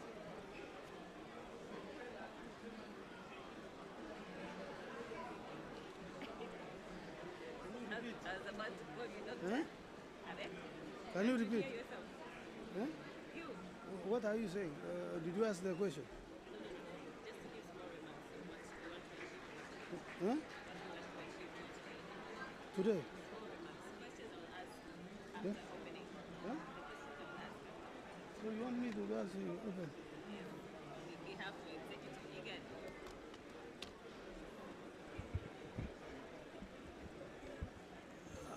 Huh? You can be. Oh, okay. Thank you very much. It's because this thing went off. I did not hear what she said, but now she told me. Thank you very much, the guest of honor and all the panelists. IGAD is happy to be here today as we discuss issues to do with the policy implementation in our region or in Africa in general. We expect by the end of the day, we should be able to share experiences, what the sub-regions are doing regarding the decision-making in sectors with assistance of climate information. We need also to hear what our regions are doing to be able to formulate policies which are science-based with evidence from science to inform the policies in our region. So with us from IGAD, we are happy to have been invited by African Union for this policy dialogue, and we look forward to active participation and deliberation among the participants. Thank you very much.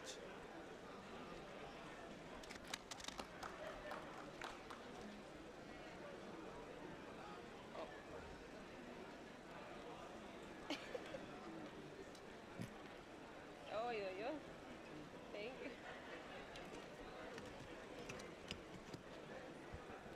Thank you, Zachary Etheru from ICPAC.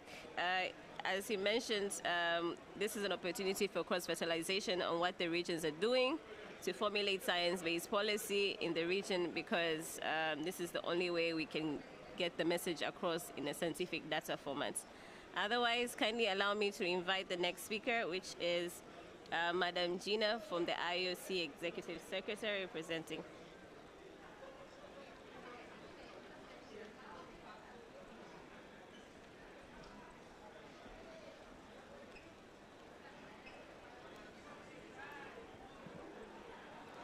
Good afternoon, everyone. I bring you greetings from the Indian Ocean. And I believe that so far throughout the various sessions that you have heard about the CLIMSA program, you haven't heard much about the Indian Ocean. Just to give you an indication, the Indian Ocean Commission is a small intergovernmental organization which is based in Mauritius, and we serve island states of the Western Indian Ocean. This is Comoros, Madagascar, Mauritius, and the Seychelles. And in some of the works that we do, we also extend our services to other countries, such as the United Republic of Tanzania, where we work with Zanzibar. And in some of the works that we do as well, we work with the islands of the Atlantic. This is the Cabo Verde, Guinea-Bissau, Guinea Equatorial, and all these islands from the Western Indian Ocean, from the Atlantic. But here my job today is to talk to you about climate services within the Indian Ocean. Right now, as we are speaking, there is a cyclone forming in the Indian Ocean, and the countries are getting ready.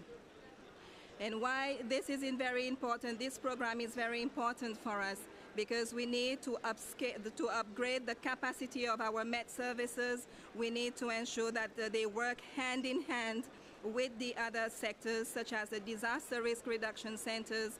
They work hand in hand with the water sector. They work with the tourism industry, and they work with the health sector, and as well as the water sector. Why is it important that we do so?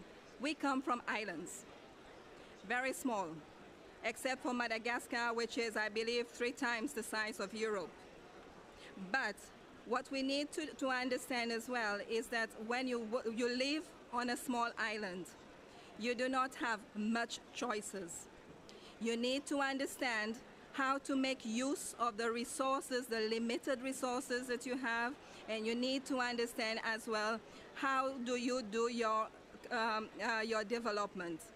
So the climate services for climate information for us is vital, especially that our countries are facing a sea level rise, and we are seeing extreme weather situations where the cyclones are becoming more and more intense in the region, and in every cyclonic period we have at least 5 to 8 cyclones or tropical depression within the region. And this in itself, it doesn't give the countries sufficient time for them to recover from a cyclone, whilst the other one strikes in.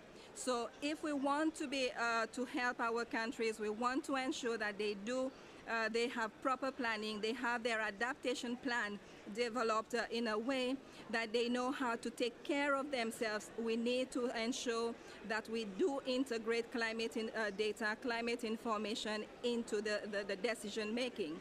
It is not always easy. Why is it not always easy? Because this hasn't been the way we worked. The Met Services has always been on the supreme, I would say, with the science and everything. But today we are asking them, work with the other sectors. And the other sectors, they didn't see that as their areas of importance, because they did not understand that whatever happens to the climate will affect the work that they do. So we need to change the paradigm. We need to change the way we think, and we need to ensure that each and every person is informed and they understand what the whole situation is all about. It is no longer a concern only for the Met Services. It is a concern for every person. Right from the start, we can talk to our politicians, we need to talk to our local communities so that they also understand what is the role that they need to play to ensure that their adaptive measures are well taken into consideration. And whilst developing policies, everybody needs to be involved. Everybody needs to be part of the equation, not only for the Met Services. We are still having some challenges within the island states to make people understand that for instance, we are implementing a very big program, the HydroMet program, which is a sister program also to the CLIMSA. We are working together. But making people understand that the HydroMet project is not only about meteorology. It is about water. It is about health. It is about education. Everything is involved. So this is one of the challenges that we are still facing. And also, sometimes we give our Met Services a lot of equipment. But how much can they really make use of the equipment? Do they understand the essential for them to maintain the equipment? Do they have the skills for them to be able to work and interpret the data that they are receiving? So these are the challenges that we are still facing in Africa, and this goes as well for the island states for which I stand for. Ladies and gentlemen, if we want to make progress, we want to ensure that our countries move forward in a holistic manner, we need to ensure that we talk to each and everybody. And we need to ensure as well that when we talk to the people, we stop using so much jargons that nobody understands. Bring down the language to the level of, so that each and everybody can understand. When you speak to the schools, for instance, have a language for the children of their age. Do not bring in the high tech which they do not understand. When you talk to the politician, bring in the socioeconomic equation into the conversation. They need to understand that.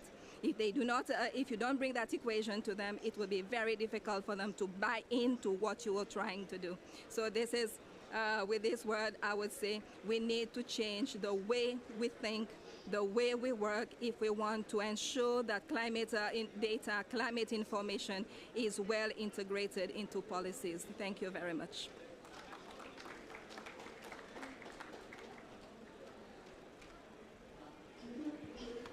Wow, thank you so much for that food of thought, Madam Gina. And yes, I can imagine living in the small islands.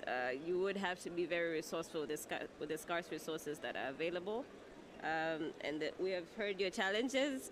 Please, as technical officers, as she mentioned, make the language simple so that people can buy in.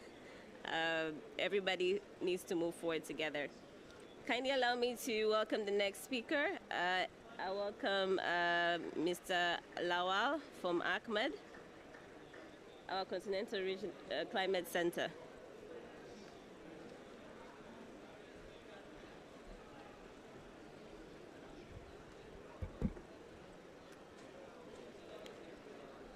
Your Excellencies, ladies and gentlemen, I bring you continental greetings from the African Center of Meteorological Application and Development, ACMAD, this afternoon. It's a known fact that climate information services in Africa has come of age. This is necessitated by the fact that we are growing in population, and continentally we are becoming more prosperous. All our socioeconomic sectors are growing tremendously, bringing more wealth to the people of the continent. Fortunately and unfortunately, majority of these socioeconomic sectors are weather and climate dependent. We have witnessed frequent extreme climate and weather, both on positive and negative end of the tales, bringing death and destruction to life and properties within the continent. In view of this, all national meteorological and hydrological services within the continent have this responsibility to provide reliable and timely climate and weather information services to these sensitive socioeconomic sectors. Gone are the era when weather and climate forecasts sit on the shelves.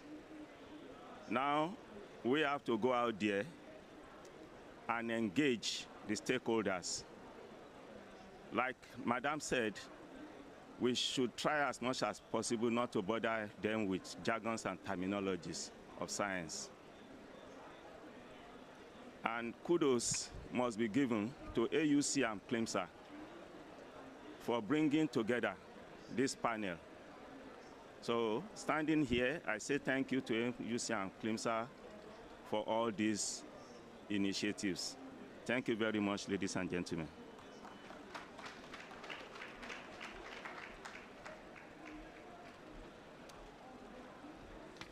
Thank you so much, Ahmed, Mr. Lawal. Yes, everybody is responsible, has a responsibility to receive reliable and timely information. And hopefully this information won't sit in the shelves anymore. Kindly allow me to bring the next speaker. Could Mr. Siminga, representing the ECAS Commissioner, please come give his remarks.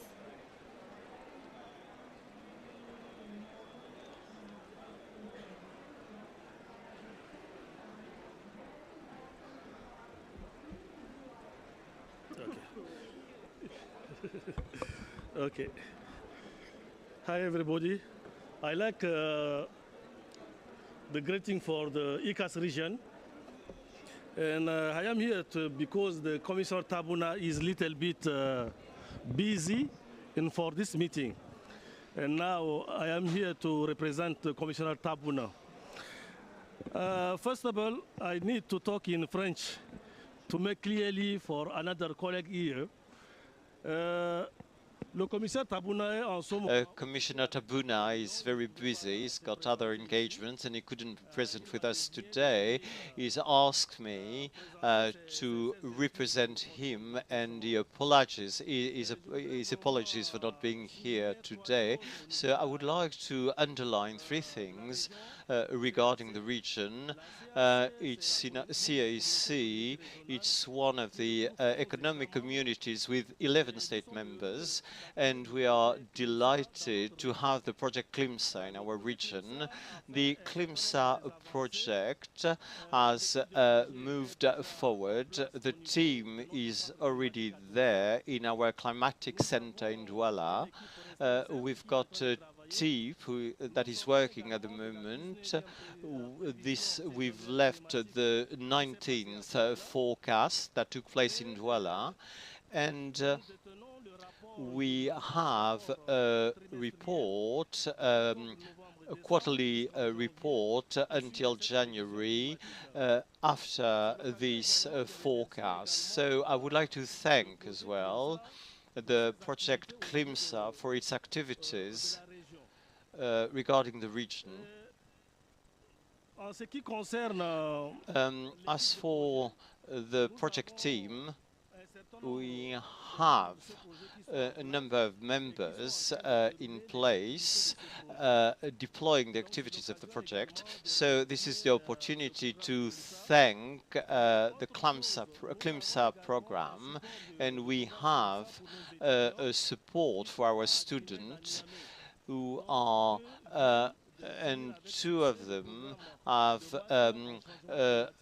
just finished a master's in sustainable development. So this is a tangible result, which is an asset for us, and a result of the CLIMSA program. And 4 other students are going to be to follow the training program regarding climate change, risk management, and natural disasters. And we're working very closely with Cameroon, the pilot country. We're developing with the pilot country user platform for Cameroon. So these are the activities that are being implemented at the moment, and I should not forget the 4th committee we've had in Malabo in Equatorial Guinea. So apologies, the commissioner couldn't be with us today. So I just wanted to share with you these activities and to express my gratitude regarding the project in our region. Thanks a lot for listening.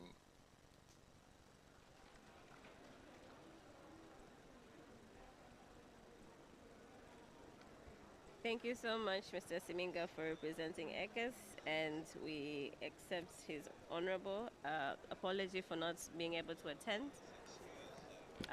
Kindly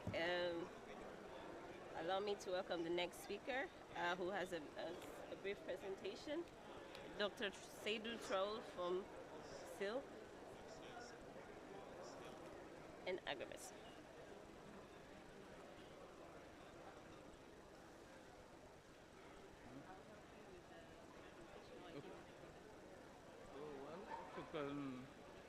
Yes, okay, thank you very much. Yes. I have a small presentation to share with you. So I'm going just to present you the activities we are conducting in West Africa in order to mainstream climate information we are producing at the Agreement Regional Center to different stakeholders, namely policymakers. Before that, I would like to give a small introduction about Agreement and SILS. SILS is the Permanent Interstate Committee for Drought Control in the Sahel. It was created at the aftermath of the 1970 3 droughts that the Sahel has known, and the largest drought in terms of intensity and scale that was at the basis of the creation of this intergovernmental institution.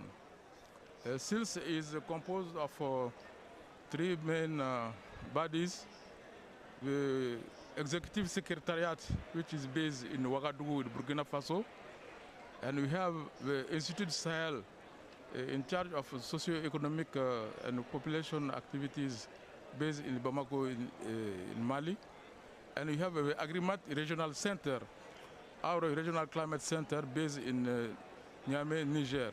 So that's where all the climate information is produced, and also capacity building of national meteorological and hydrological services throughout the region. So the mandate of the SILS is to invest itself in the search of means to fight against drought and the impact of desertification and climate change for an ecological balance in the West Africa and the Sahel regions. So in order to fulfill that mandate, SILS has put in place a number of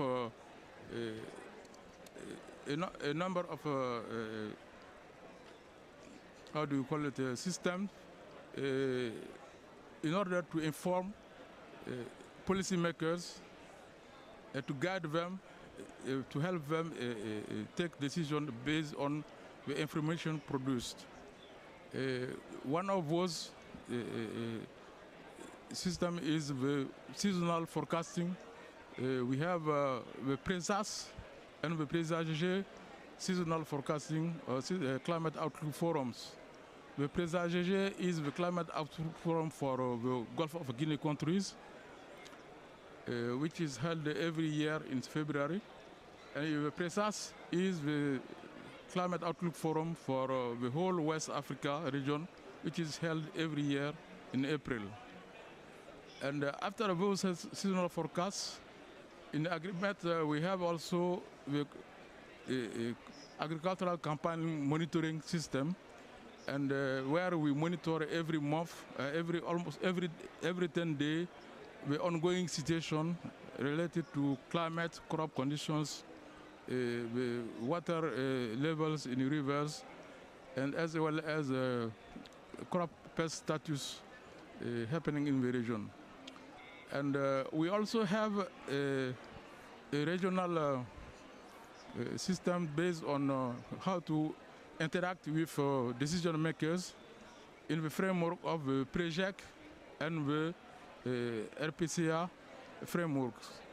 So those are the platforms put in place at Agrimet and SILS in order to keep the decision maker informed about the ongoing situation and help them take decisions. So in the framework of the CLIMSA program, we also initiated some particular activities toward the different end users, namely the policymakers. For example, after each seasonal outlook forum, we organize workshops in order to inform regional press conferences and workshops in order to inform regional and national authorities about the outcome of this climate forecasting activity and how the upcoming season is going to be and what kind of decision we need to take. This workshop target not only policy maker at national level, but also we have some rural communities also in the pilot country where we go and inform them about the outcome of the seasonal outlook forums. Okay, we also have a workshop targeting elected officials and also technicians in the different technical sectors, be it agriculture, water resource management, or health, to help them mainstream climate information into their decisions relative to their particular sectors. Okay, and our also authorities organize regularly briefings and press conferences to inform decision makers about whatever information we came up about related to climate information. Of course, attendance of different COPs, namely this particular COP, UNFCCC COP, and also the UNCCD COPs, where we share the climate information with various stakeholders attending those COPs. And this is the cycle of what we call the pre-JEC and pre-RPCA cycle. Those are activities targeting national and international stakeholders on food security. Okay, so we have the pre-JEC, which is held 4 times a year in order to inform national authorities, particularly those working on food security sectors, national ministers, and to inform them about the situation on the ground related to food security and also climate outlook for climate forecast for them to take measures. We also have the LPCA, which extends to the international partners, which is held twice a year also, to also inform them about the different information we get and for them to take measures in order to avoid the different type of crises we witnessed in the 80s and 70s. But because of this system right now, there is no surprise. We can ahead of time predict what is going to be and for measures to be taken. And we produce also different, this information is shared with in different forms. So we have our website, we have regular bulletins, and as I said also, we have workshops we organize targeting different type of end users. Yeah, that's what I wanted to share with you. I thank you for your information.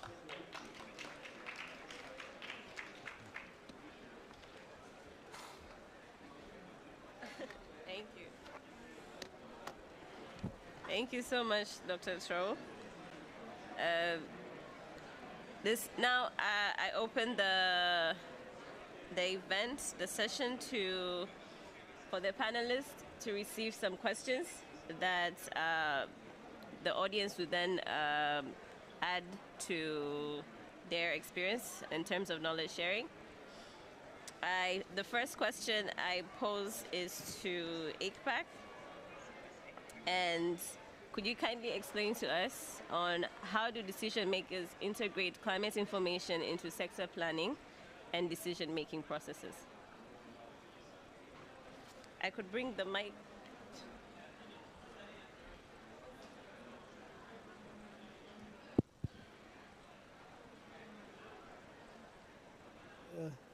I don't. You can hear? Okay.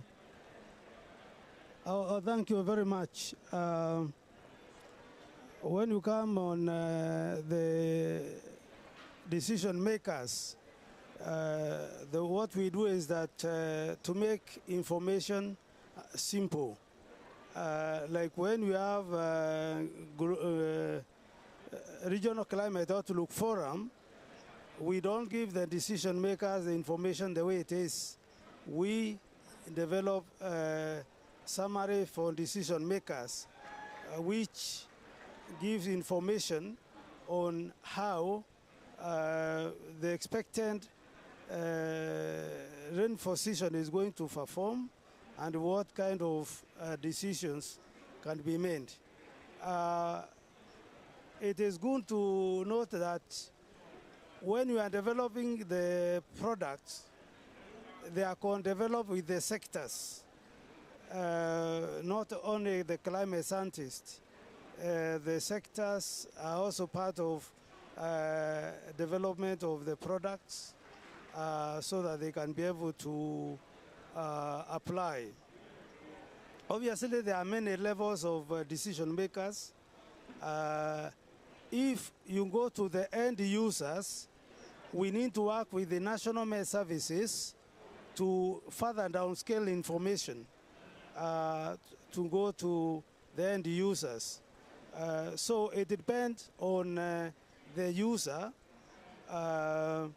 We generate tailored products. If it's for agriculture, it's tailored for agriculture use.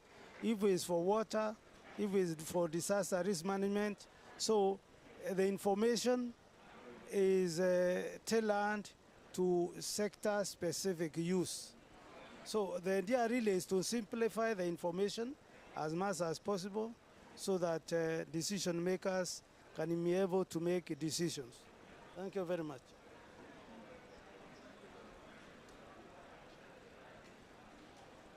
Thank you very much. Does anybody have a question in terms of for the ICPAC? Thank you very much. My name is Omar El Badawi. I work for the Center for Environment and Development for the Arab region and Europe. And would like to share with you, I'd like first to congratulate all the panelists for the great interventions, and this is the climate data is very important. And I would like to share with you one of the projects that under the also funded by African Union is under the GEMS and Africa program, which is called Marco Noah, is the Marine and Coastal Management in North and West Africa, and this is coordinated by University of Ghana.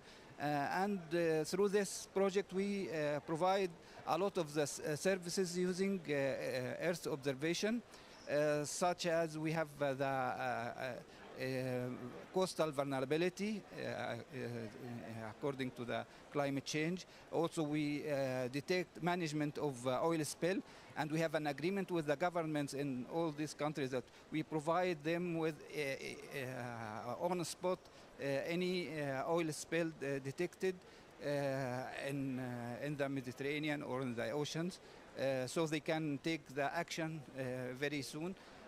Also, we have potential fishing zones according to the data from satellite for the waves and wind and temperature of the sea and different criteria.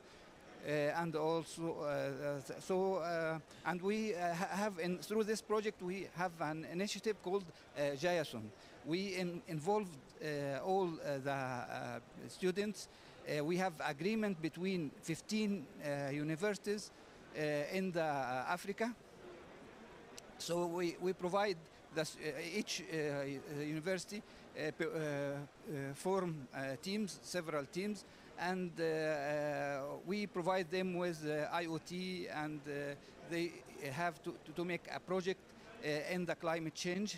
And we give the winner for each country a prize, and they will present, the winners will present their projects in at the end of this month in Cote d'Ivoire in the African Union. So thank you very much. Thank you.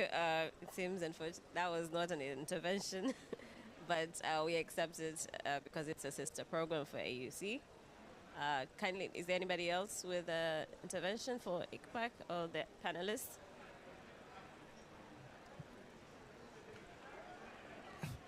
Oui, merci beaucoup. En fait, c'est pas une question. Thank you very much. It's not a question as such, but I would like to let you know how important your topic is, the integration of climate information in the policies. It's a really important topic, but it's also a matter of noting that there's a real gap in that respect with the results, with the methodology, with the outcomes. And the information that we have is not yet used efficiently enough by politicians and policies. We've seen that there was capacity building, taking into account socio-economic aspects, and we think that there's a need for more for capacity building for scaling up this project. But I think the results are not yet fully conclusive on our end, and the technical data is there, and we need to make sure the politicians and policies take them more into account because the data is there. So I really want to insist on how important it is. That actually the intervention from the gentleman opens up to the next question, and this question is directed to IOC and Agrimets on what are the challenges faced by African decision makers blocking them from mainstreaming climate information into national and regional policies, strategies, and developing plans to better each country. Thank you very much. I think where I sit, I work with 5 countries, and what we've come to realize most of the time, it's the lack of information. It's not the lack of information on climate, it's the lack of information of the use of the climate information. So we need to educate our people. When I say educate, I'm not saying that they have to go back to school. What I'm saying is we need to be able to give them sufficient information for them to understand what we are talking about. If they don't have this information, it will be very difficult for them to be able to take on board the need for climate information for decision making. That is one thing. Secondly, it's our at national level, we work too much in silos. Each sector, each ministry will work on its own. There is this cross-coordination, this cross-information among sectors are not there.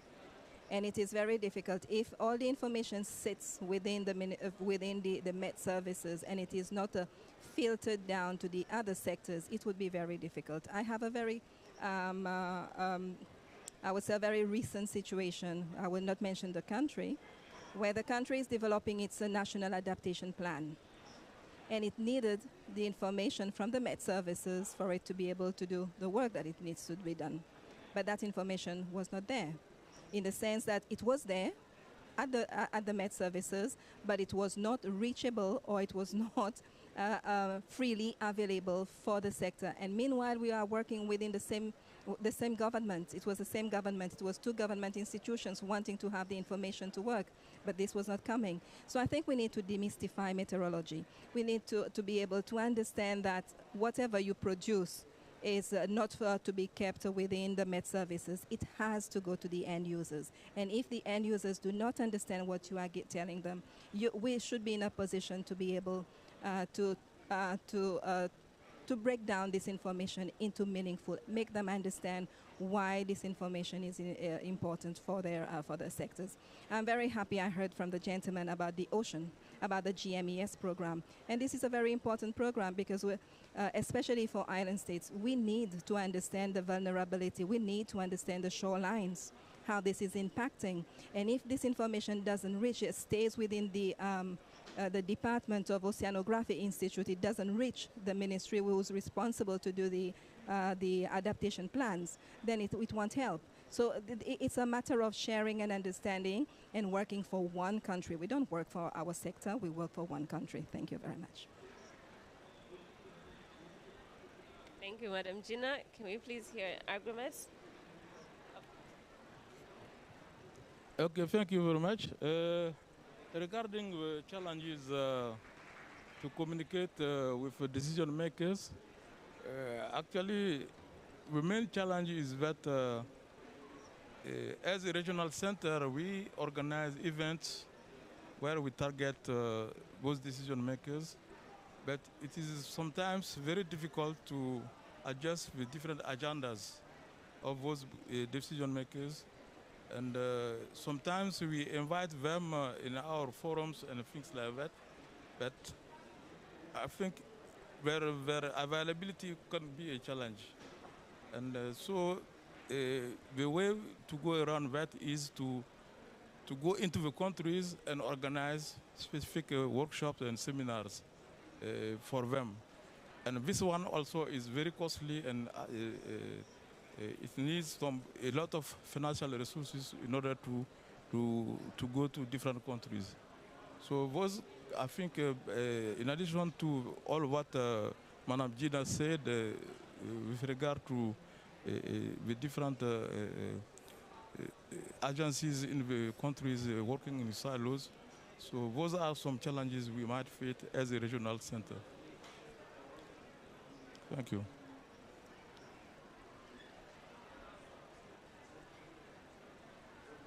Thank you, Agreement, for that information. I kindly pose the next question to AUC. As a continental body, AUC, how can policymakers strengthen networks and partnerships to support ongoing future initiatives in climate services in the African sub-regions? Thank you, Diana. Actually, there are several ways to enhance this collaboration.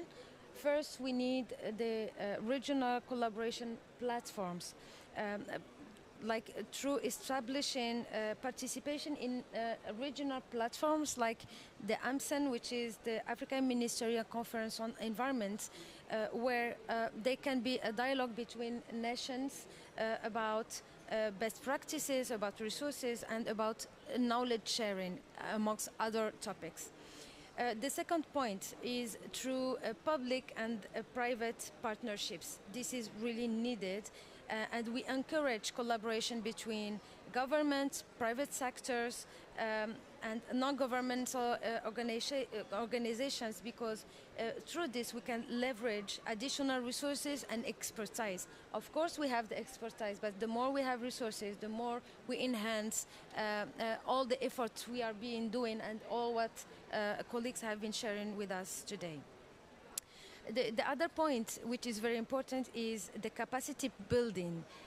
Through implementing joint collaboration and capacity building programs to enhance technical skills, knowledge of stakeholders across the regions.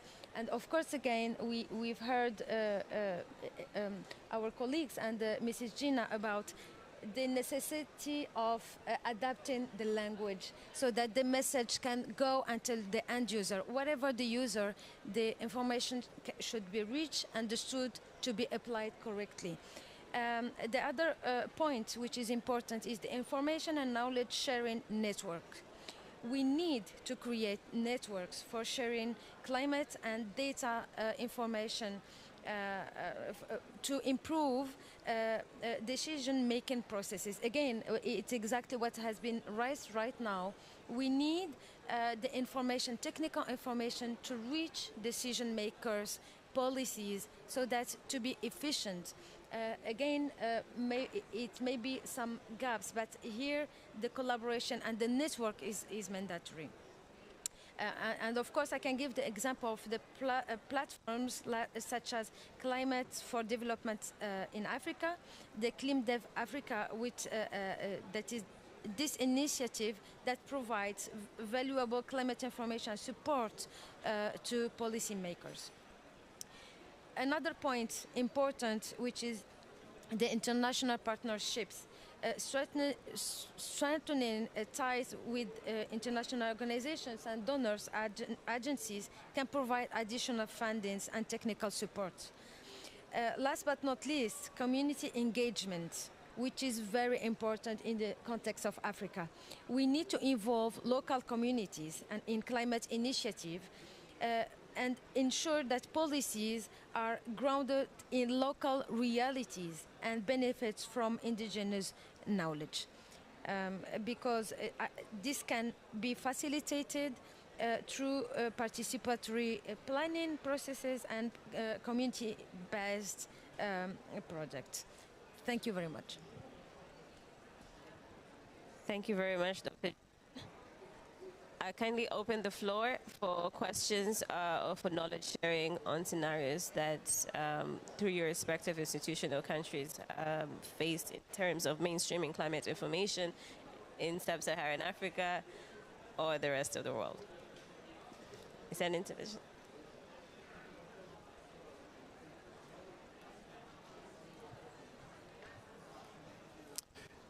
Thank you, Madam Chair. Of course, I'm not intervening here as users, but I'm also part of the CLIMS team. I would like to, hello? Hello? Okay, thank you. I'm not hearing myself, so that's the reason I'm really crying. Yes, of course, I was saying that my intervention is going really to give some complement information. I heard my colleague from AgriMed say that there is a gap in terms of building capacity on mainstreaming climate information in policy. And we did one of the training on socioeconomic impact assessment. Really unfortunate that we have the result for Burkina Faso, but the AgriMed themselves don't have it, because those who were supposed to communicate those results did not complete the training. But the result, we have it, and we are going to have opportunity to present it just corner here in the CARICOM pavilion, where we are going to share African, Caribbean, and the Pacific experience. And that will be also a time for us to present the result for Burkina Faso, for Kenya, for Guyana, of course, for the 5 pilot countries. What was the result of socioeconomic impact assessment of climate information? You will see that that information is really a tool to inform decision makers for building policy. What is missing today, the format our climate information are not really meant for policy. We are giving the scientific result or information. There is now a link which is missing, how to use. I will give you an example. We did a research, that work is really published. By knowing the amount of water or the rainfall, how that amount can really inform a policy. If I say today it will rain 20 millimeters, what does it mean? It's nothing. But I need to transform 20 millimeters in terms of velocity, or what we call intensity, in terms of impact of that intensity, in terms of runoff, that water coming from the cloud, from the atmosphere, what is the impact on the runoff? What is the impact of the runoff on the infrastructure? Then people can make the link to say, amount can have this. We can let people to say, don't build here because flood can come and bring or destroy your infrastructure. So that's what we are missing, to link climate information and the impact or the consequence.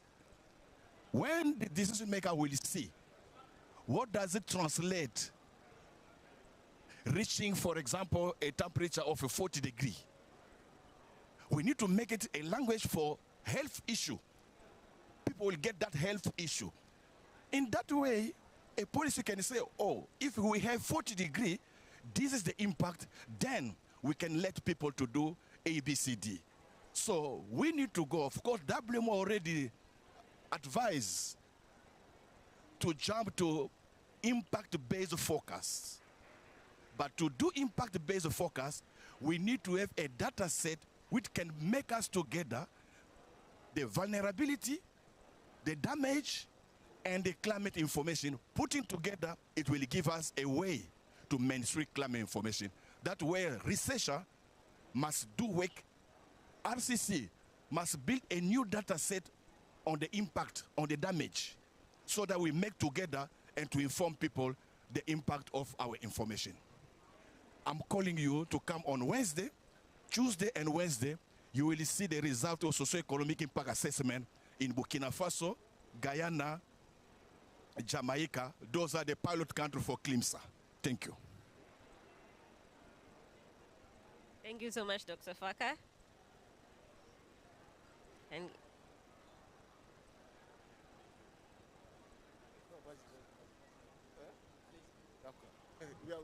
we are friends, so.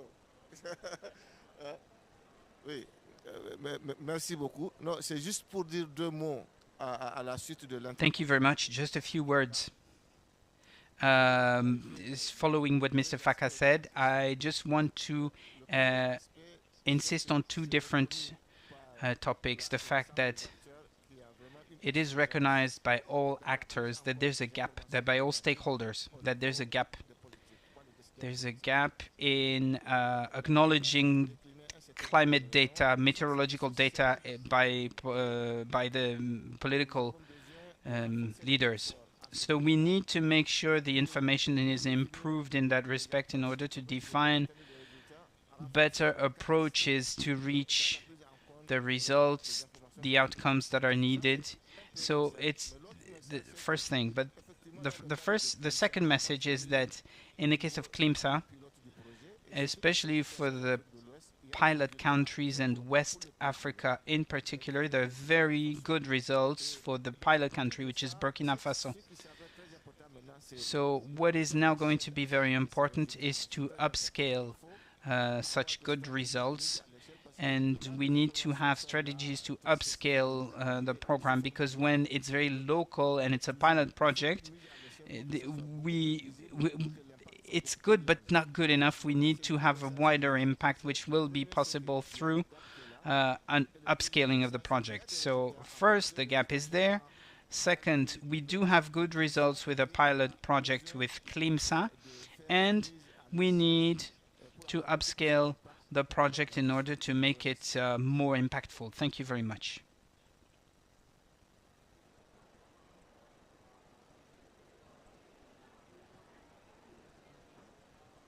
Okay, thanks very much, my friend, who helped to take, amazing presentations and perspectives from the Indian Oceans, from the small islands, from the desert, and of course from the different landscapes where the different impacts are felt and where, of course, the different actions need to reach. I am Tabi Joda. I have served the continent of Africa as a DRR champion after the launch of the Sendai framework in 2015. Just to give perspective to the history of how the need for communities involvement, like the AUC had highlighted earlier, is very key in this conversation in various ways, because these solutions are actually meant for different stakeholders that are on the front line, exposed, vulnerable, and of course in need of these solutions to reach them in a manner that helps them protect their lives from risk, help them be able to protect their crops, that helps them to be able to improve their food quality or the state of their food, help them to be able to protect their livestock and their entire well-being. This is very important than just talking about the science of these in isolation with the correlation. That's why in 2015, when the United Nations Economic Commission for Africa launched the Africa Prize for Climate Information Services, I won that prize because of the innovation that I introduced, which is an indigenous African innovation that creates an interface between the complexity of the science of climate information services with the knowledge that communities, have in creating the opportunity where the complex science, the complex language, and of course the interpretation can actually be understood by the common farmer woman in the community who hasn't been to school, who does not know how to use a cell phone, who doesn't know how to interpret the scientific ABCD and the 1, 2, 3 and the plus, minus and multiplications that are on those machines. This innovation was a very brilliant innovation. That's why it became an Africa Prize, which I am actually calling on policymakers for us to look at how this can be upscaled or scaled into a usable tool that should help not only inform simplifying the complex science of climate information services, but also being able to reach the end mile users who actually most often we are producing these solutions for them. But there is that gap, and which I actually agree with my brother who was talking about gaps. There is that gap in terms of the consumption For whom are you producing the services? For whom are you producing the solution? If the end mile users cannot consume the services, then the services is of no use. So it is important now to combine that indigenous knowledge with community participation, with communities' own ideas and knowledge on how we can better structure not just the science, not just the machines, not just the solutions, but also the methodologies with which these solutions can actually be applied, because you can produce a solution and you apply it in the wrong way, it gives the wrong result. Therefore, there is a strong need to actually push for community to be at the center of this solution, both in terms of sharing the knowledge, in terms of consuming the knowledge, in terms of also shaping how the policy around these conversations are made. Then very last and very quick is that sometimes also our leaders, when we talk of policy, our leaders need to also understand, because we also need a language. Some politicians don't understand the complexity or the complex language of the climate information services. How do we also make the policy language or the scientific language friendly for policymakers to be able to digest and understand, so that the different processes of application and access is very easy at the policy level, at the scientific level, and at the application level. Thank you very much. Thank you very much.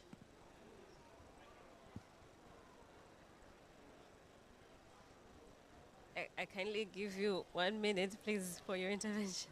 1 minute is enough. Voilà. Bon, excusez-moi, j'interviens. I apologize. I want to take the floor because the person who was speaking before me has spoken of about the most vulnerable populations, and they are not included. But because you can design projects, and then at the end of the day, it's put in a drawer because you do not know who could implement this. Because, for example, on Tuesday and Wednesday, we are going to have an exhibition in the Congo Basin Pavilion. We are going to present a project, to introduce a project regarding indigenous people, the way they communicate at a traditional level, how we can bring informations to these indigenous people using traditional channels. We have developed a project. We are going to present this project on Wednesday from 10 to 11 o'clock in the Congo Basin Pavilion. And if you're going to see, the pavilion is going to be empty. So we're going to present, and we do not know whether there will be stakeholders, who is going to be interested, and then it's going to be put in a drawer. So this is the issue, the African issue. Thanks a lot for listening.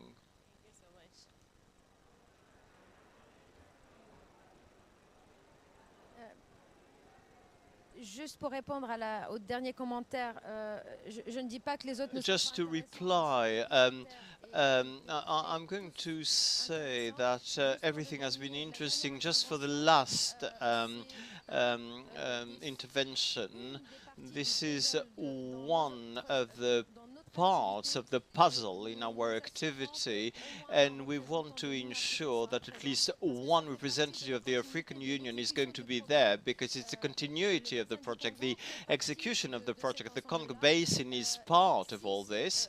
So if you have means to convey the info to the end user for it to be efficient, if that local population can act, we are going to take this into account. So we will be there, and we're going to see how we can work together and include your offer in our work. Thanks a lot. Actually, on that note, can I kindly get you to come and wrap up a message for everybody to go with. Dr. Jihan.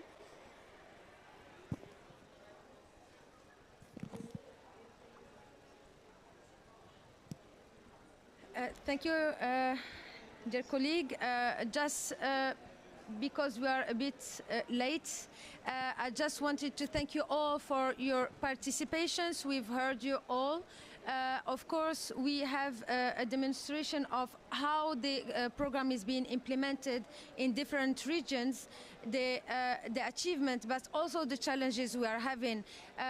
The key point that we have is how to get the technical information get to the political level and also to the end users. There are different ways and tools to get this information reach the targets we have using the language, the necessitated language. But here also we still, as I already mentioned during my statement, the financial support is mandatory. We have the EU supporting, but yet we still continue engaging with partners. We need partners, we need support, so that we, from our side, we continue supporting the implementation through the continent. And I want to, anyway, all the messages have been taken into consideration, and I wanted to thank you very much for your participation and for all the information you shared with all the participants. Thank you.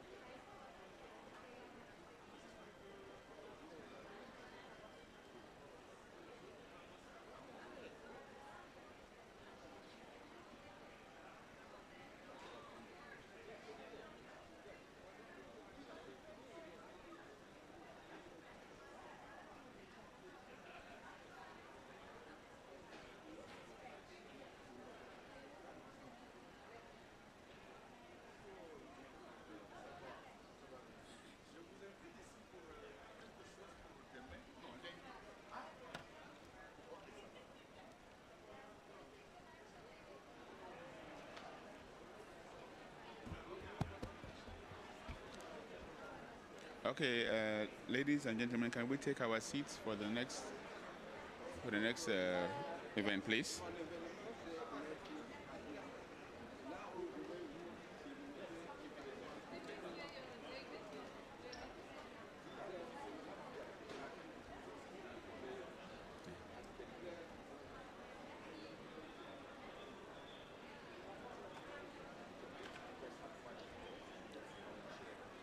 So can we take our seats, please, for the next wait, let them take that picture and then you can.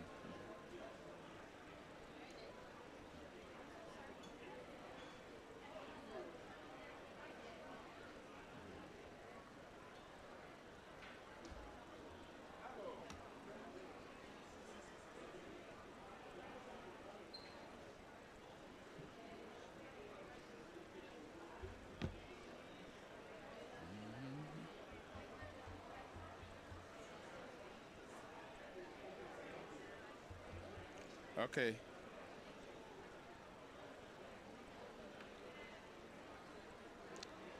So, welcome to all of you, colleagues, to this event where we're going to be talking about resilience. Basically, looking at how we can leverage partnerships to support resilience building, adaptation, and resilience building in Africa. Particularly, how we leverage the Africa Climate Resilient Investment Facility, AfriRES. So, the Africa Climate Resilient Investment Facility, AfriRES, is a joint initiative of the Economic Commission for Africa, the African Union Commission, the World Bank, the African Development Bank, AUDA, NEPAD, with support from the Nordic Development Fund. It was conceived in 2017, and that conception came out from a study that the World Bank and ECA did, and I'm glad to see that my brother Haruna is here, who was part of that study. That study was called Enhancing the Climate Resilience of Africa's Infrastructure, ECRI. The study showed that depending on which climate scenario we end up with, we could have situations where some water courses, like the Zambezi, could lose up to 60% of the hydropower production potential because of climate change. Now, that report was published in 2015, but we saw in 2016 that because of the El Nino of that year, the Kariba Dam was almost empty in 2016. Therefore, even the study itself was kind of like optimistic, right? So as a result of that, we felt that it was important to find a way of supporting countries, given that the climate change impacts will continue to impact on African economies and so on.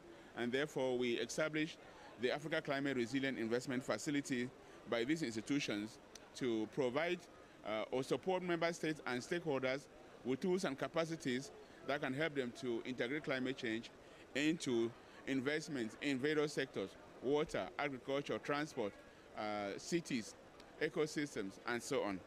So in this, the first phase of the initiative has just concluded. So we want to, in this session, just quickly run through you some of the results that were obtained in the first phase, some of the lessons that were learned, and how do we build a partnership that is existing and a new one to take the idea of supporting resilience in Africa forward. So I will make a presentation on these results, lessons, and ways forward. I will then invite some of our partners who are already part of the facility and potential new colleagues, what they are doing on resilience, and then to see how we can all leverage our efforts together to support African countries with resilience. So the knowledge, the data and the knowledge that we need and the capacity to plan and implement investments in climate resilient sectors in Africa is hugely inadequate. But then that puts us under the question, how do we then ensure that we can make good investment decisions today in those sectors so that those investments will deliver returns both in today and in tomorrow's climate, knowing that tomorrow's climate we don't know, right? Because we're saying that tomorrow's climate will have to be defined by the NDCs, but we know that the NDCs at the moment are still far away from the warming that we should be able to manage with. So therefore, how do you invest knowing that the future is so uncertain? But then this is also kind of like a double-edged thing in the sense that we cannot also say that we have the highest development gaps to fulfill in all these sectors in Africa, right? In energy, transport, cities, and so on. But then because of climate change, which Africa contributed the least to, the possibility of those investments becoming stranded becomes very high, right? But we also know that public monies are not available to go to the investments that are needed. Therefore, we'll have to depend on private sector. Therefore, are we now saying that private sector should be scared about bringing their resources to invest in these areas because of climate change? We cannot afford to do that. Therefore, we need to find a way of building the confidence that if you invest in these sectors, even with the uncertain climate change, your investments are protected and can deliver into the future. That is basically the rationale of what AfriRest is all about. Okay?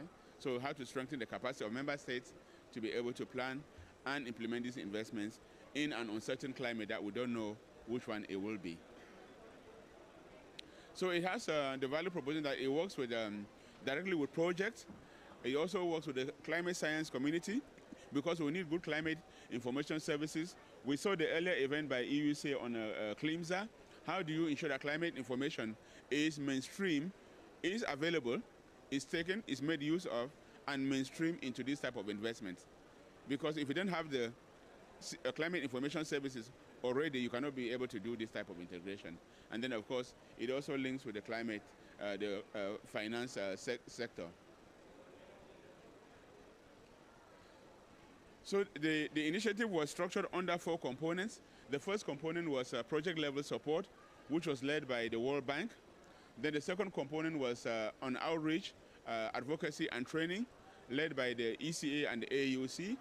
Then there's a third component on developing guidelines. What are the guidelines that you can use if you want to design your projects and integrate climate resilience into them? And then the fourth one, led by the ECA, is developing a climate knowledge and information portal that can help stakeholders, project developers to be able to see what is available, who is providing what in terms of the availability of climate information. So for the first component in the first phase, the project was able to mobilize support for over 10 sectors, projects in 10 sectors across Africa. That was able now because of the fact that these projects came to the World Bank through the AfriRest initiative, has support for integrating climate resilience. They were able now to mobilize more money in confidence excuse me, to go into the projects than otherwise would have been the case. So we feel that that's a very good, successful outcome of the project that we need to replicate. And showing the example that if a project can show that climate resilience has been integrated, there's more confidence to mobilize additional resources to go into the project.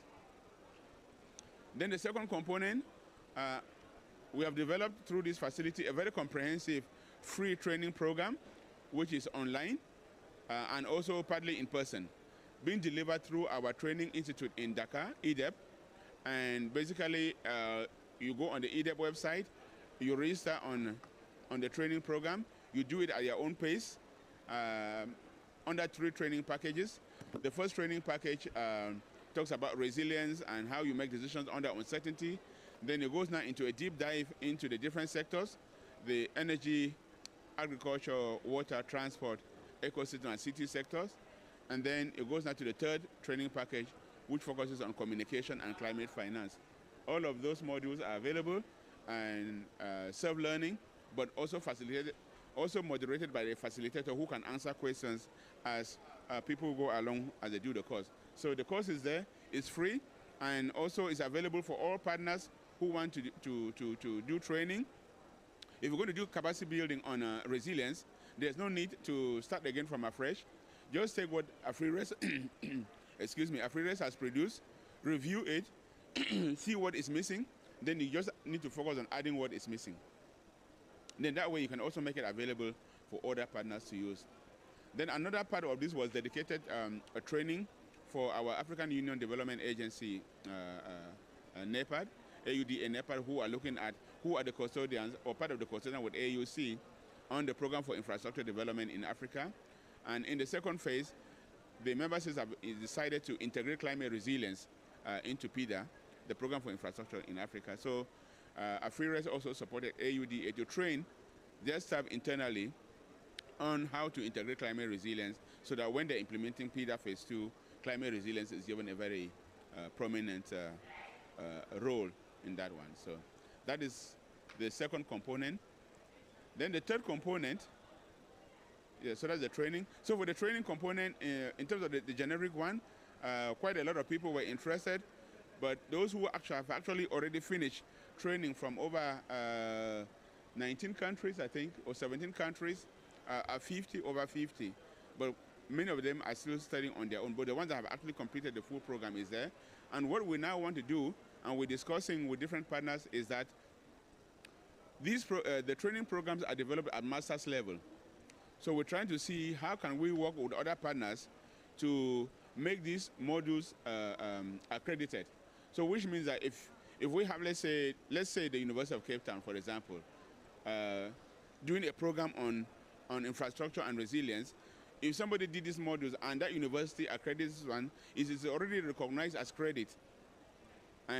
Or the University of Colorado in the US, again, if they're doing a program on that one and you're doing a course there, but you've done some of these modules, you already get exemption from that. So that is what we're trying to work on in the next phase of the program, so that there is some value that people get when they do this program. So that is the legacy training that we have developed. Then the third one is on the knowledge products that we've developed on the guidelines and the compendium of experiences and lessons learned on how you integrate climate resilience. The guidelines have been produced, they are available on the website of the AfriRest website. So if you just go afri-rest.uneca.org, you will see the portal, and then through the portal, you can have access to those guidelines and some of the products that have come out of the initiative.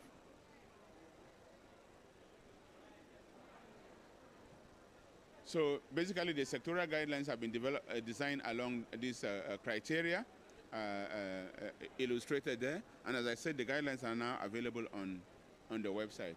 But another important tool that has also been developed through the AfriRest initiative is something called the Climate Resilience Booster. And it is an online tool. Again, you can access it through the knowledge portal of AfriRest, afrirest.uneca.org, or through the website of the World Bank, and it runs you through a process of how can you integrate climate resilience into your project. It runs you through that process, the steps that you need to take, what have you considered, what have you not considered, and so on. So all of those tools are available on the portal there that you can use. Yeah, so this is the Resilience Booster tool that you can actually use. As I said, it's an online, and you use it at your own pace to help you see how you have considered climate resilience in the integration, in the implementation of your project.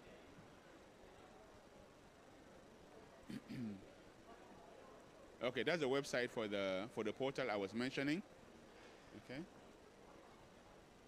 so you can have access to that.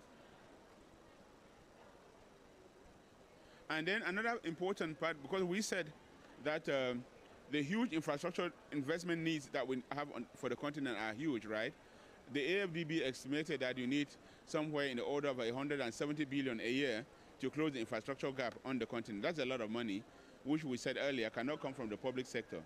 That money has to come from the private sector. So as part of the AfriRest initiative facility, we've been developing something called the Africa Climate Resilient Investment Summit, championed by the AU, especially at the beginning. And the idea was to bring the private sector to look at how do you make your infrastructure investments more resilient. And I think that has been quite successful in bringing up the issue of resilience, climate resilience, in infrastructure investments in Africa. We've had, throughout the phase of the program, we've had about six summits of the ACRIS. So looking ahead, what we've seen is that there is growing demand for the knowledge products that are coming out of AfriRest, the training programs, the project level support that is happening, and there's also an urgent need to have one place where you can go and see who is doing what is available, right? And then also we see that there's also a lot of demand for the guidelines. The guidance notes that were being produced, and they're also being found very, very useful. So again, people are free to look at them and see how they can use them for their own projects and investments.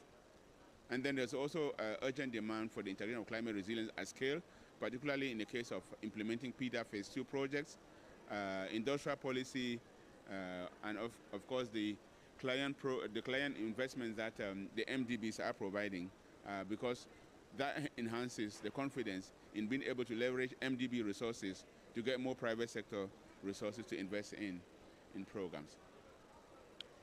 So looking ahead then, we see that the next generation of knowledge products have to increase. We have to go deeper and wider. One of the sectors that we did not look at in the beginning was health and education, but we now know that climate change impacts are increasingly becoming very, very important as far as health is concerned, as far as education is concerned. So in the next phase, and in terms of the partnership that we need to develop, we also need to consider how we look at climate change impacts for those sectors by broadening the partnership. So the key point there is that last slide about how do we broaden this partnership to ensure that we can all work together to deepen and widen the scale and scope of what we have been producing for AfriRes. So, colleagues, that is the facility. So I have now the pleasure with me to have some of our colleagues from the existing partners and potential new partners to come and basically just share with us what they are doing as far as resilience is concerned, how they see what they are doing can partner with AfriRes to broaden and deepen the scope of their work. So I have first my sister Daisy. So Daisy, maybe you can join us on stage. I have my brother Haruna, who is a pioneer. I took over AfriRes from him. So please join us. And my brother Vincent from AUDA NEPAD, please join us. I think the microphones are...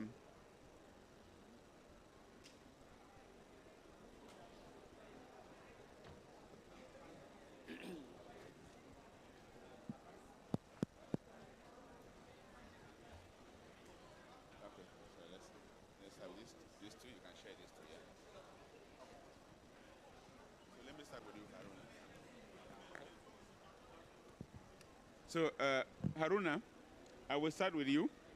Again, as I said, you are the pioneer of this program when you were at the African Climate Policy Center before you moved to the African Union.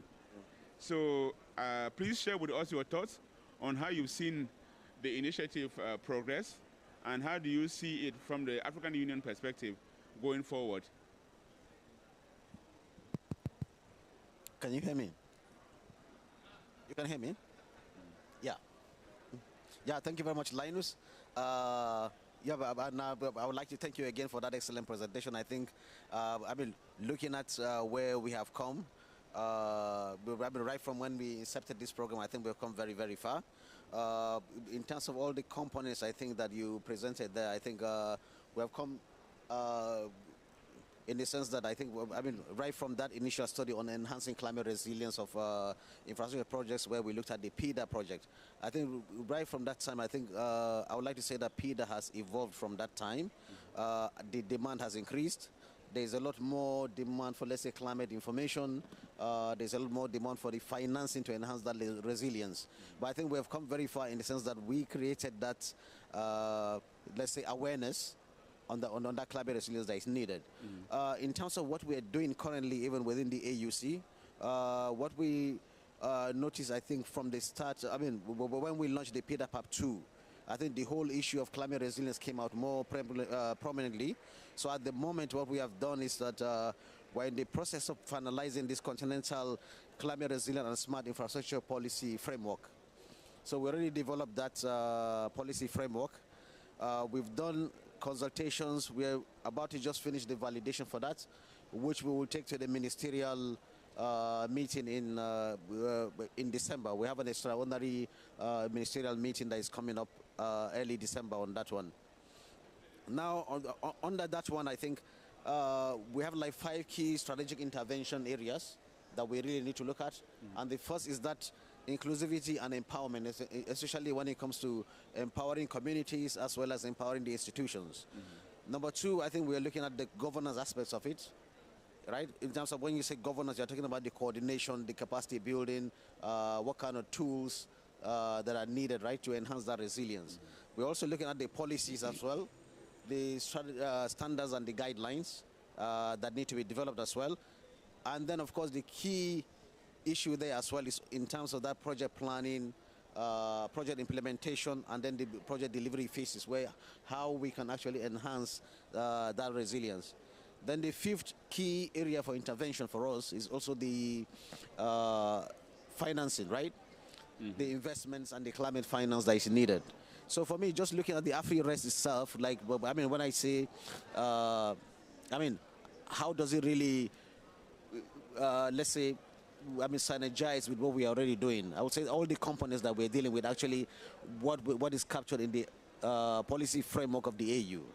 So for me, going forward now, it's very, very important for the AfriRest and the partners to ensure that, let's say, we position the AfriRest itself as that one-stop shop. I think when we, I mean, right from inception, I think that was what we envisaged. Having a one-stop shop where people can come in for that data they need, for the capacity they need, recommendations on the tools they need, directing them to where they get the financing, especially when it comes to the private sector issues, right? So maybe AfriRest should be that one-stop shop where we can say, look, anybody who comes in from any sector that says we want to, let's say, I mean, get financing to enhance resilience, we can actually easily point them to the relevant private sector, or in fact, we can also even go as far as, let's say, building partnerships with key developers who know how to, let's say, enhance the bankability of projects in terms of enhancing that resilience, right?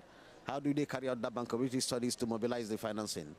I don't want to take too much time explaining, and then maybe later I can come back with some of those more key, specific, key areas where AfriRest could come in. Yeah, thank you.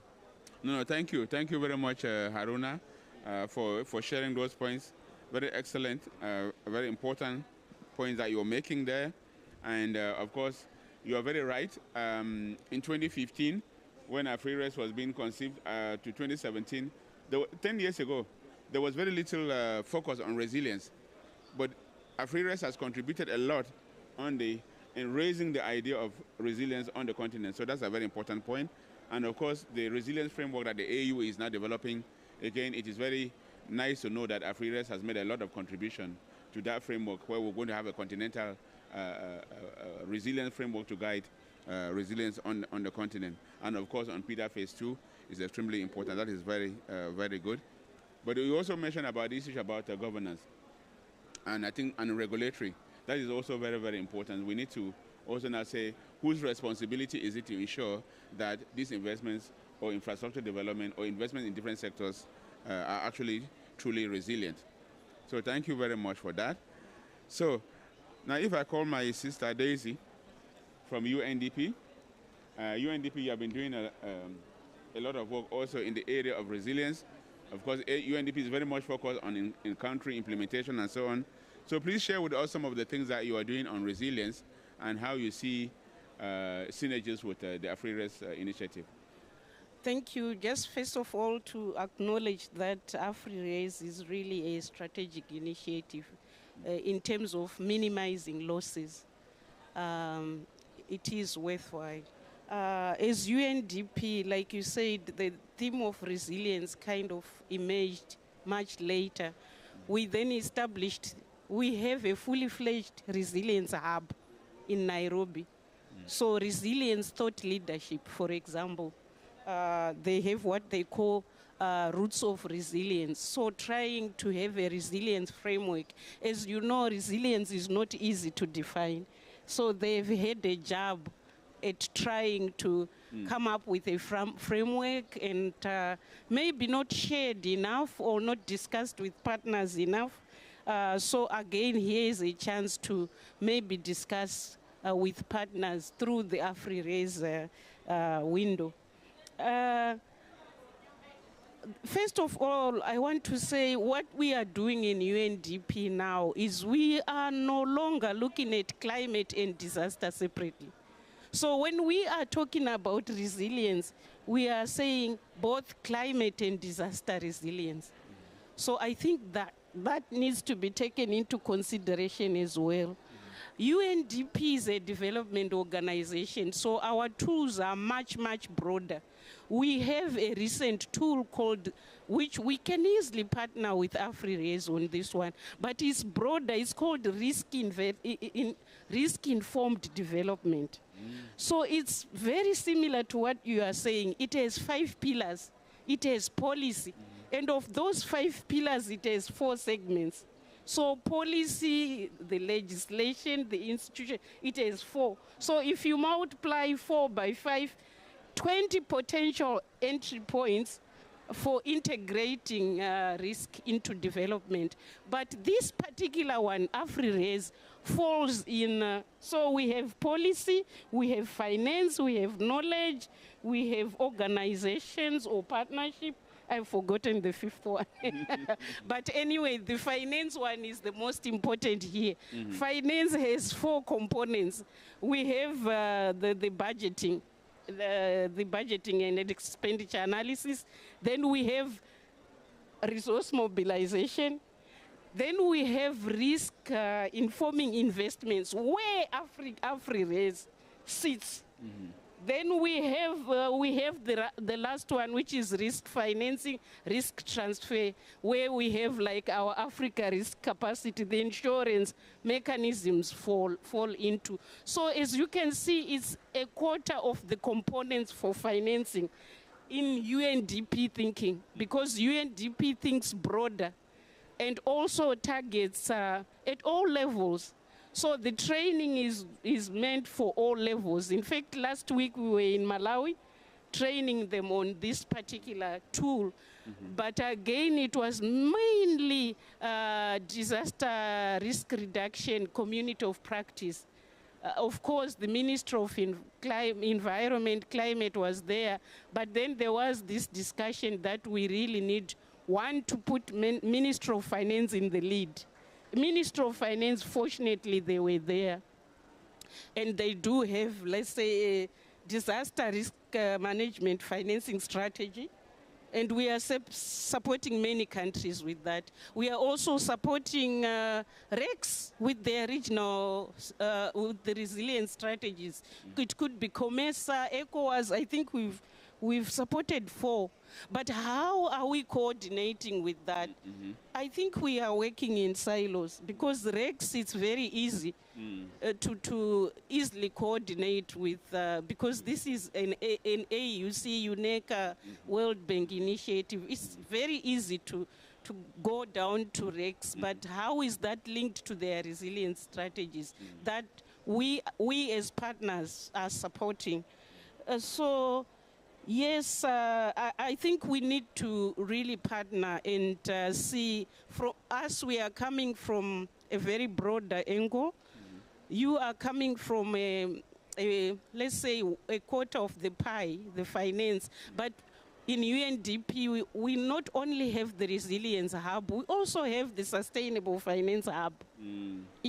So again, even within one institution, you see how it's fragmented. Right. So we have a sustainable finance hub. In fact, we launched a flagship report that they have done with IGAD on integrating, what do you call it, in fact, on risk-informing investments. Yeah. So yeah, it's how do we bring, first of all, climate community of practice, disaster community, because you need both. You can't just say climate. I mean, disasters are becoming. Yes. Then with all these different partners in the house, how do we get each other together? And where do you fit? Where does AfriRaise fit? Thank you. Wonderful. Thank you. Thank you so much, Daisy. Thank you so much, Daisy, for that. And indeed, the idea of risk-informed investment is very important. And I think you have highlighted how actually there's a lot of scope for partnership going forward, not only through the Resilience Hub, but also through some of this climate and disaster risk resilience work that you're talking about, and on the investment and all of that. So that is extremely good. So I really appreciate that. And we look forward to discussing with you, with UNDP, how we can partner and take things forward. That is exactly the purpose of why we had this conversation. Let's see what everybody is doing, and then how do we partner going forward. So Vincent, you had an excellent event earlier on in the morning. You launched this initiative, and when I listened to the powerful speaker that you had, resilience was mentioned several times. So in addition to the collaboration that we're having with AUDA NEPAD, particularly with the infrastructure people, from the food security side of things, how do you see what you are doing now, particularly with the initiative that you launched in the morning and FreeRes, and how you see the synergies going forward?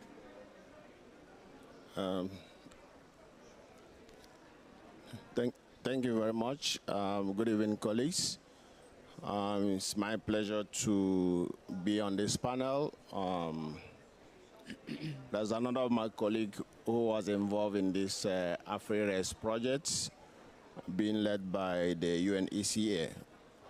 However, as an entity, we work closely with ECA and the African Union Commission, especially on the PIDA project, which I think they're having PIDA week sometime in the coming weeks.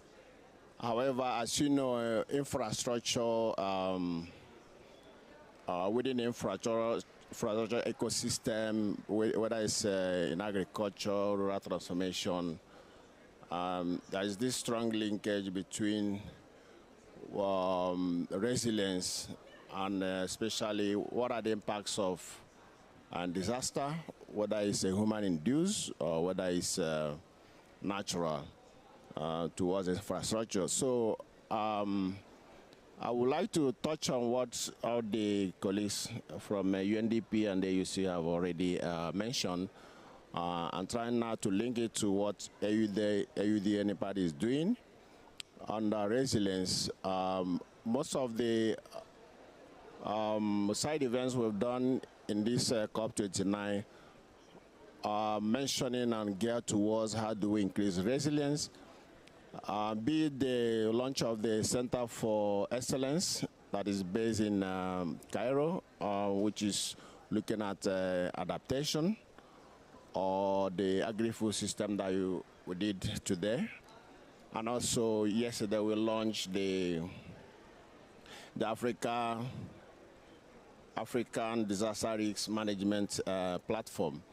All of these are trying to see how best do we increase resilience in the continent, or climate-proof development, as some people will call it. So in this regard, and based on what has been done in the past, the experience has shown that as AfriRes is going to phase 2, it's important for, I know you've already shared some of the key lessons, but it's important for the coordinators, depending on who's leading which component, to do more evaluation. And again, that's lessons that are coming out from the phase 1 need to be properly documented and disseminated, so that people will now know, okay, if this is the lessons and the impacts on going forward, how do we now scale up those results? Or whether you're scaling up in the activities you already done, or whether you are scaling it to different segments, is a decision that the intervention need to decide on. And again, I saw your presentation talking about how people are not making use of the data from the project. Yeah, maybe a lot of people are not aware of the results of the project, and they don't know where to access the data. And then if we don't do enough advocacy and disseminate the results, people will not know that those data exist. And then people will not know the lessons that came out of the project. So and in addition now to align and also proper coordination and joint resource mobilization means there's need for co-creation, because when you're designing a phase 1 or phase 2 projects, and key partners, as you already presented, see themselves on what and how they can support the program. So that means the motivation is there to also help put in resources.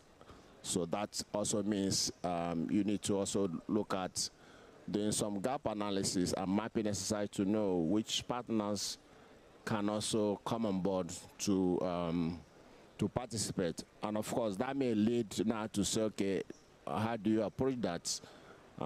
Is desktop review enough, or are you going to do some consultations to also know who is doing what, and how do you sell the intervention that is coming out from the AfriRES project? And of course, both the consultation and the lessons learned are a very good feedback for a proper design of the phase 2 of the project. But at the end of the day, after the design of the project, the key is also how do we make sure that the ownership and the acceptance of buy-in at the country levels are there. And that requires how do we now trigger the political will at the country level to take ownership of the project, because when there is a buy-in and ownership, the sustainability and the greater impact is easily attained. And of course, we cannot always be waiting for external resources. It has been mentioned severally in most of the conversation that we need to look inwardly, but yeah, we know the member states have plethora of activities and challenges that are taking up the resources.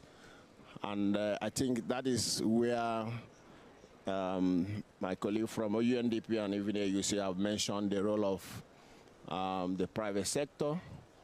I think earlier in the week, a colleague from FDB presentation or statistics showed that in Africa, the investment in climate finance is just about 14%, whereas in Asia it's about 60%. So how do we now,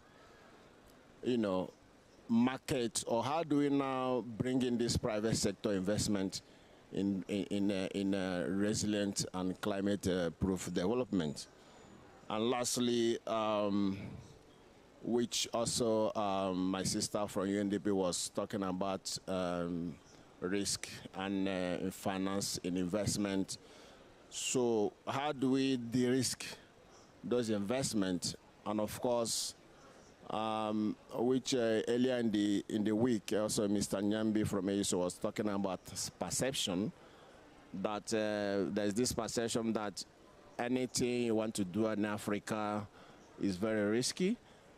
Then how do we now change that narrative from that negative perception to now a positive one that guarantees to say, look, when you invest this much, this is going to be a very positive outcome. Thank you, the moderator.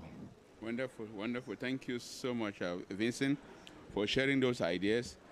Absolutely spot on the issues that are extremely important, particularly the issue of co-creation that you mentioned. Indeed, that is the whole idea, that we're starting out this process as a way of being able to see which partners are available, doing things that are similar, so that we can all work together to co-create the second phase of the facility. And indeed, in that process, we really have to strengthen our gap analysis to be able to find out where the value propositions are. And indeed, it is important also as part of that retail to the member states for the uptake and for the ownership and acceptance of what is being provided. And of course, the idea of reducing the risk perception is initially, again, very important, because we said we know climate change is impacting Africa the most because we have the least adaptive capacity. We have the biggest development gaps to fill. We need a lot of investments to happen. You can then not allow that to be the status quo, because that then means that investing in Africa in climate-sensitive sectors becomes very risky. Therefore, it becomes extremely important to have initiatives like this that can provide countries with the tools and capacity that they need to say that, no, your investments are actually climate resilient. But, of course, that then also means that we have to invest our own resources as governments, as countries, in the provision of climate information services in national and hydrometeorological institutions, which is not the case. Most of those institutions are really suffering with a lack of investment in our regional climate centers. We need them to be very, very highly resourced so that they can provide the predictions that are needed for us to do these things, right?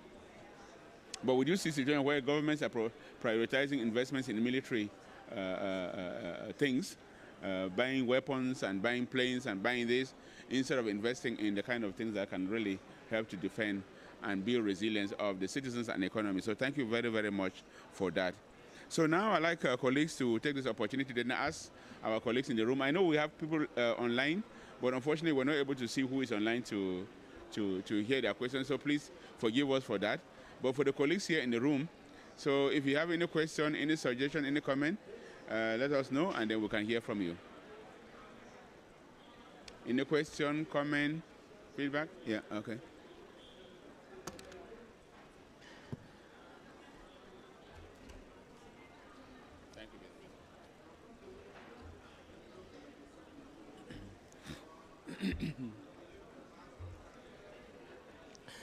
Thank you so much. I'm Wani Stephen from South Sudan.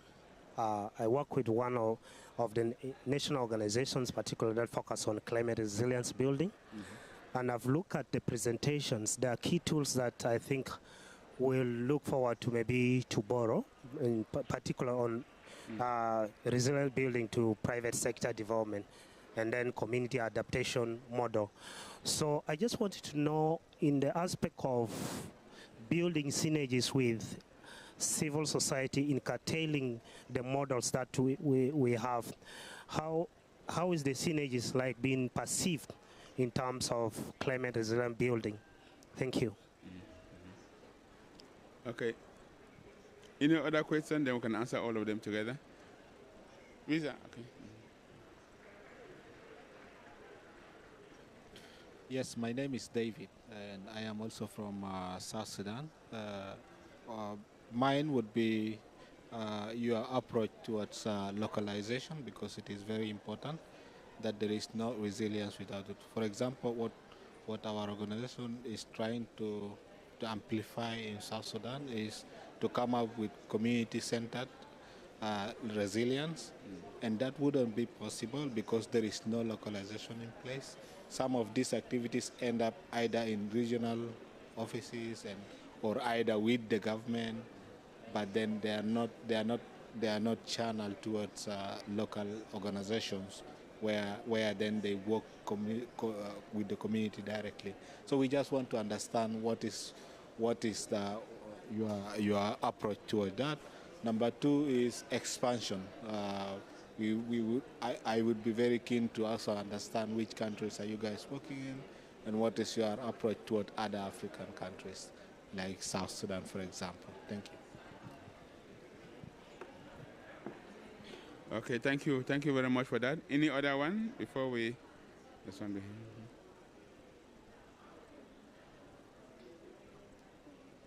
behind. Good morning. Good afternoon. Je parlerai en français.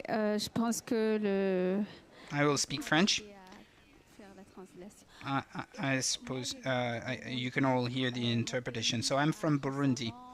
My country recently was hit by violent rainfall, and I think thousands of families lost their livelihood, their home, and they had to leave their home. And our government in Burundi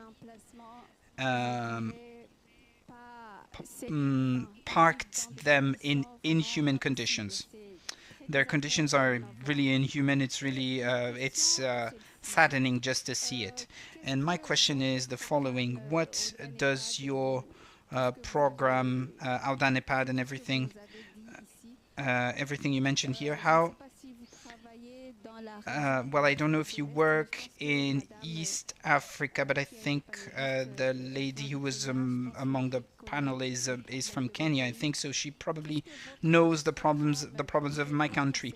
So, what does your program plan for such people? And well, if you don't have any plans for such people, the people of Burundi who were displaced by the floods. Well, maybe you have an answer to give me about what is planned to help such people. Thank you. No, thank you very much, colleagues, for for all your questions. Very much appreciated. I'm just going to make a few comments, and then my colleagues would also then come in to respond. I think the best thing to say to my sister who just asked the question is that these programs that we've all been talking about should be ideally in a way that you don't have to end up with people being in that situation. Yeah? So it should be really about preventing people from being in that situation. And that is going back to then, how do we all together across sectors, across governments, be able to design systems that are resilient, right? And as an accountability issue as well. Because Haruna mentioned about regulation, governance. I always give an example of when I was a student. My lecturer was a hydrologist, and in the UK, he went to court as an expert witness in a very interesting case of where a girlfriend, this girl and her boyfriend were coming from a party. The boyfriend was driving very, very fast, and he came over a pool of water. He skidded and had an accident, and she was injured, but not too badly. So she sued the boyfriend, but she also sued the local authority, and she also sued the highways agency. She sued the boyfriend for reckless driving, yeah? And that's why she was injured. But then her case was that even though the boyfriend was driving in a reckless way, if the road had been designed to be resilient, according to the standards, so roads should not be designed to be pooling water, then the water would not have pooled there, he would not have skidded. So she also won that case.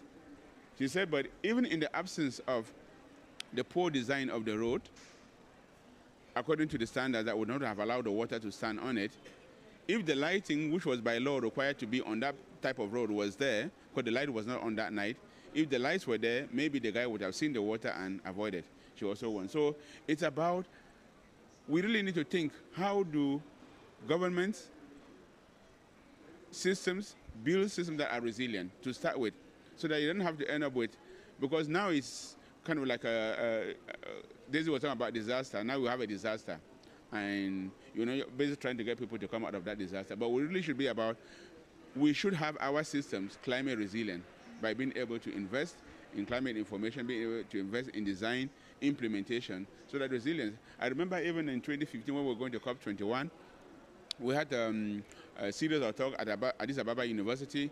One young guy woke up and he was very angry, and he said he's really sick and tired of why Africa is always so vulnerable. Climate change is affecting everybody. Why are people not suffering in Europe to the same level that they're suffering in Africa? Again, because they build resilience already as part of how development should be done. So I think that is how we have to push it. But the pushing also comes to what our brother here was talking about. How do you then ensure localization? Because the same rainfall can fall in an area. One area will be flooded, another one will not be flooded. So we need to take the local conditions of adaptation and resilience into consideration. In one place, if you design the roads very poorly, or you build a culvert under the road or the bridges very poorly, then a small amount of rain will flood the whole place. If you do it properly, it will work. But somewhere else it's done properly, that same rain, or even 5 times the amount of that rain, will not be an issue.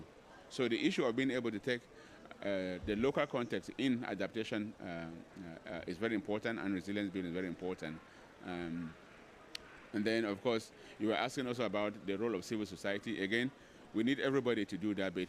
And I think some of these platforms that we've been talking about, whether it's the one that UNDP does, the one that we do on our free rest, and all of these, the idea in the AfriRes was to have a community of practice. There are different areas of interest where you can begin to have people come together, share experiences, share the knowledge, share what is happening, and then from there, there are some learning that is coming out of it that then can help the policymaker in doing that. But I think, let me ask my colleagues to respond to the issues that have been raised as they see relevant. I'll start with Daisy, and then Haruna, and then Vincent. I like the question that South Sudan asked about localization. And it got me thinking, because as UNDP, well, to start with, as Africa, most of our population, they live in rural areas.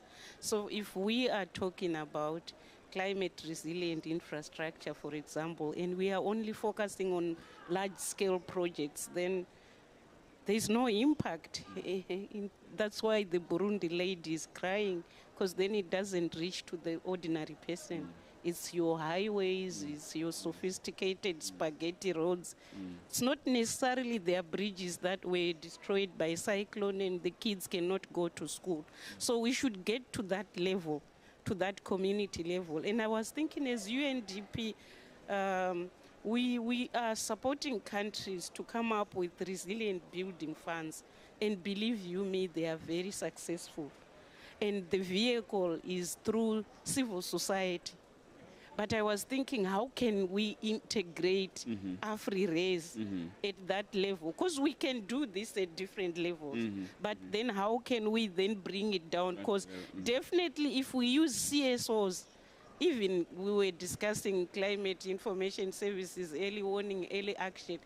If we do not use CSOs, we will not reach the last mile. So the same with this. I would call it maybe local level, kind of small, what can I say, not large-scale infrastructure, but community. The right word is community infrastructure. How do we get to that? So it should get at us thinking what South Sudan mentioned. Thanks a lot. Thank you very much, Daisy. No, absolutely. And indeed, the component 3 of AfriRes is about guidelines and compendium.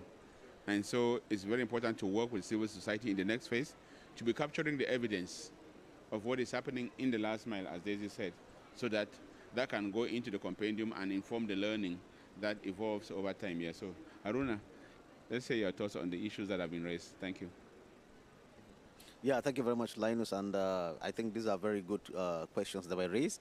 One, I think let me just start by saying, I mean, in terms of the question from South Sudan, that localization, right? How do you get the civil society involved? How do you get the local communities involved?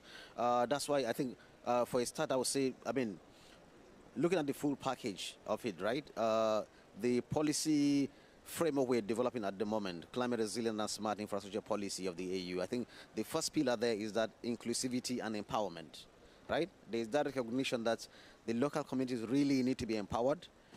Yeah, that's one. There needs to be that inclusion as well, because I mean, when you go to local communities, even if the whole community is suffering, there are more. I mean, there are other people that are suffering more than the others, right? Especially when you say women and youth, right? I mean, they're the ones actually suffering more. So the question is, how do you bring them into the picture in terms of that climate resilience, right? But then, of course, there's also the other side of it. You can actually also learn from the local communities, right? Because there's this nature-based adaptation, natural, I mean, the way local communities adapt, I think we can actually learn from them as well. Because sometimes, I mean, we don't really have to bring in that sophisticated solutions to the local communities. Maybe we could learn something from them and just upscale or upscale what they are doing. That's one key part.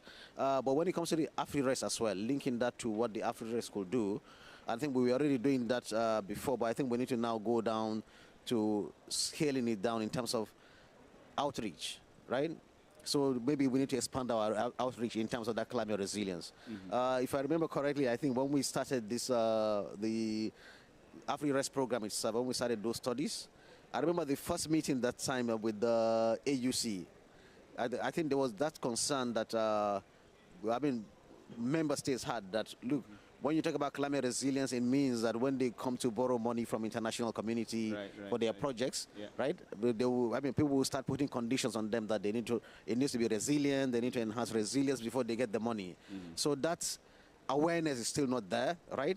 So if awareness is not there in terms of our engineers or the high-level project developers, right? So how do you think that awareness will be at the local level? So maybe we just need to put it in the full package in terms of that. I mean, how do we communicate with the local communities to enhance that resilience? So that advocacy aspect, I think we need to amplify that. And that's why I think going forward as well, when we are taking this, I mean, by the time we get this adopted, the climate resilient policy adopted, by the time we're taking it down, we normally take it down to the REX level as well as the member states level, right? But I think we need to also make room to have that civil society engagement. So I think, but that's a very good point that you put. I think civil society really needs to be there because they're the ones who amplify this kind of key solutions that we have. Just to go to the second point in terms of, I think you already raised that point, I think, Linus. I think the question from Burundi, I mean, the whole reason why we're dealing with climate resilience is that we avoid that scenario itself, right? Yeah, so it's not just maybe, but I mean, when that disaster happens, I think that's where the disaster risk management comes in or disaster risk reduction comes in. But for us, I think we're looking at it in terms of that, avoiding that situation itself, right? So, I mean, so for the AfriRES, that's why we're ensuring that by the time you're actually designing the project, not even implementing, designing the project itself, you need to make sure that those components are actually there. Right, so yeah, for me, I think these are the two key questions on that one. Let me hand over to my brother Vincent here. Yeah, no, thank you. Before you hand over to our brother Vincent, no, I am glad that you mentioned the point about some of the challenges we had in the early days when some countries were feeling suspicious that why are you insisting on this, because you could use that as a way of refusing investments in our key projects that they are not climate resilient. But our argument was that no, that is actually the reason why you should do it, so they can show that they are climate resilient, therefore there's no, or indeed, that climate resilience should not be the reason why you should not do the project. And then we wanted to now say that is what you should actually link to climate finance, right? If you're a country and you need to build a big, massive infrastructure project, now, we have been saying, and we're still saying, that Africa contributed the least to climate, the greenhouse gas emissions that are causing climate change. Now they're suffering the most, and we know the level of that suffering. Mozambique, because of EDI, lost 15% of the GDP and so on. So you should then say that I'm building this infrastructure, but I know that under normal circumstances, if there was no climate change, it will cost me $1 billion to build. But because of the climate change that you caused, and it was not caused by me, if I want to ensure that this infrastructure will perform, it will cost me $1.4 billion. So you now have to, under climate finance, pay for that $0.4 billion. But our governments are not thinking along those lines and negotiating about loss and damage. 700 million cannot do anything. I think climate finance could, this type of thinking could be the basis of loss and damage. That you're not going to claim what you lost. You're going to say that I am going to do this. If I do it under my normal obligation and expenditure, it will cost me, but if I don't bring climate resilience into it, I'm going to lose. So to stop me from losing in the future, you should pay. That should be the kind of conversation that you should have about loss and damage, rather than asking people to go and claim small monies here and there and so on. But I'm very glad that you mentioned that. And therefore, the more reason why initiatives like these are extremely important, that could be the basis of how you negotiate climate finance. No, thank you very much for reminding me. My brother Vincent, so from what colleagues have asked, please share us some of your reflections. No, remove your hand from the bottom. Yeah, that's it. Yeah, sorry. Yeah, take it off. Can you hear me now? Yeah. Okay. I need to address the question raised by our friends working under the CSO and also our sister from Burundi. Starting with our friends from the civil society. So I'm going to respond to you based on experience as a monitoring and evaluation officer. Of course, my earlier intervention, I mentioned issue regarding co-creation and design of projects, which in most cases, both UNDP, AUC, UNEPAD, when projects or policies are being designed, we usually get and in terms of localization, we get you guys involved. Of course, our recent gap analysis report that we presented yesterday mentioned the need to integrate indigenous knowledge in all the intervention, because disasters, climate issues have been happening over the years, but there are those local knowledge and solutions that they have been using to adapt. But now the challenge is also the fact that there is this, I don't know what to call it, this competition between the NGOs, the CSOs, and the public institutions, especially when it comes to resources. For example, after the design of the project, for example, if I'm going to Burundi, but personally I haven't had any project in Burundi, then maybe I'm working through the Ministry of Agriculture as the line ministry, and I will tell them I see you as the ministry as just on the policy level, but this project is for building community resilience. And I need to work with the local government and also the civil society organization. So one of the challenges is in terms of infrastructure. Then I find myself at the capital. Now to go to that maybe flooded area in Burundi takes about 8 hours on the road or 12 hours on the road. And all the challenges. Okay, because it's early implementation stage, you want to make sure that that project kickstarts. Then, and the trust is there that this project will actually happen.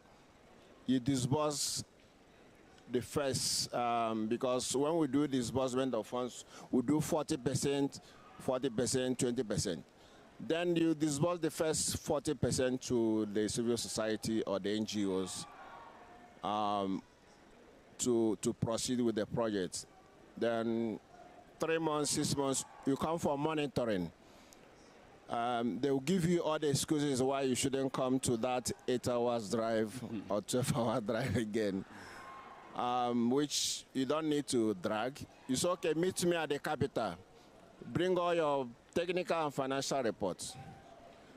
By the time during the meeting, you saw that the colleagues have bought new laptops and smartphones. That is sign number one that something is wrong.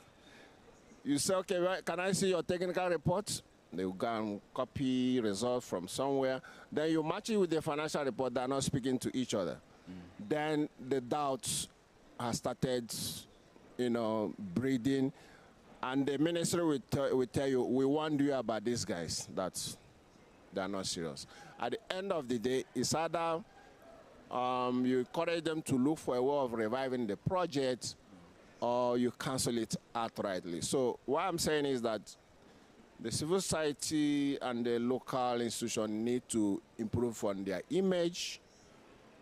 I'm being frank, as a monitoring and evaluation specialist, we don't expect you to use 100% of the resources. But if at the end of the day we see 70% of the resources in the project, so we know you buy fuel, we know you do this, it's okay. But by the time we don't see even 20% in the project, definitely the project will be cancelled, and there's no motivation to go that far again. That's why you see that this project end up in the capital, end up maybe in the outskirts of the cities. That is my viewpoint on the answer to the NGOs and the civil society, because we appreciate those indigenous knowledge which need to be disseminated. My sister from Burundi, yeah, as the moderator pointed out, it's important for those problems not to happen. However, due to human nature or natural disaster, they will still happen. But the idea is, how do we reduce, be it flood or be it cyclone, or be it, weather being warmer than it's supposed to be. That is why you have all these early warning systems that are being introduced now in all the disaster risk intervention. I don't know about the case of Burundi, maybe because of the conflict in the past, which is now linked to what I mentioned earlier about the need to de-risk whichever investment that needs to come to some of these member states, because when we look at it from the approach of anticipatory response, to say with the help of those early warning systems, we know that, okay, the weather is going to be flooded this time of the year or this time of the season. People are warned in advance, all the safety measures and all the safety nets will be put in place. Because if you measure the amount of money used in putting those early warning systems versus now the emergency relief, food aid, and you count how many helicopters and aircraft that are being bought just for food aid, they are higher than what you will invest to at least save people's life and also want them to leave some of those places on time before those disasters can happen. Thank you. Mm-hmm. No, thank you. Thank you very much, Vincent, for sharing those ideas. And indeed, on this issue about the getting the civil society more engaged on this, there is, we have the SDGs, right? And every year, the member states meet under what they call the high-level political forum to review progress on implementation of the SDGs. And as part of that process, all regions, they hold what is called the Regional Forums on Sustainable Development. In the case of Africa, it's the Africa Regional Forum on Sustainable Development. And the key part of that is the major groups that civil society belong to. Yeah? So therefore, it is important that in the years where the SDG 13 is being reviewed, that civil society organizations participate more in the regional forum and get more involved in what is called the voluntary local reviews, right? Because when the SDGs were developed, there was a process for voluntary national reviews where countries review themselves where they are. But that was not enough. Exactly because at that point, you have to go down at the local level. So the voluntary local reviews now have become very important, and I think civil society should be a lot more engaged in that so that you can share your own experiences at the subnational levels on what is happening and why it's happening, so that the SDGs can be translated from the national to the subnational level to be able to address the localization agenda, I think. So, yes, please, yeah? One more?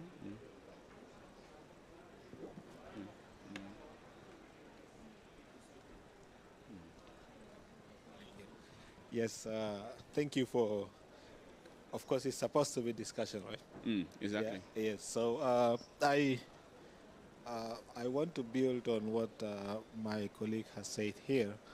I've been working for monitoring for long also, but the question that we ask ourselves is that, yes, we have standard operating procedures and policies. Localization does not mean giving resources. It means working together. Working together means building the capacity, creating a enabling environment for collaboration and cooperation, making a support monitoring. What does that mean? Empowering the existing system in place, making it fitting to the bigger picture. This is what I've been doing always when I was working for an international organization. This way you can then attract ownership and community ownership, so that, because everything that does not belong to us, we don't care about it. But when it becomes part of us, that we feel that we are contributing, the reason why we are going to care is because of the contribution we are doing actually. Exactly. So designing this kind of frameworks and approach, that's why I asked, what is your approach towards localization? Because the approach matter, the community entry in the first place matter. Because if I know that at the end of the day, if I give funding, just funding to a local partner and they are going to eat it, meaning they are hungry in the first place. The first thing I have to start is give them food so that they don't get to And that means giving them platform to learn that you must do this in order to do that. Giving them platform to participate, like what you are saying about participating in regional. You don't expect a civil society organization from deep village with no funding of a bicycle to come to the city to go to the regional platform in the first place. Number two is that the bureaucracy at the certain level would not allow equitable or equal participation in this case. So if you are going to be succeeding, it is very important that you consider the equitability of it, understanding the context, and then creating a bottom-up and up-bottom scenario so that it will be more successful. So that they can participate, giving them this platform. They are not going to automatically knowing that there is SDGs if they are not taught in the first place that there is SDGs. Thank you. Exactly. Yeah, sorry for talking too much. I like that. That's a very, very good point, and a very important one that really should focus our minds on what are we doing the SDGs for. The SDGs says leave no one behind, particularly the ones that are furthest away. But if we're focusing our activities on the ones that are closest around us, then it's defeating the purpose, right? So you are very right.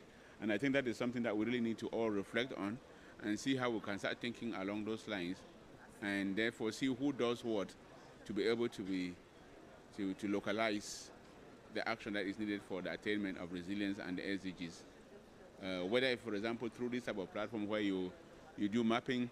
Vincent talked about gap analysis, right? This could be an important element of mapping the gaps that exist to stop you from reaching these type of populations.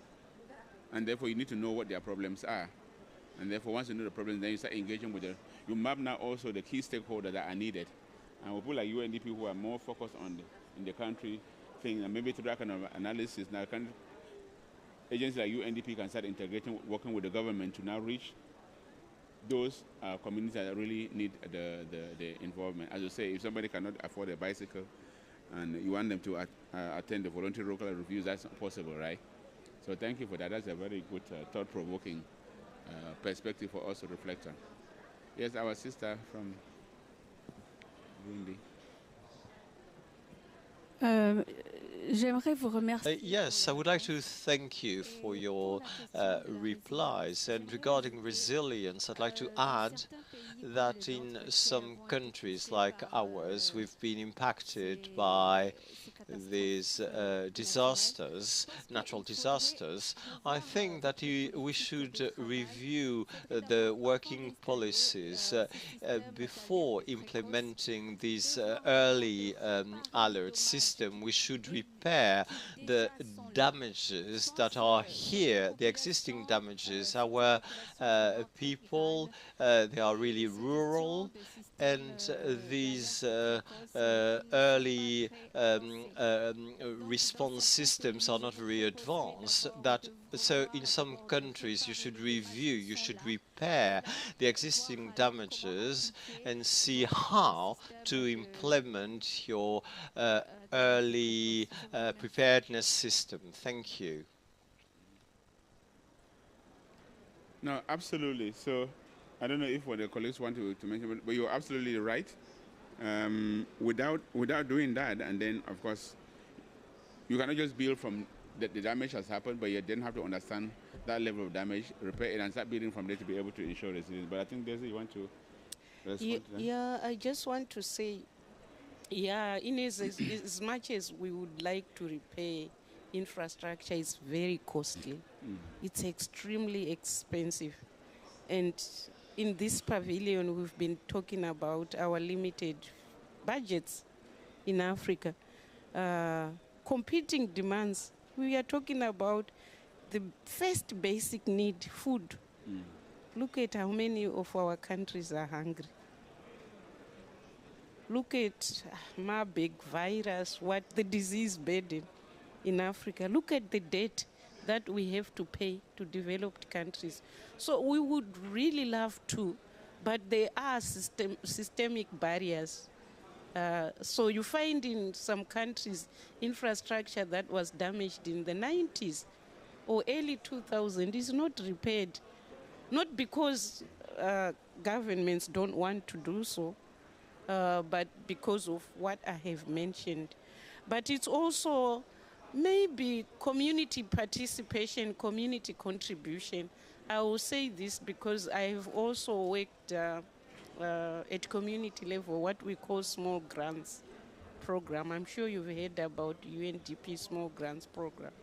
And he rightly mentioned if you don't contribute, there is no ownership.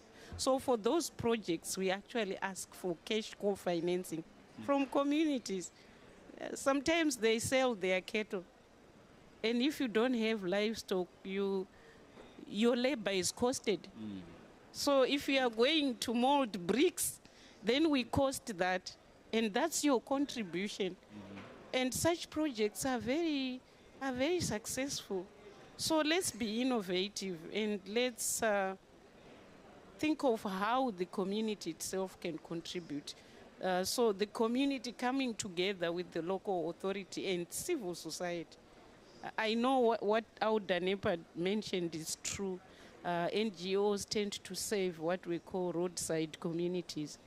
Access is easier, and they come and report to you, and they really don't want to reach out to remote communities or mountain communities. That's why in negotiations we have mountain communities. Who wants to go up the mountain to save communities that live up there? You need a very strong four-wheel drive, and people simply don't go there. Or even if you grow your stuff, you cannot market because there are no feeder roads. So let's think deeper. Where I come from, just after independence, we saw really good partnership between in fact, civil society drove community development. They worked very well with local authorities and the communities. So schools were built. And as young as we were, there was nothing called child labor. So for, let's say second year high school, we would go and do whether it's molding bricks or nurseries for coffee. And it worked and it lasts.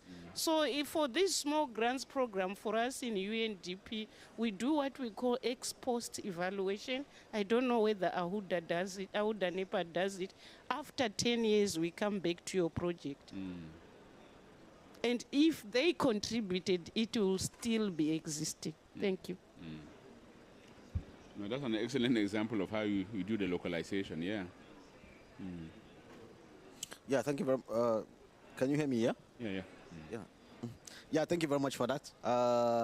Yeah, for me, instead of just, going down to that discussion down to the local communities or what do you do after the disaster, I think this one too, maybe if we have to take that into account, we need to really bring in maybe AfriRest, in terms of our platform, right?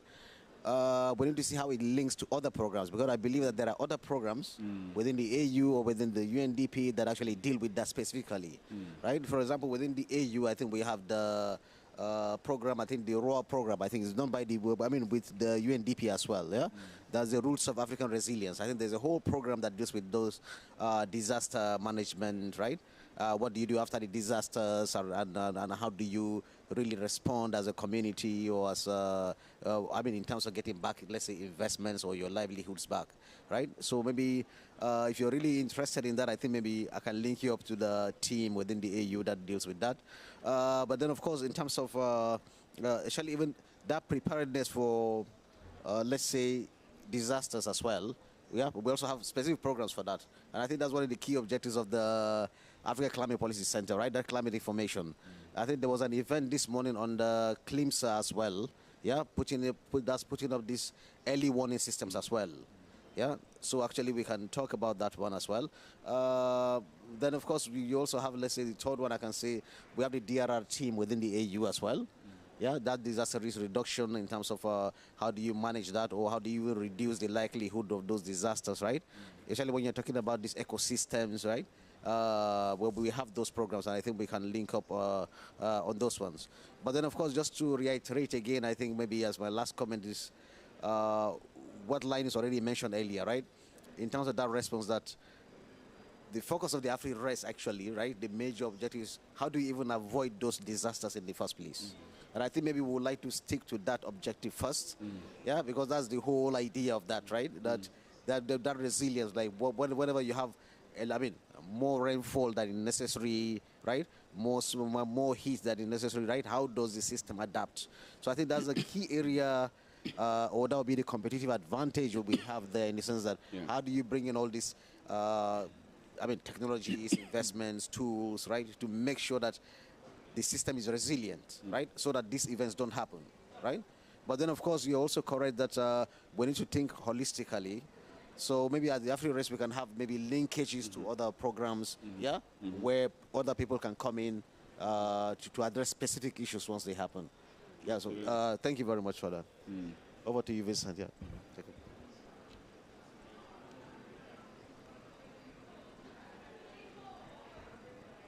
Can you hear me? Yeah. Yeah, thank you, colleagues. I think in my own final remarks is to say, I think apart from governance issues, which is most of the things that our colleagues at the Africa peer review mechanism that they look at, we strongly support the African Union Commission in the policy designs. And of course, every other thing that leads to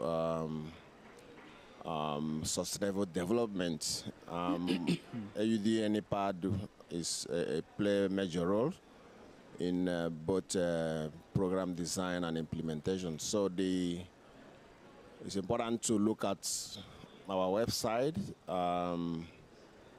The little advantage I have at working in AUD and NEPAD is as a M&E officer, I work across different programs and different projects.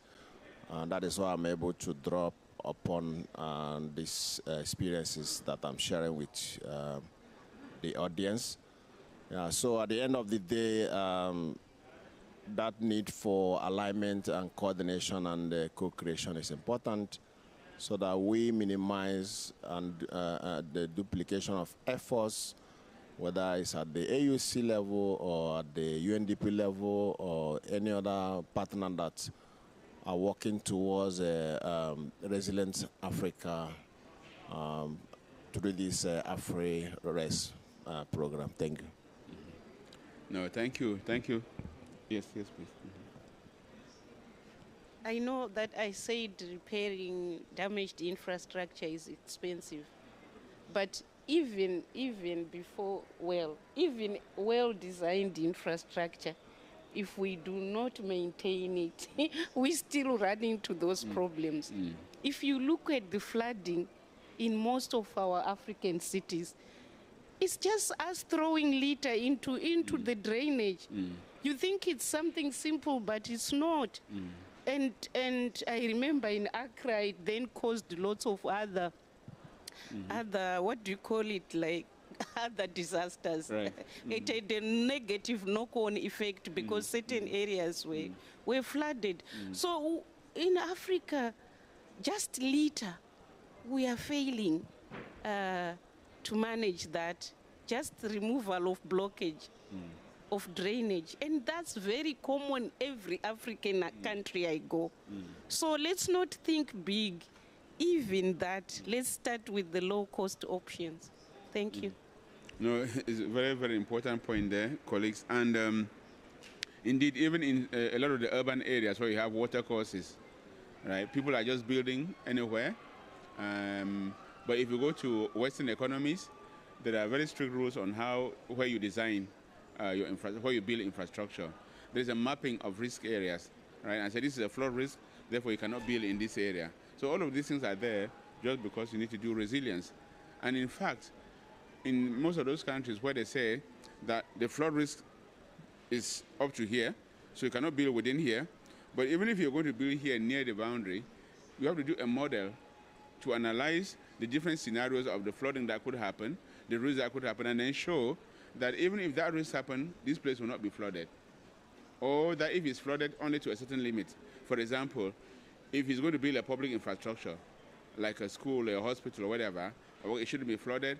But even if the most extreme flood happen, the maximum water level inundation should not pass more than 6,